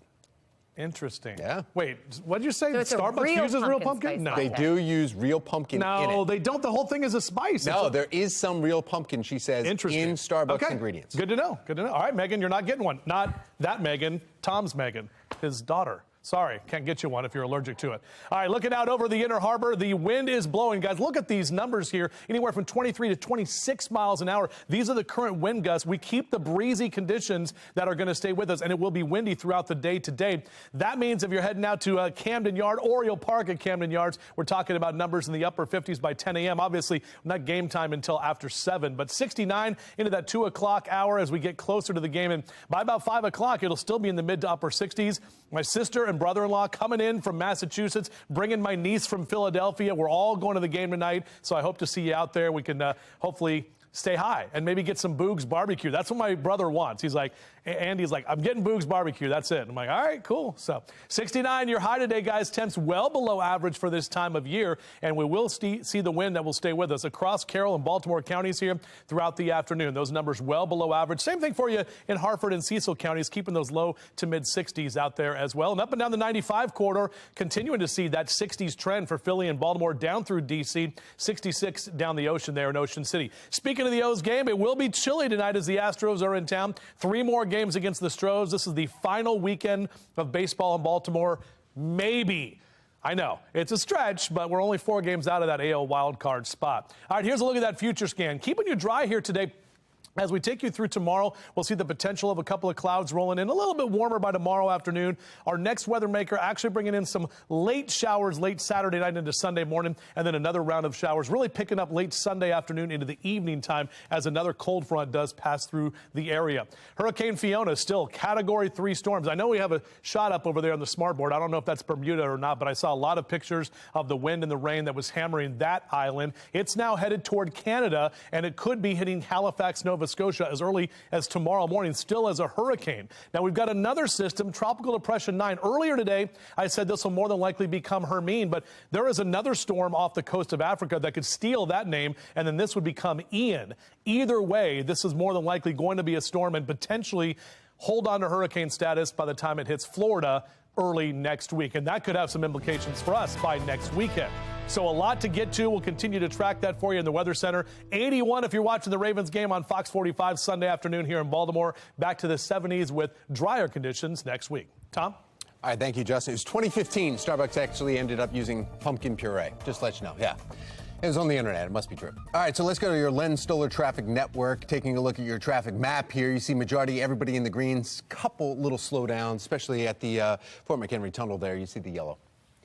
How about starting the fall season with a new pet? Just ahead, Maryland SPCA will be here in studio to introduce us to today's Pet of the Week. Fox 45 News, winner of 17 2022 Regional Emmy Awards, more than all other Baltimore news stations combined.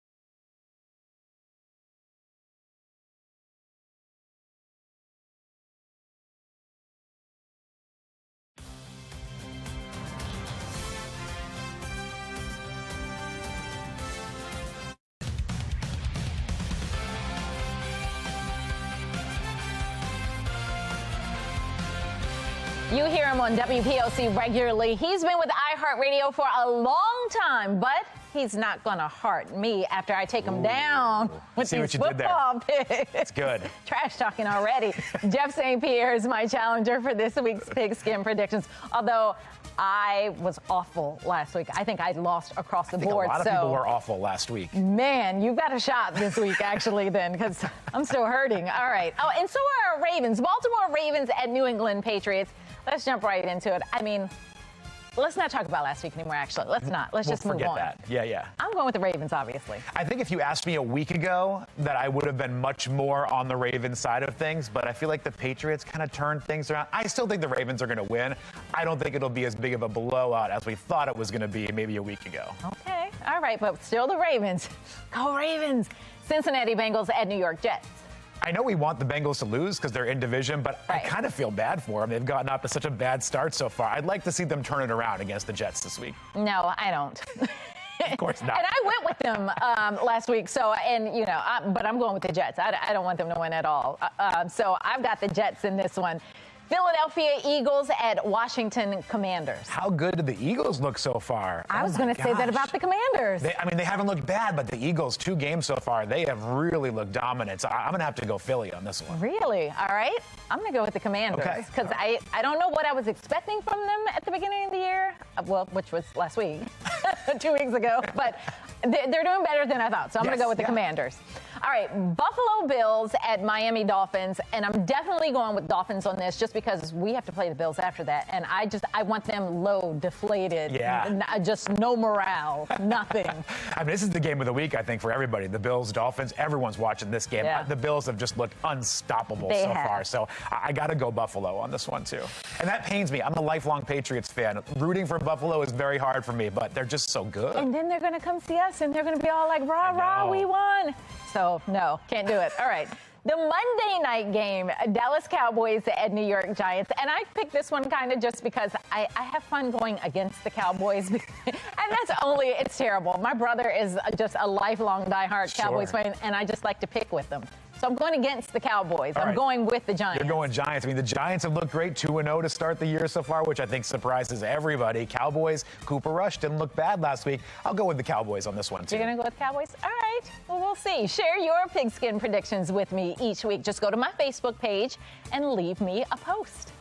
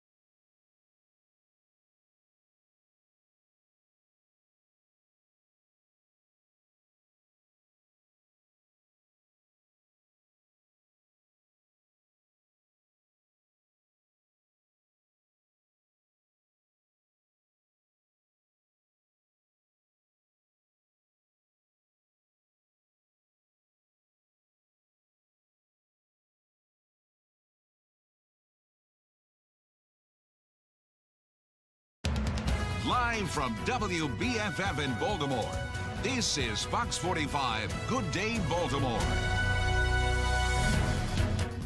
Good morning, everyone. Welcome back to Fox 45 Good Day Baltimore. It is Friday, September 23rd. I'm Megan Gillen. I'm Tom Rogers. You guys talking about flowers here. We are. And the 3 ways to keep your plants alive through Halloween, because everyone gets the mums. Doesn't happen. They might never make it. And then the frost comes. All right, whatever I'm doing, out. we're going to find out because I can't get it past. I'm like, all right, let's pay for a mum for the next 2 weeks, and then that's it.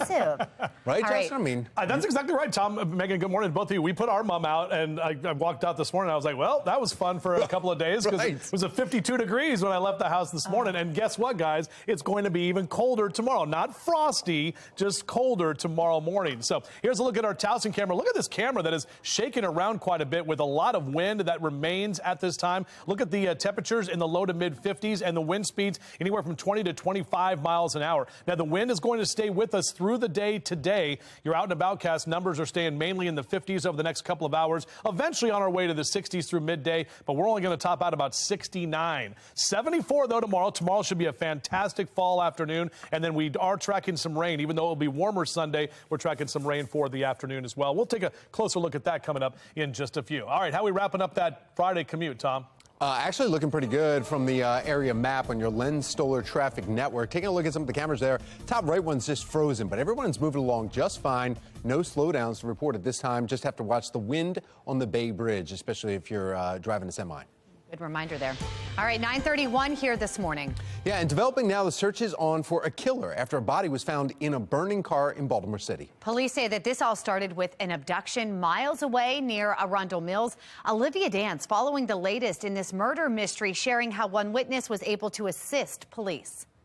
Police are still looking for the suspects responsible, and the man's body was found in Leakin Park, which is just a couple miles away from where I'm standing right now. But investigators connected the dots to a scene about 30 minutes away from the park in Hanover, and residents there are shocked and scared. I've never had carjacking or nothing like that in these areas. Yeah, I'm very, very scared. It all began on Wednesday night in a parking garage near Arundel Mills Mall. A witness told officers she saw a man stab someone. The male victim was then forced into a car at gunpoint by 2 men. That car then sped away. That's when, just hours later, Baltimore City firefighters were called to extinguish a car fire inside Leakin Park. When they arrived, they found a man dead inside the trunk. The victim was a 39-year-old man who had been shot at least once, and police confirmed he was the man stabbed and abducted in the parking garage. Anyone with information on this incident is asked to call Anne Arundel and Baltimore Police. You can find the numbers for those tip lines on our website at foxbaltimore.com. For now, reporting in Baltimore, I'm Olivia Dance, Fox 45 News. All right, Olivia, thank you. This morning, the results are in for Fox 45 News' independent test of the drinking water. Remember, 2 weeks ago, Baltimore City leaders first bungled that response on the E. coli in the water and then said a few days later, hey, the E. coli is gone, it's out, contamination's over. Well, we have Shannon Lilly joining us live now with what we found. Shannon? Well, Megan, we can tell you that it's certainly good news for concerned residents in the Harlem Park neighborhood. But before we get to that, just a little bit of background. You'll remember Denise Knight right here, like many of her neighbors, were skeptical of drinking the water even after Mayor Scott gave the all clear. So we reached out to several Maryland Department of Environment approved testing labs to test Knight's water. Fountain Valley Analytical Lab and Atlantic Blue Water Services were selected for the job. Our Keith Daniels on the phone with Knight with those results. Take a listen. You have no presence, according to these tests, of E. coli or any other harmful bacteria in your water. What's your reaction to that? Hallelujah. Thank you. Thank you. The results in this particular case is less than 1.0, most probable number of bacteria per 100 milliliters, or a passing test. I'm feeling a great relief that there's no E. coli or anything else in my water line. So, good job. Let's just keep on top of this so we won't have to do this again. Definitely good news, but we did reach out to the mayor's office for comment on this. We have not heard back. Reporting live in the studio, I'm Shannon Lilly. Megan? Thank you, Shannon. We do have continuing coverage this morning. Adnan Syed's lawyer now talking about the process of working to get his case back into court and reconsidered. Now, Erica Suter told WYPR that she worked with prosecutors to take a second look of filing a joint motion to retest the DNA evidence last March, ultimately leading to the state's motion to vacate. That's right. She says that Syed's case is more the exception than the norm because the American justice system generally wants to uphold convictions. Our legal system wants to maintain its verdicts, and there are reasonable reasons for that. But then when you come to some cases where it is so clear that somebody didn't have a fair shot and a fair opportunity, that priority toward finality needs to give way to justice. Baltimore City State's Attorney Marilyn Mosby has not yet said whether Syed will face a retrial. Her office has 30 days to respond. Making it official, the Russian-controlled vote is happening right now in parts of occupied Ukraine. Taylor Stewart live from our live center this morning. What's happening now, Taylor? Well, take a look at this tweet from the Associated Press this morning breaking. A vote has started in regions in Ukraine that are occupied by Russia. It's a referendum on the vote, and many people are saying it is a sham. At this point, voting started today. It will last about 4 to 5 days. Residents in Kyiv have worked to stop it from happening altogether. They've worked with special operations to blow up warehouses holding ballots and voting locations. Analysts say this is the latest move from the Kremlin and Putin to seize parts of the country. Now, critics continue to say that this is being condemned across the board from folks on both sides. The single question here on the ballot today is the response from Ukrainian President Vladimir Zelensky is, do you want to be a part of Russia and could you fight for them? That is the only question that they are facing here as they cast their vote. But Megan, Tom, back to you. All right, thank you, Taylor. Sanctuary City is now front and center in this migrant crisis. Coming up on Full Measure, we're hearing from people living in those cities and what they're saying about the crisis. And it's feeling like fall today, and it is fall now, the first Friday of fall season. Meteorologist Justin Chambers, he's tracking down the cool down, and he's outside right now sniffing some roses. Well, maybe not roses, maybe some mums.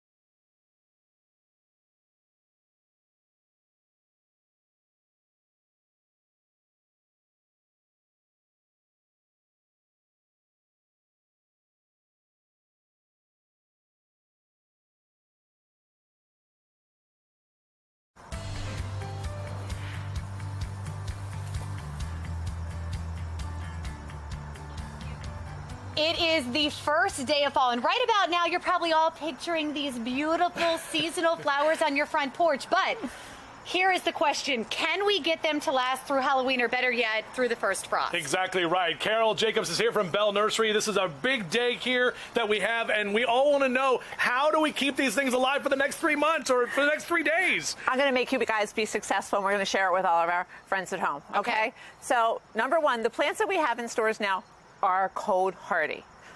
That's being said, you have to take care of them. Now, Carol, I'm going to break it down for the dummies like me. When you say cold hardy, are we talking frost hardy? No. Okay. Now, we have perennials that can handle some frost. But the mums? The mums, I would cover them if we're going to have a frost. Justin, I do not want to frost until December, so if you can work that out. I'm trying to work on that, Carol. I'm trying, I promise. All right, so number one, get flowers that are cold hardy. Number two, water. Even this wind like we have today is going to dry out your plants. The biggest mistake I see people make is they water from the top.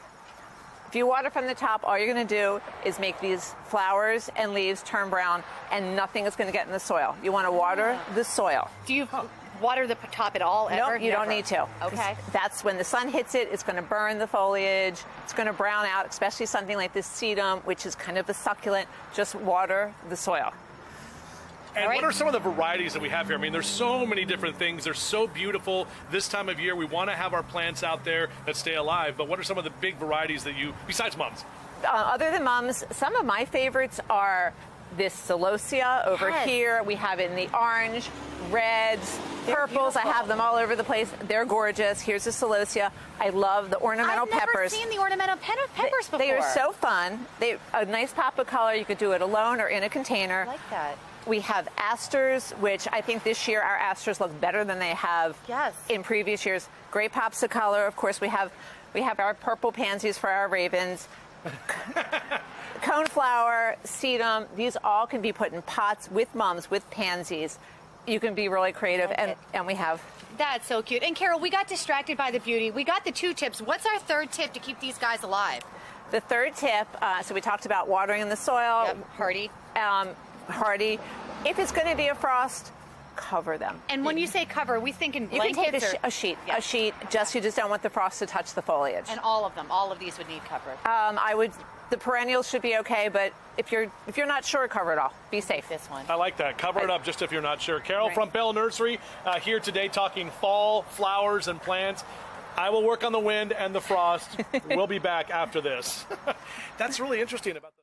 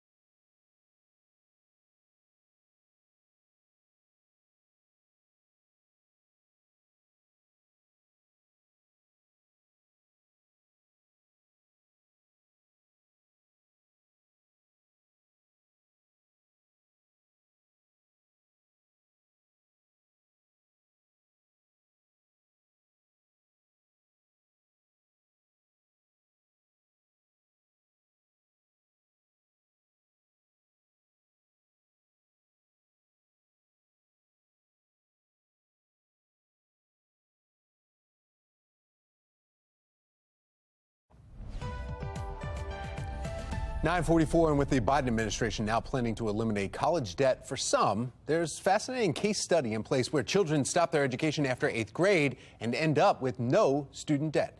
Cheryl Atkinson is here with a preview of Sunday's Full Measure. Cheryl, so where is this happening, and how do their lives end up if they don't have an education? Well, surprisingly and remarkably successful. And we're talking about America's Amish communities like Lancaster, Pennsylvania, where they typically go to school through 8th grade in a one-room schoolhouse, no electric, no plumbing. By the time they graduate, they've typically already started working after school, often with their parents. They move on to full-time jobs, no debt, of course, often buying their first house in their teens. Culturally, they're taught to love labor and love their jobs. That certainly showed with the people that we spoke to. They have, in essence, zero unemployment, as we said, no college debt. And the question is there possibly something we could learn from all of this? You'd be surprised how many millionaires there are in the Amish community. That's our cover story Sunday. Mennonite, Cheryl, yeah, you're also diving into the controversy over the record illegal immigration numbers that were just announced and sanctuary cities' reactions when some of those immigrants are actually being dropped off in their towns. So what are people saying? Well, you know, border towns where we visited, officials there are glad to see some sanctuary cities getting the tiniest slice of what they've been dealing with for the past couple of years, begging for federal help but not getting it. But they say really in the big picture, we have to start wrestling with the fact that even if the border were secured tomorrow, there are still millions of illegal border crossers now living in the United States from just the past couple of years at great cost to U.S. taxpayers. Sunday on Full Measure, we will talk about the cost of illegal immigration. Cheryl Atkinson, thank you. Now, you can watch Full Measure Sundays at 10 in the morning and then at 11 Sunday night. 9:46. We're feeling it. It's so Baltimore. The latest season of The Masked Singer is now on Fox 45 every Wednesday at 8. Oh, yeah. And we've got promotional material all around our studio. Be More lifestyle host Mark Clark, though, spoke with one of those eliminated. Wait a second. We've got a bunch. I think Nicole might make a. Nicole has been everywhere. There She's been scaring people. She's been, whoa, don't drop her. Teddy Carpenter. All right, let's see. Closer. Closer. Oh, there she is. There's Nicole. Is it Mark? Is it Nicole? We'll never know. People confuse those two all the time. It's me. Okay. Oh, no. Wait, hold is on. Your mic on? Nicole fell. All right, hold on a second. Look, season 8 open to a big number. Many surprises in store. We're going to get some mic help for you. It's not easy to tell who's who. I must just say, Robin, the first thing out of Robin's mouth was my name, so that was not so great. So yeah, Tom, you can hear me. Okay, I'm trying to help you. There goes Nicole. Mike went out again. Trouble. Right. It's been a good season so far. I'm excited for the next one. I think it was Nicole's fault for that. That's what happened. It all started going downhill when Nicole. Does my mic work? You guys can hear me? Yeah, we hear you. Mark, you talked to Eric. It was cool. Monty Python. I mean, that guy's old school. I love it. And we were talking earlier this morning, guys, about how that is what happens on Masked Singers. You got the 91-year-old William Shatner, and you got Eric Idle from Monty Python, and then you have these like YouTube kids that are like, oh, this person's an influencer, and like, oh, and I'm like, I have no idea who that person is. So anyway, 8 o'clock. Every Wednesday night right here on Fox 45. Lego Masters right after that. We've got the Ravens game this weekend. Got college football tomorrow. Man, I tell you, you don't have to go anywhere. Just keep the dial tuned in where it is. 55 is your temp right now because we can't drive 55, right, in Baltimore. North wind at about 15 to 20 miles an hour. I was just outside with Megan, and we were talking about the plans. They're blowing all over the place. That's how it's going to be today. It will be a bad hair day. I don't even know how. I haven't even checked the TV hair to see, is it okay after all of that? 59 here in the 10 o'clock hour. Low to mid 60s as you rise and shine or start to transition to brunch today. But brunch outdoors and lunch outdoors is going to be a little tough only because that wind stays with us. There's Hank the Bird. Yeah, he's excited about the O's. Still just 4 games back in Birdland, and they take on the Astros later tonight. Temperatures mainly in the low to mid 60s for our highs. 69 in Baltimore City this afternoon. 66 your high temp in Annapolis. And up and down the 95 corridor, we'll keep those temps in the 60s for Philly and Baltimore down through D.C. with 66 in Ocean City. So here's a look at your your pilot cast. And yes, there will be wind beneath my wings this afternoon. Our VFR conditions is visual flight rules, but definitely want to watch out for those gusty winds. Sometimes they can be strong and won't let you really get going because it might be past your personal minimums. Now, tomorrow, less wind, a little bit more of that cloud cover rolls in. Will be warmer, even though we're starting off pretty chilly on Saturday morning. Tomorrow afternoon into the evening time and Sunday, that's what's our next weather maker. And that's going to be a little bit more cloud cover, some showers developing ahead of that front after about 3-4 o'clock on Sunday and into the 7 to 8 o'clock hour into the evening time is when we're going to see those rain showers pass through. It's almost better that the Ravens are on the road this weekend so they don't have to deal with rain, and you don't have to deal with rain at the stadium because you can watch it right here on Fox 45. Hurricane Fiona, that's the Category 3 storm that's heading toward Canada. There is another system called Tropical Depression 9. This system will either be Hermine or Ian. It is in the eastern Caribbean right now, more than likely becoming a storm in the next 24 hours and then making a right turn by early next week. Could be making a run at the west coast of Florida. We're talking to folks there in Sarasota, up to Tampa, even in Orlando, Miami, in that cone of uncertainty. We'll keep our eyes on that storm and let you know if it's going to impact the U.S. East Coast, possibly as a Cat 2 hurricane. All right, got busy very quickly around here. 74 tomorrow, 81 Ravens Sunday, upper 70s, and we keep the dry conditions through most of the middle of next week. Tom? All right, thank you, Justin. It's time now to meet your pet of the week from the Maryland SPCA. Kelly Anderson, actually, you are a behavioral specialist, right? With the SPCA, because you tell us all about how to, I keep come your in pets and all calm. Keep them calm on TV, right? Yeah, so this is little our pet purr of the machine. Week. Who is this? This is Tonks. He is a 4-month-old little tabby. He is going to be available at our event tomorrow. The Festival for the Animals is happening tomorrow. And Padonia Park Club, right? Padonia Park Club, yep. Yeah.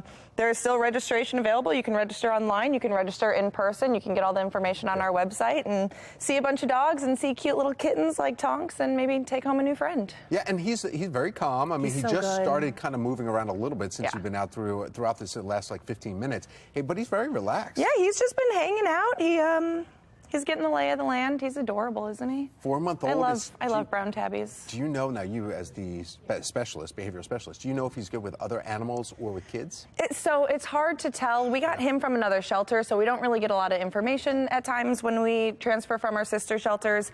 Normally when they're this young, they've been with their litter for a while, so you can hope that maybe they're good with other, cats. But it's always a crapshoot. You never know. You can bring them home. We give you lots of advice on how to bring new animals into a home when you do have other animals or when you have kids. The biggest thing is just making sure that you're going slow and giving them time to acclimate.